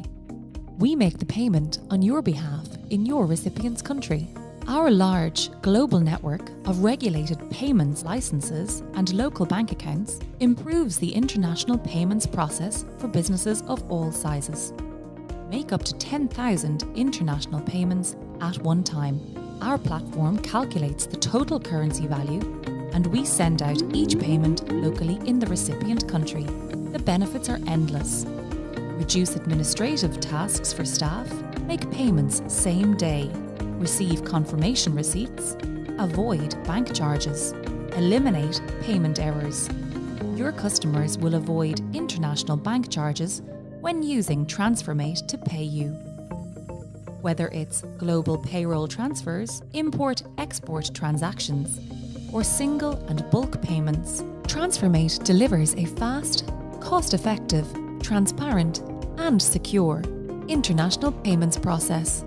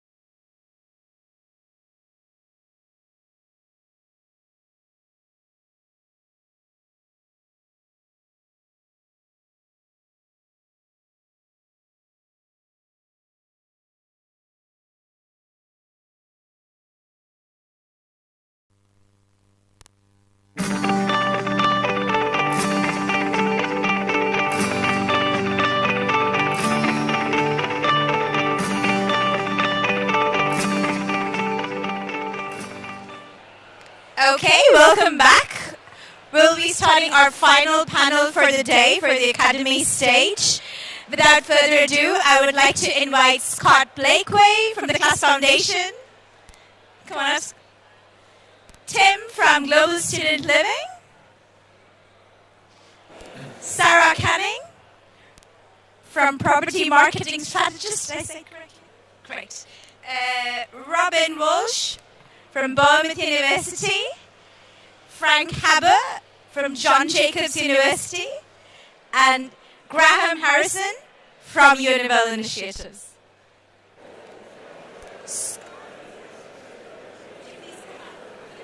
Thank you very much. Good afternoon, everybody. We wanted to start this session with just a short overview and an introduction for those who haven't already heard of the Student Wellbeing and Living Monitor. So the Class Foundation and Global Student Living have partnered to deliver this research, and we thought it wouldn't be appropriate to launch a wellbeing discussion without sharing a bit of an update in terms of the progress that we're looking to make in this area at the moment. So we're just going to, as I say, take the first few minutes of this session before opening up into the panel. So the European Student Living and Wellbeing Monitor is all about understanding the real impacts of our buildings, understanding what student accommodation is really doing to the well-being of our residents. There's some amazing activities, amazing facilities that many of us saw yesterday, and many of you will have in your own buildings. But this is a time to really truly understand that and the relationship between student well-being and the facilities and the services and all the other things that go on in our buildings. This research will be across the whole of Europe. So the Class Foundation in 2021 did a pilot across the Netherlands, and we found some really exciting trends. So we're really, really looking forward to taking this research forward and understanding the whole of the European market in much more detail. Yeah, thanks, Scott. And the approach we're taking is that the Wellbeing Monitor is going to sit alongside the Global Student Living Index. So the survey that already a lot of PBSA operators and universities take part in, we're going to build on top of that data set and bring in more operators and more providers of student accommodation across Europe and the PRS sector. We've got a really robust questionnaire methodology, as you'd expect from us, and that includes attitudinal statements around well-being, but we're also going to be using some established well-being measures that are validated, including options around Warwick Edinburgh scale and the MHI5 mental health inventory. And overall, we're going to develop a really deep understanding of the well-being picture of students and links to accommodation, links to facilities, links to space that exist in all types of student accommodation. So it's not just about PBSA, it's about co-living, it's about private rented sector, the whole lot. We're going to get a really comprehensive view. Cool. So we set about this research to answer two key questions, and that is, do certain facilities have a greater or lesser impact on well-being, and also which students are faring the best in our buildings, and what can we do to support those who need more support? So we're not just talking about the impact of the facilities and how they impact all of our residents, but really deeply understanding different types of students, and we'll talk later as a panel around international students, who we often categorise as one type of student, but actually understanding those really subtle differences between the different markets, the different types of students, the different individuals, postgraduates, international postgraduates, and people from all around the globe, and how they're using our buildings to really kind of support their well-being. We know, obviously, as we say, how many amazing facilities there are, and this is a real opportunity to look at this. I've been asked many times in the last couple of days just how can we understand that? How can we truly measure this? And that's, as Tim says, the mental health index that we use is a recognised measure of really properly assessing the mental health of young people and taking this conversation on to another stage with some really tangible information that we're sure is going to be useful for all partners, regardless of your size and stage of development and what you're looking to do in terms of your business over the coming years. Yeah, great. And as I mentioned, we're already obviously talking to lots of operators, and many of those operators are already participants in the Global Student Living Index. So for them, it's going to be really easy to extend their participation and join into the Wellbeing Monitor as well. But we're also really interested in bringing on board other service providers in the sector and other strategic partners. So obviously, Class and GSL coming together to do this research is is a really transformational partnership, but there's an opportunity for others to get involved in partnering with the project as well. We really hope that all of you guys will see the value in this, get on board, help us make it a reality and answer some of those long-standing questions about actually really what does matter when it comes to well-being of students in accommodation. And we're keen to reiterate there that the partnership between GSL and the class is not exclusive for partners of the class or participants in the GSLA. It's for everyone in the sector that we really want to take this piece of work and reach as much of the sector as we can across, as I say, the whole of Europe and look at that data at a wide scale and really understand what's happening across the markets.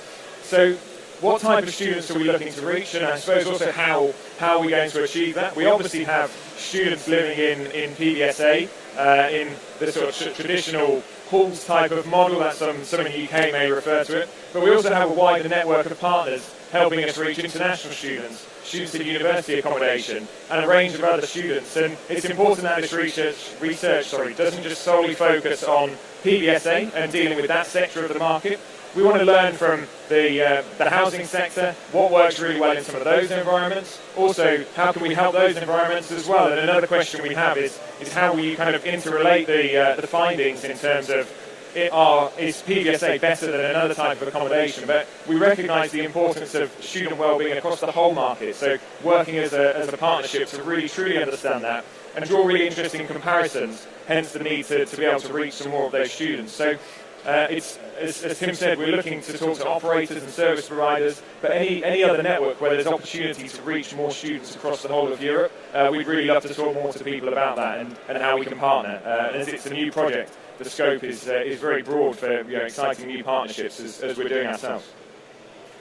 Yeah, and I think we've probably talked for long enough about the project. I think the next step really is if you're interested in getting involved, if you're interested in participating, get in touch either with Scott or myself. We can talk you through the key objectives, what we're trying to achieve with the project in more detail, look at how it fits in with your strategy and hopefully bring you on board.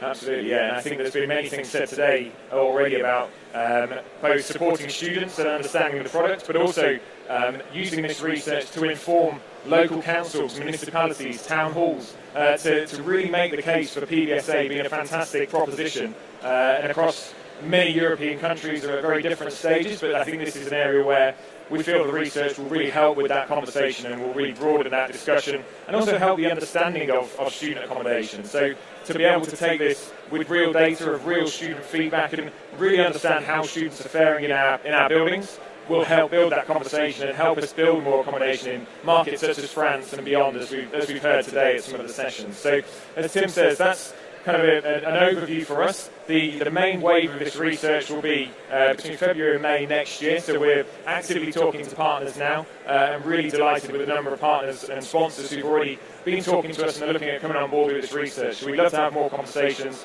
either after this session or throughout the next few weeks, so do come and speak to us, and thank you very much for your time. Thank you very much. I'm now going to hand you over to Sarah, who, along with her colleagues, has done some fantastic research into the Gen Z, or soon-to-be students, and what they expect from their accommodation, what they'll be looking at for the future. So over to you, Sarah. Thank you, Scott.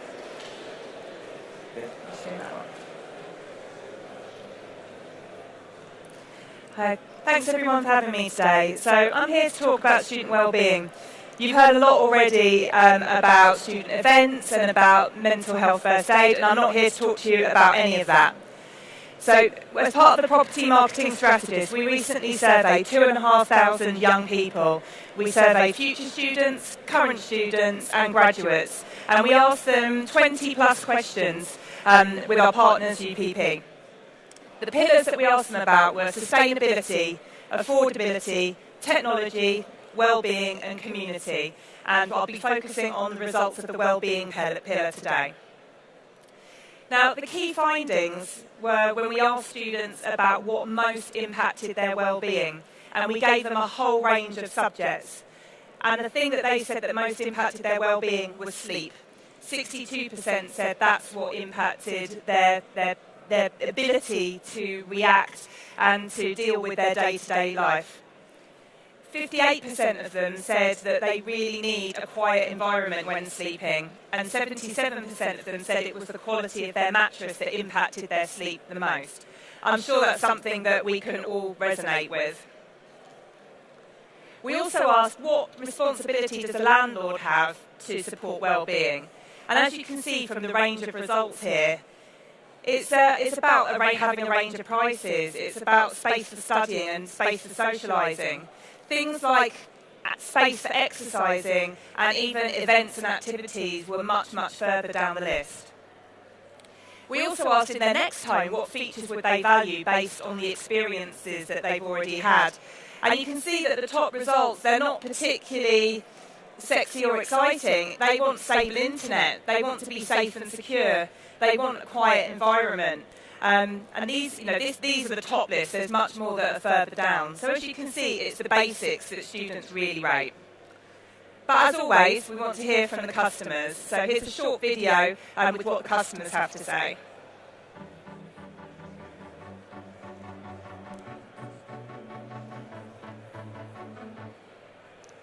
Or not?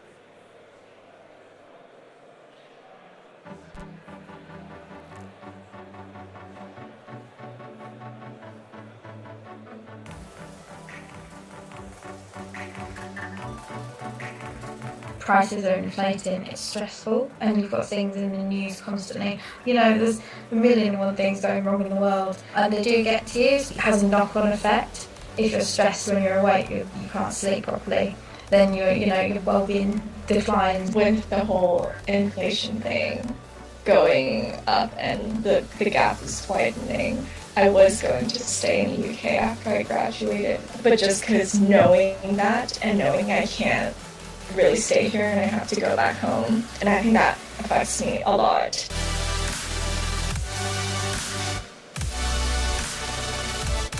The mattress, because it's really old and so I don't sleep well, I managed to get like an extra foam for the mattress because I used to feel the springs on my back and really hurt, but still it's not really comfortable.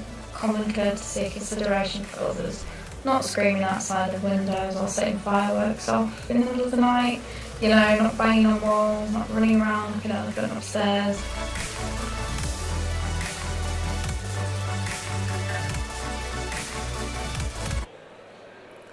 Okay, so to conclude, students really value the things that they feel out of control of. Out of all of the things we ask them, they feel that they can control the amount of exercise they have, they can control how much they drink, but they can't control the mattress that you put in their building. They can't control how dark their room can become at night, and they can't control how well the soundproofing is. They value the basics. They value safety and security, good Wi-Fi, and a good night's sleep. So as an industry, I think what we learned from our research is that we need to focus harder on the fabric of the building. There's an element that the operators can play once the students have moved in, but really the core elements of well-being can come right from the development and from how the buildings are shaped. So if that's the case, then as an industry we can influence the cause and not the symptoms of poor well-being. And that involves collaboration between departments are needed. It involves the acquisitions, the development teams and the operations teams to all get together and make sure that the buildings are fit for purpose to help support student well-being. You can find out more about our research in the following places. Thank you, everybody. Thank you, Sarah. And I would really urge you to look up those links because the insight in that, the research is fantastic, and they are real students who are going to be going to our institutions very soon and are going to be living with us soon. So a really, really interesting piece of work. Thank you, Sarah. We're now going to hear from Tim. So we talked about the research project that we have coming up, but we also wanted to set the scene in this session in terms of what do we currently know about wellbeing and what does the GSL data tell us today. So over to you, Tim. These slides are going to be available for people afterwards, is that right? Hopefully, fingers crossed. If they're not publicly available, just get in touch and I'll be happy to share this with you. So I'm going to run through this reasonably quickly. So a quick background on where this data comes from. The Global Student Living Index is effectively the standard international benchmarking survey of student experience in accommodation. We run it in 17 countries in 15 different languages now. And we run 2 waves a year. We run an entry wave, which in the Northern Hemisphere is around this time of year, and an exit wave, which is in the sort of spring, early summer. it's mobile optimized, etc. We provide detailed reporting, including tracking and benchmarking critically of different providers and different operators, not just within country, but internationally as well. I think batteries are running low on this. And across the history of the data we collected, we've got something like 300 million data points, so I'm told that's meaningless to me. I don't know what that means. It's a lot of data. It's hundreds of thousands of student responses across those 17 countries and growing. I want to make put a quick disclaimer in here. Whenever I'm talking about well-being and mental health are related, but they're different concepts. What I'm talking about today, we've got a slow clicker. What I'm talking about today is well-being. We use a range of subjective question measures about people's experience of their well-being, but we also use standardised, validated metrics like the Warwick Edinburgh Mental Wellbeing Scale and the MHI-5 that I mentioned earlier. Now I'm paranoid. Okay, so the big question is, right now, how well are our students? Well, the answer is, I'm afraid, not very well, and they haven't been very well for a long time. This chart shows the change in well-being between high, neutral and low well-being categories according to the Warwick Edinburgh Scale over time, dating back to 2019, so pre-pandemic on the far left of that chart, right through to 2022 Q4. That's data that was come in as of 2 days ago. What you can see is that the prevalence of low mental well-being significantly spiked in the aftermath of COVID, particularly towards the end of 2020 and early 2021. That correlates for me very much with the second bout of homeschooling. And it has died down a little bit, so that low prevalence of well-being has moderated slightly, but has not returned to pre-pandemic levels. What has happened is that the stresses, the struggles that are causing that low well-being has shifted slightly from issues specifically around COVID pandemic to include issues around cost of living in particular, which I'll come on to in a second. So there's lots of work to do. The good news is that when we ask students about the impact of their accommodation on their well-being, 75%, 3/4 of students tell us that their student accommodation, particularly their PBSA, has had an impact on their well-being. And the vast majority of... Ooh. What's going on here? Thank you. And the vast majority of those report that it's a positive impact. Okay, so PBSA is, for the most part, having a positive impact on our students' well-being. That's fantastic news. 18% saying it's had a negative impact. But that hides some variance in the sample, as you would imagine. There's lots of variation across different providers in different countries and different universities. And there's variation within the sample. So, for example, 30% of disabled students and 31% of students who identify as non-binary will report that their student accommodation, their PBSA in particular, has had a negative impact on their well-being. So there is clearly lots more work to be done. We need to be looking out for those specific groups. Overall, private PBSA actually tends to perform better than public or state-run PBSA in terms of impact on well-being, with 59% in the private sector reporting a positive impact versus 51% in university or state-run PBSA. And that's reflected in students' attitudes and appreciation of whether their accommodation provider cares about their well-being. That's what that chart is there. So we ask people to agree or disagree with the statement, I feel the accommodation team cares about my well-being. Much higher scores in private accommodation, private PBSA, than in university-run PBSA. We're going to talk about why that might be if it's of interest and comes up. And of course, we also look at the drivers of well-being. Now, the drivers of well-being is a really difficult area statistically. It's very difficult to draw out the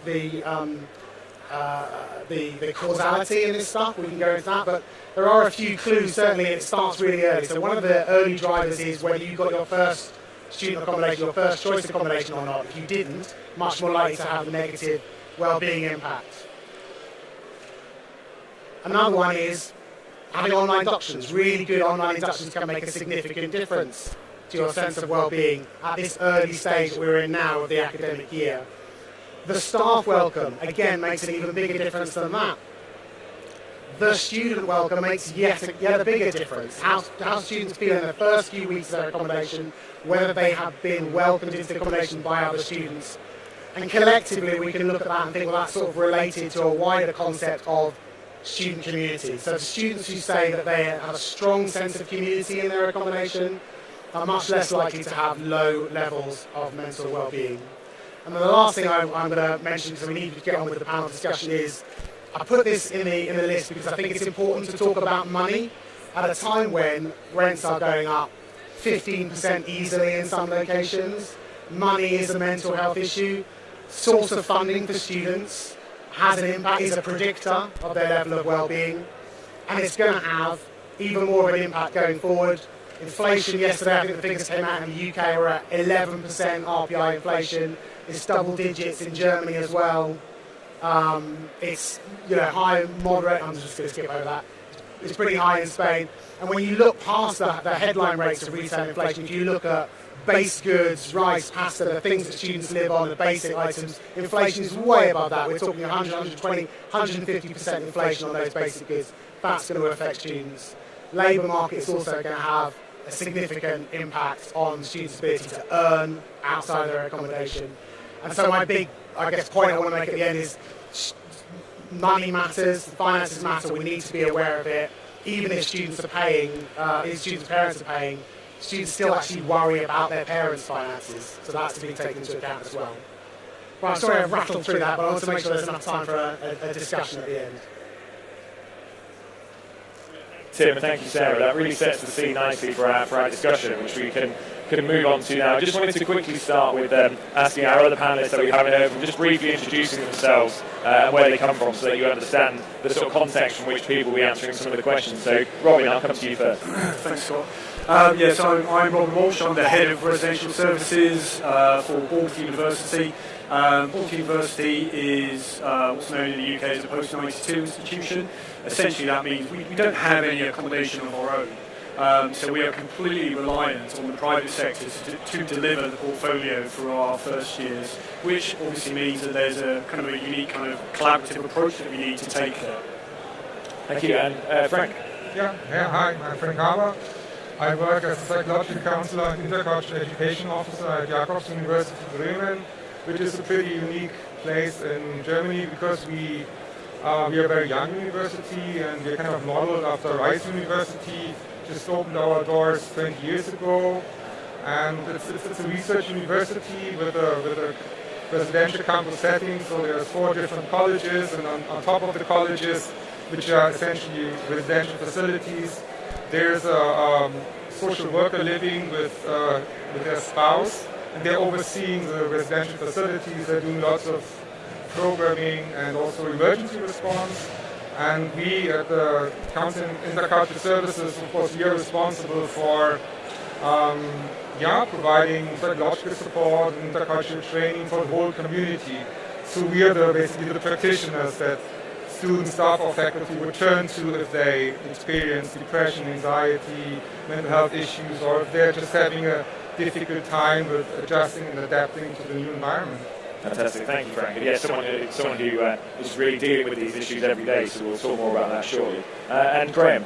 Thank you. My name is Graham Harris. I'm the Managing Director of the European University for Wellbeing, which is UniWell. It's a consortium of 9 universities across Europe funded by the European Commission with a focus broadly on well-being. So that obviously includes student well-being, but it goes beyond that in terms of offering education, research programs, and also dissemination of the academic results we get to the broader civil society. It's good to be here. I wanted to start the discussion with talking, I mentioned just in the introduction, different types of students, particularly that we have representatives from all across Europe. So, Frank, I'll come to you first, but I wondered what you see from different types of students and different backgrounds and how their approach to mental health is maybe different or effective in trends that you see. I think first of all it's important that we abandon this dichotomy between domestic and international students, because even within the international cohorts there's a lot of diversity, a lot of heterogeneity. And of course one could say that students that come from Western European countries, from the US, excluding overseas, and also students from Latin America, they are more used to the concept of reaching out to mental health support, and they would not only be more familiar with mental health support, but also more comfortable knocking on our doors, that's for sure. But you could also look at two different groups that are those that self-refer, that know about our services and that would schedule an appointment, and those that would be sent to us by staff or faculty members, which are really two distinct types of clients, I must say, like the ones that really want to have psychological support and come to our offices out of their own motivation, and those that are being sent because of staff or faculty being concerned about their mental well-being. And maybe one more point is that looking at how students conceptualize themselves and their identities, they're really more and more abandoning this idea of I'm this or that. They want to see themselves as non-binary, they have fluid identities. And we have a lot of students that belong to different types of communities. Let's say, for example, the LGBTQ+ community, and they come from various cultural, ethnic, religious backgrounds. So it's really important to not be too stereotypical about the notion of the international student. Yeah, I think that's really interesting. And Robin, just from your perspective, what type of trends you're seeing in Bournemouth at the moment? Yeah, I'd agree with what Frank says there. You get lots of different types of students attending. They come from lots of different sort of socio-economic kind of backgrounds, different norms, different belief systems, different cultural values, and of course all of that has an impact about the way that they then translate what they see as kind of how to access support once they're here, once they're in your institution, in your buildings. However, the way we like to see it at Bournemouth is actually, we're all human beings, it's the human condition to be able to sometimes need some support. That can be low level, it can be right through to sort of a crisis situation. And actually, what we're really focusing on is how we enable any student to know how to get support when they need it, at the time that they need it. And that's the important bit. I mean, we do quite a lot of sort of surveying of our students to try and understand better how we're doing and what it is that they need. 2019, we asked our students, do you know how to access welfare support in your accommodation? At that point, only 29% of them said that they did. Not good enough, obviously. We know that you're always working with a situation whereby a student doesn't know that they need welfare support until they need welfare support. But when that happens, they need to know how to do that. And that could be calling a telephone number or emailing, an email that we've sort of set up specifically for that so they can access a particular support team. Or that could be going down to reception or talking to the cleaner or talking to the maintenance guy and saying, look, I'm struggling, I don't know what to do.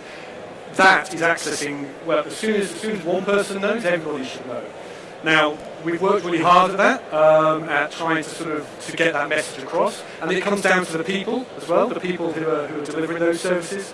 Talking about the collaborative approach that we have in Bournemouth, it's about how the university works with the private accommodation providers. So we very much see the private accommodation providers as part of the university team. Because they're the ones who will notice and become aware of these student issues probably first. And that's where they know then, they can then link up with the university team, because university's got a whole bunch of support that the private accommodation providers don't have. So it's a win-win. And ultimately it's the student that gets that support. So now, like last year we surveyed, and we asked the same question again, and we're now up to 69% of students saying that they know how to access. So we know that we're heading in the right direction, but we've still got a lot of work to do. Yeah, but it's a phenomenal increase, and I had some conversations before this panel about how we raise awareness. And Graham, I wonder what your perspective is in terms of raising awareness of services, because as Robin says, you don't know you need this service until you need it, and the access is so important. And I think that's a point, going back to the international issue as well, is that there's different expectations and different histories in each country in terms of how people think about awareness, are made aware of those activities, and then services that are available. So it's a huge issue. Being open and transparent about this, about well-being broadly, mental health perhaps in particular, as part of the onboarding into the university environment. I think it also depends upon the type of students you have. We've talked a little bit about domestic versus international.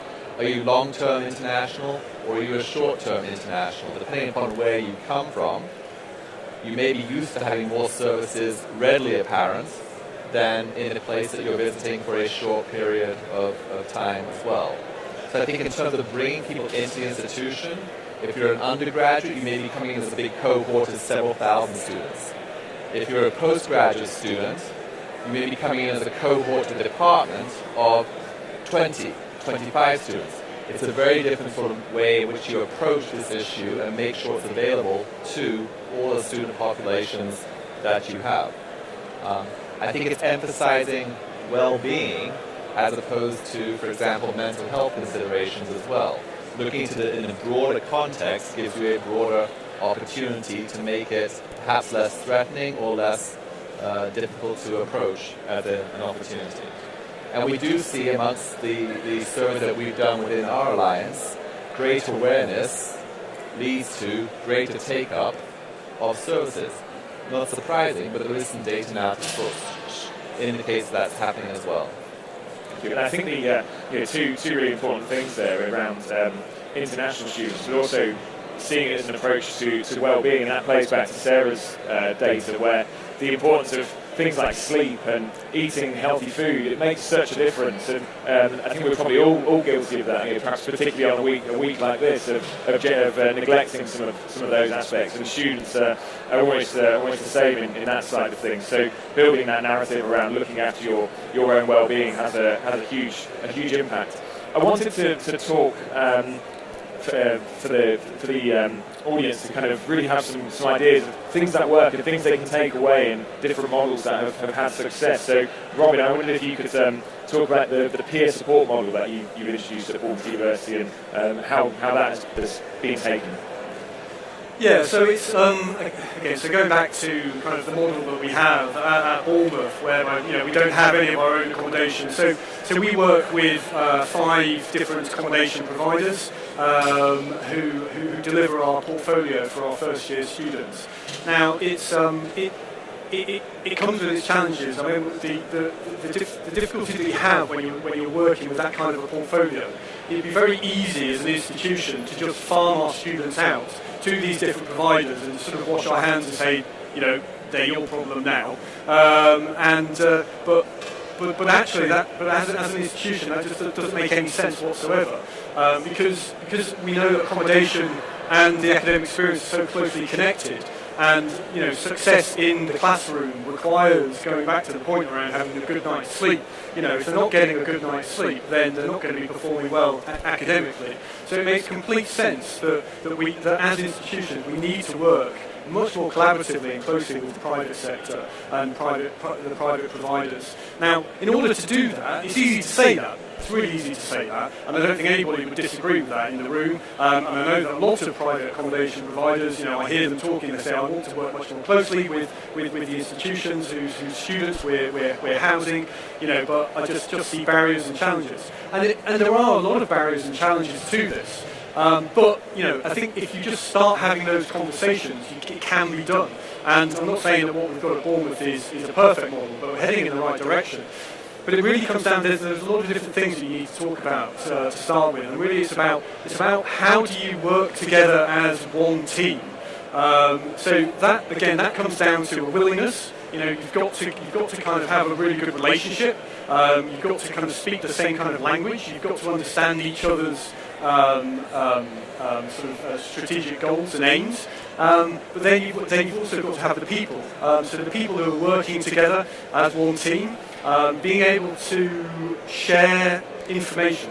So information sharing is a huge part of this. One of the things that we've done at Bournemouth is to put data sharing agreements into place with all of our accommodation providers in order that the staff, so the university staff and the private accommodation staff, know they've got that reassurance that they're able to have the conversations that they need to have at the time they need to have them. So taking student well-being, which is what we're talking about today, is about identifying the student at an early stage of a well-being issue developing and being able to, knowing that they can talk to the university and have a sort of a one-team approach in getting that student to the place they need to be as quickly as possible.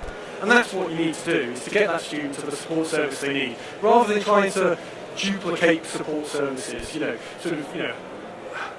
I think it's great. I hear a lot around sort of PBSA providers starting to bring in well-being support and this kind of thing nowadays. And I think probably a lot of that is due to the frustrations of not having good, close relationships with the institutions that actually have access to some really good support services. The cynic in me says a little bit about marketing as well, because well-being is sort of a bit of a buzzword. So I think the answer really is around the one word, is around collaboration. What can you do to make that collaboration work in order that the students get the services they need as soon as they need them? And Frank, the same to you really in terms of ensuring access, ensuring awareness, and what are the activities that have been successful or not for you, the things you maybe learned from as well? Yeah, you mentioned peer support. It's really very, very important because it serves several functions. Like, first of all, when you go and you recruit peer leaders for conducting intercultural peer training or becoming peer counselor, peer supporters, student advisors, you name it, you become more visible as a service provider. Then you empower student leaders to take up responsibilities of helping their peers to overcome the first struggles with adaptation, for example, or they provide even some sort of peer counseling. So they are really low threshold sources of support that would supplement the professional counseling support provided by the counseling services. So they are not replacing it, but they are supplementing it. That's very important. And then those peer supporters that would also become ambassadors, because we have been talking a lot about how to reduce the threshold, how to work around the social stigma about reaching out to mental health services. And if they know you as a person and say, hey, you can talk to Frank, he's just a normal person, don't worry, you don't have to be crazy to make use of psychological counseling, so they can debunk a lot of the myths around mental health support. So I can only encourage on the campus level and also on the residential level to educate and implement peer leaders. That is on the student level, and that could be peer leaders, peer supporters for undergraduates, for graduates, and for PhD students as well, because you don't really want to mix those different cohorts. But it's also about empowering staff and faculty. So it's the same thing. We've been conducting a lot of training, like training frontline staff, let's say, in the student secretariats and the international offices, because they are the first ones who may come across students with mental health needs, and they really try and they do walk the extra mile. But they also want to be equipped with some of the basic counseling skills, active listening skills. But then again, it's important to not make them feel like, oh, now I've been trained a little bit on mental health support. Now it's on my shoulders, because they're balancing various roles and they have various hats on. And so if you train them to become more sensitive, you train them in mental health first aid, you also need to have the professional backup of a counseling service or a local health service provider system where they can refer their students to. So this is very important. Thank you. And an area that I think, following on from that we won't discuss in detail today, but I think is really important to mention is we have buildings and departments and staff and academics and other students of literally teams of superheroes helping other people. We should not forget the impact it has on them. Those people are supporting people as the kind of first line in terms of well-being, dealing with unexpected situations, or just talking to people about what can be sometimes difficult conversations. So the kind of support for our teams is something I think that's really important to remember in this discussion as well, as opposed to, well, our staff are available 24/7. We have to really make sure we look after them, and I think that's a challenge for all of us as well. I wanted to move on to sort of technology and the opportunities that they present. And there's I suppose, in one sense, technology is a kind of challenge that we face, and students and particularly young people being addicted to phones and social media and so on, but also using those tools to really help deliver goods. So, Graham, I'm interested from your network if you have any technological kind of developments and solutions that you've seen coming in place, or that your partners are beginning to discuss. I think that's it's a key element in terms of life for the students at this particular time. So one of the things we're developing is modules for well-being, and across the Alliance, where we have students going from 9 different partner universities from across Europe, you see those modules being relevant. They can be developed at one campus, but then being accessed to students at another campus, depending upon where they're from, maybe their interests, their backgrounds, how that aligns with what they're doing. So it broadens their access to resources if resources are available through electronic means, whether it be a module, whether it be potentially counseling through your home institution that may exist elsewhere, or something like that. So yes, I think technology has a key role to play, positive and probably negative as well. And then the balance is finding out where using technology to advance student well-being is a key consideration. And Sarah, I just wondered if you could add some comments around the technology and the side of things that you're perhaps seeing with some of your clients and some of the feedback you have from students. Yeah, I think there's a real balance between the use of technology and actually kind of implementing the results, because it's a huge investment for any operator to put technology in. So, technology to assess, the temperature of a room, or from a kind of an environmental point of view, but also them accessing wellbeing support via apps and things. But once you've got the data, there's so much that can be done to learn how it's being used. And identifying the people who aren't using it is probably as important as identifying the people who are.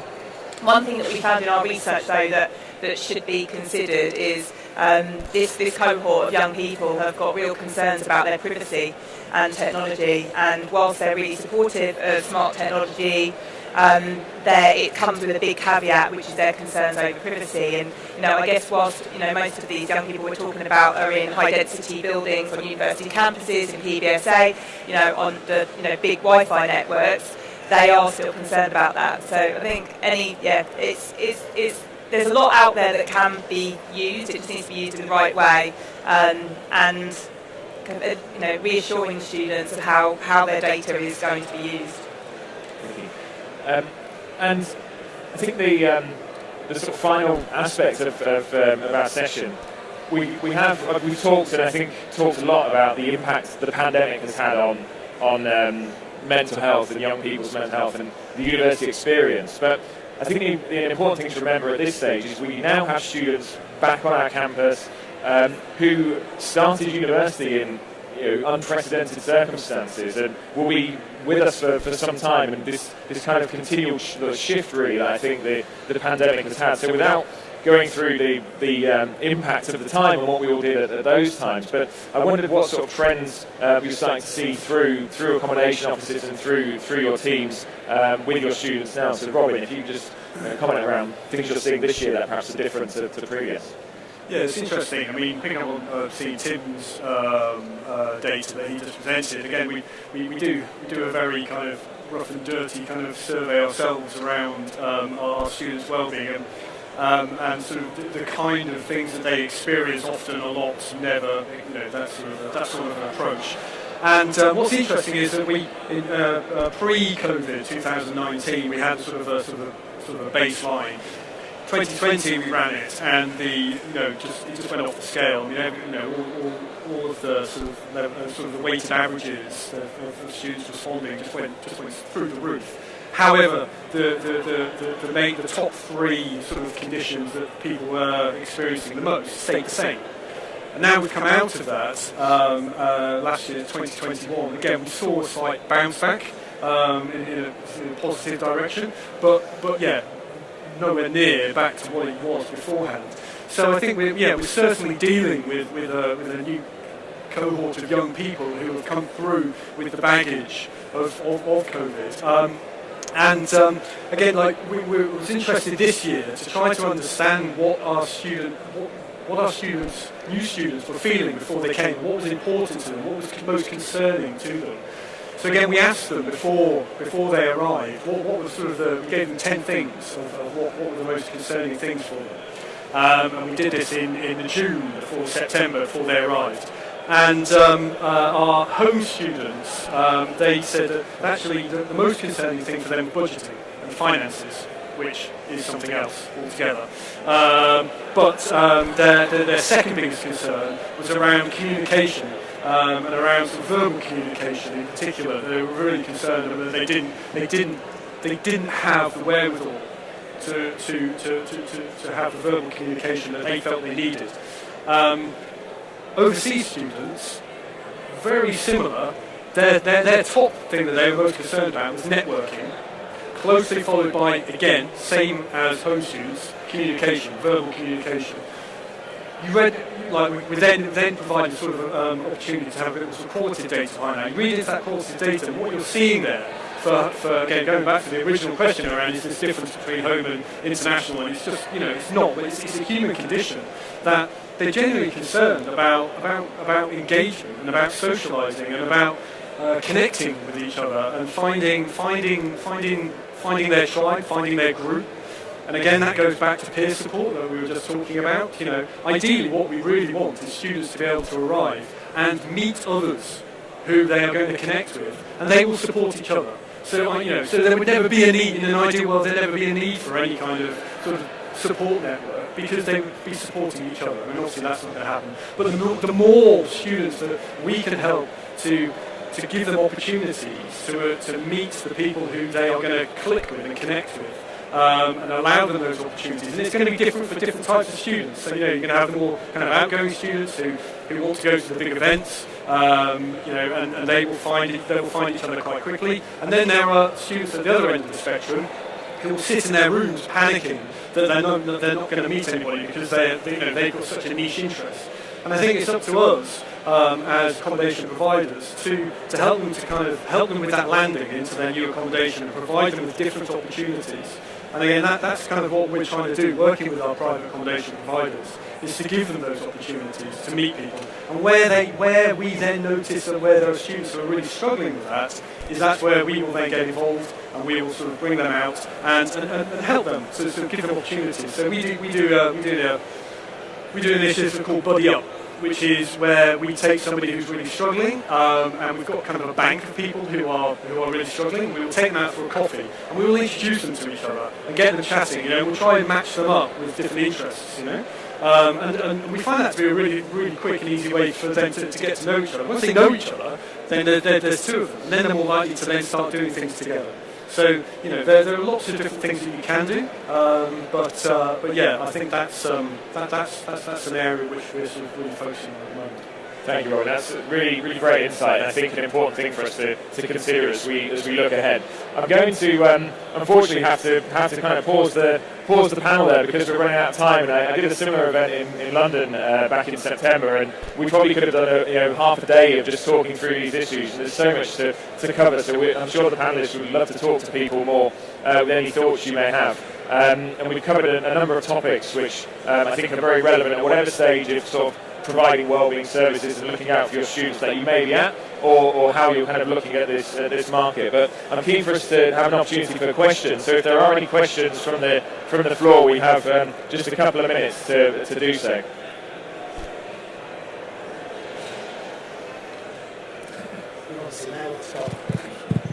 Any questions? No? No questions. Brilliant. Okay, well, thank you very much, everyone, for listening. Do appreciate you sticking it out. You get 10 gold stars for being some of the last people standing, so thank you very much. We hope you enjoyed the session. Thank you.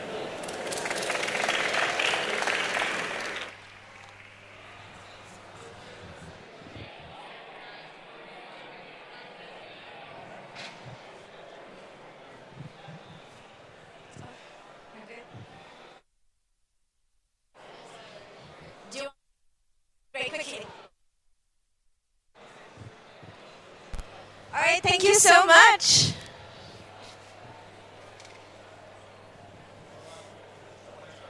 Thanks, Tim.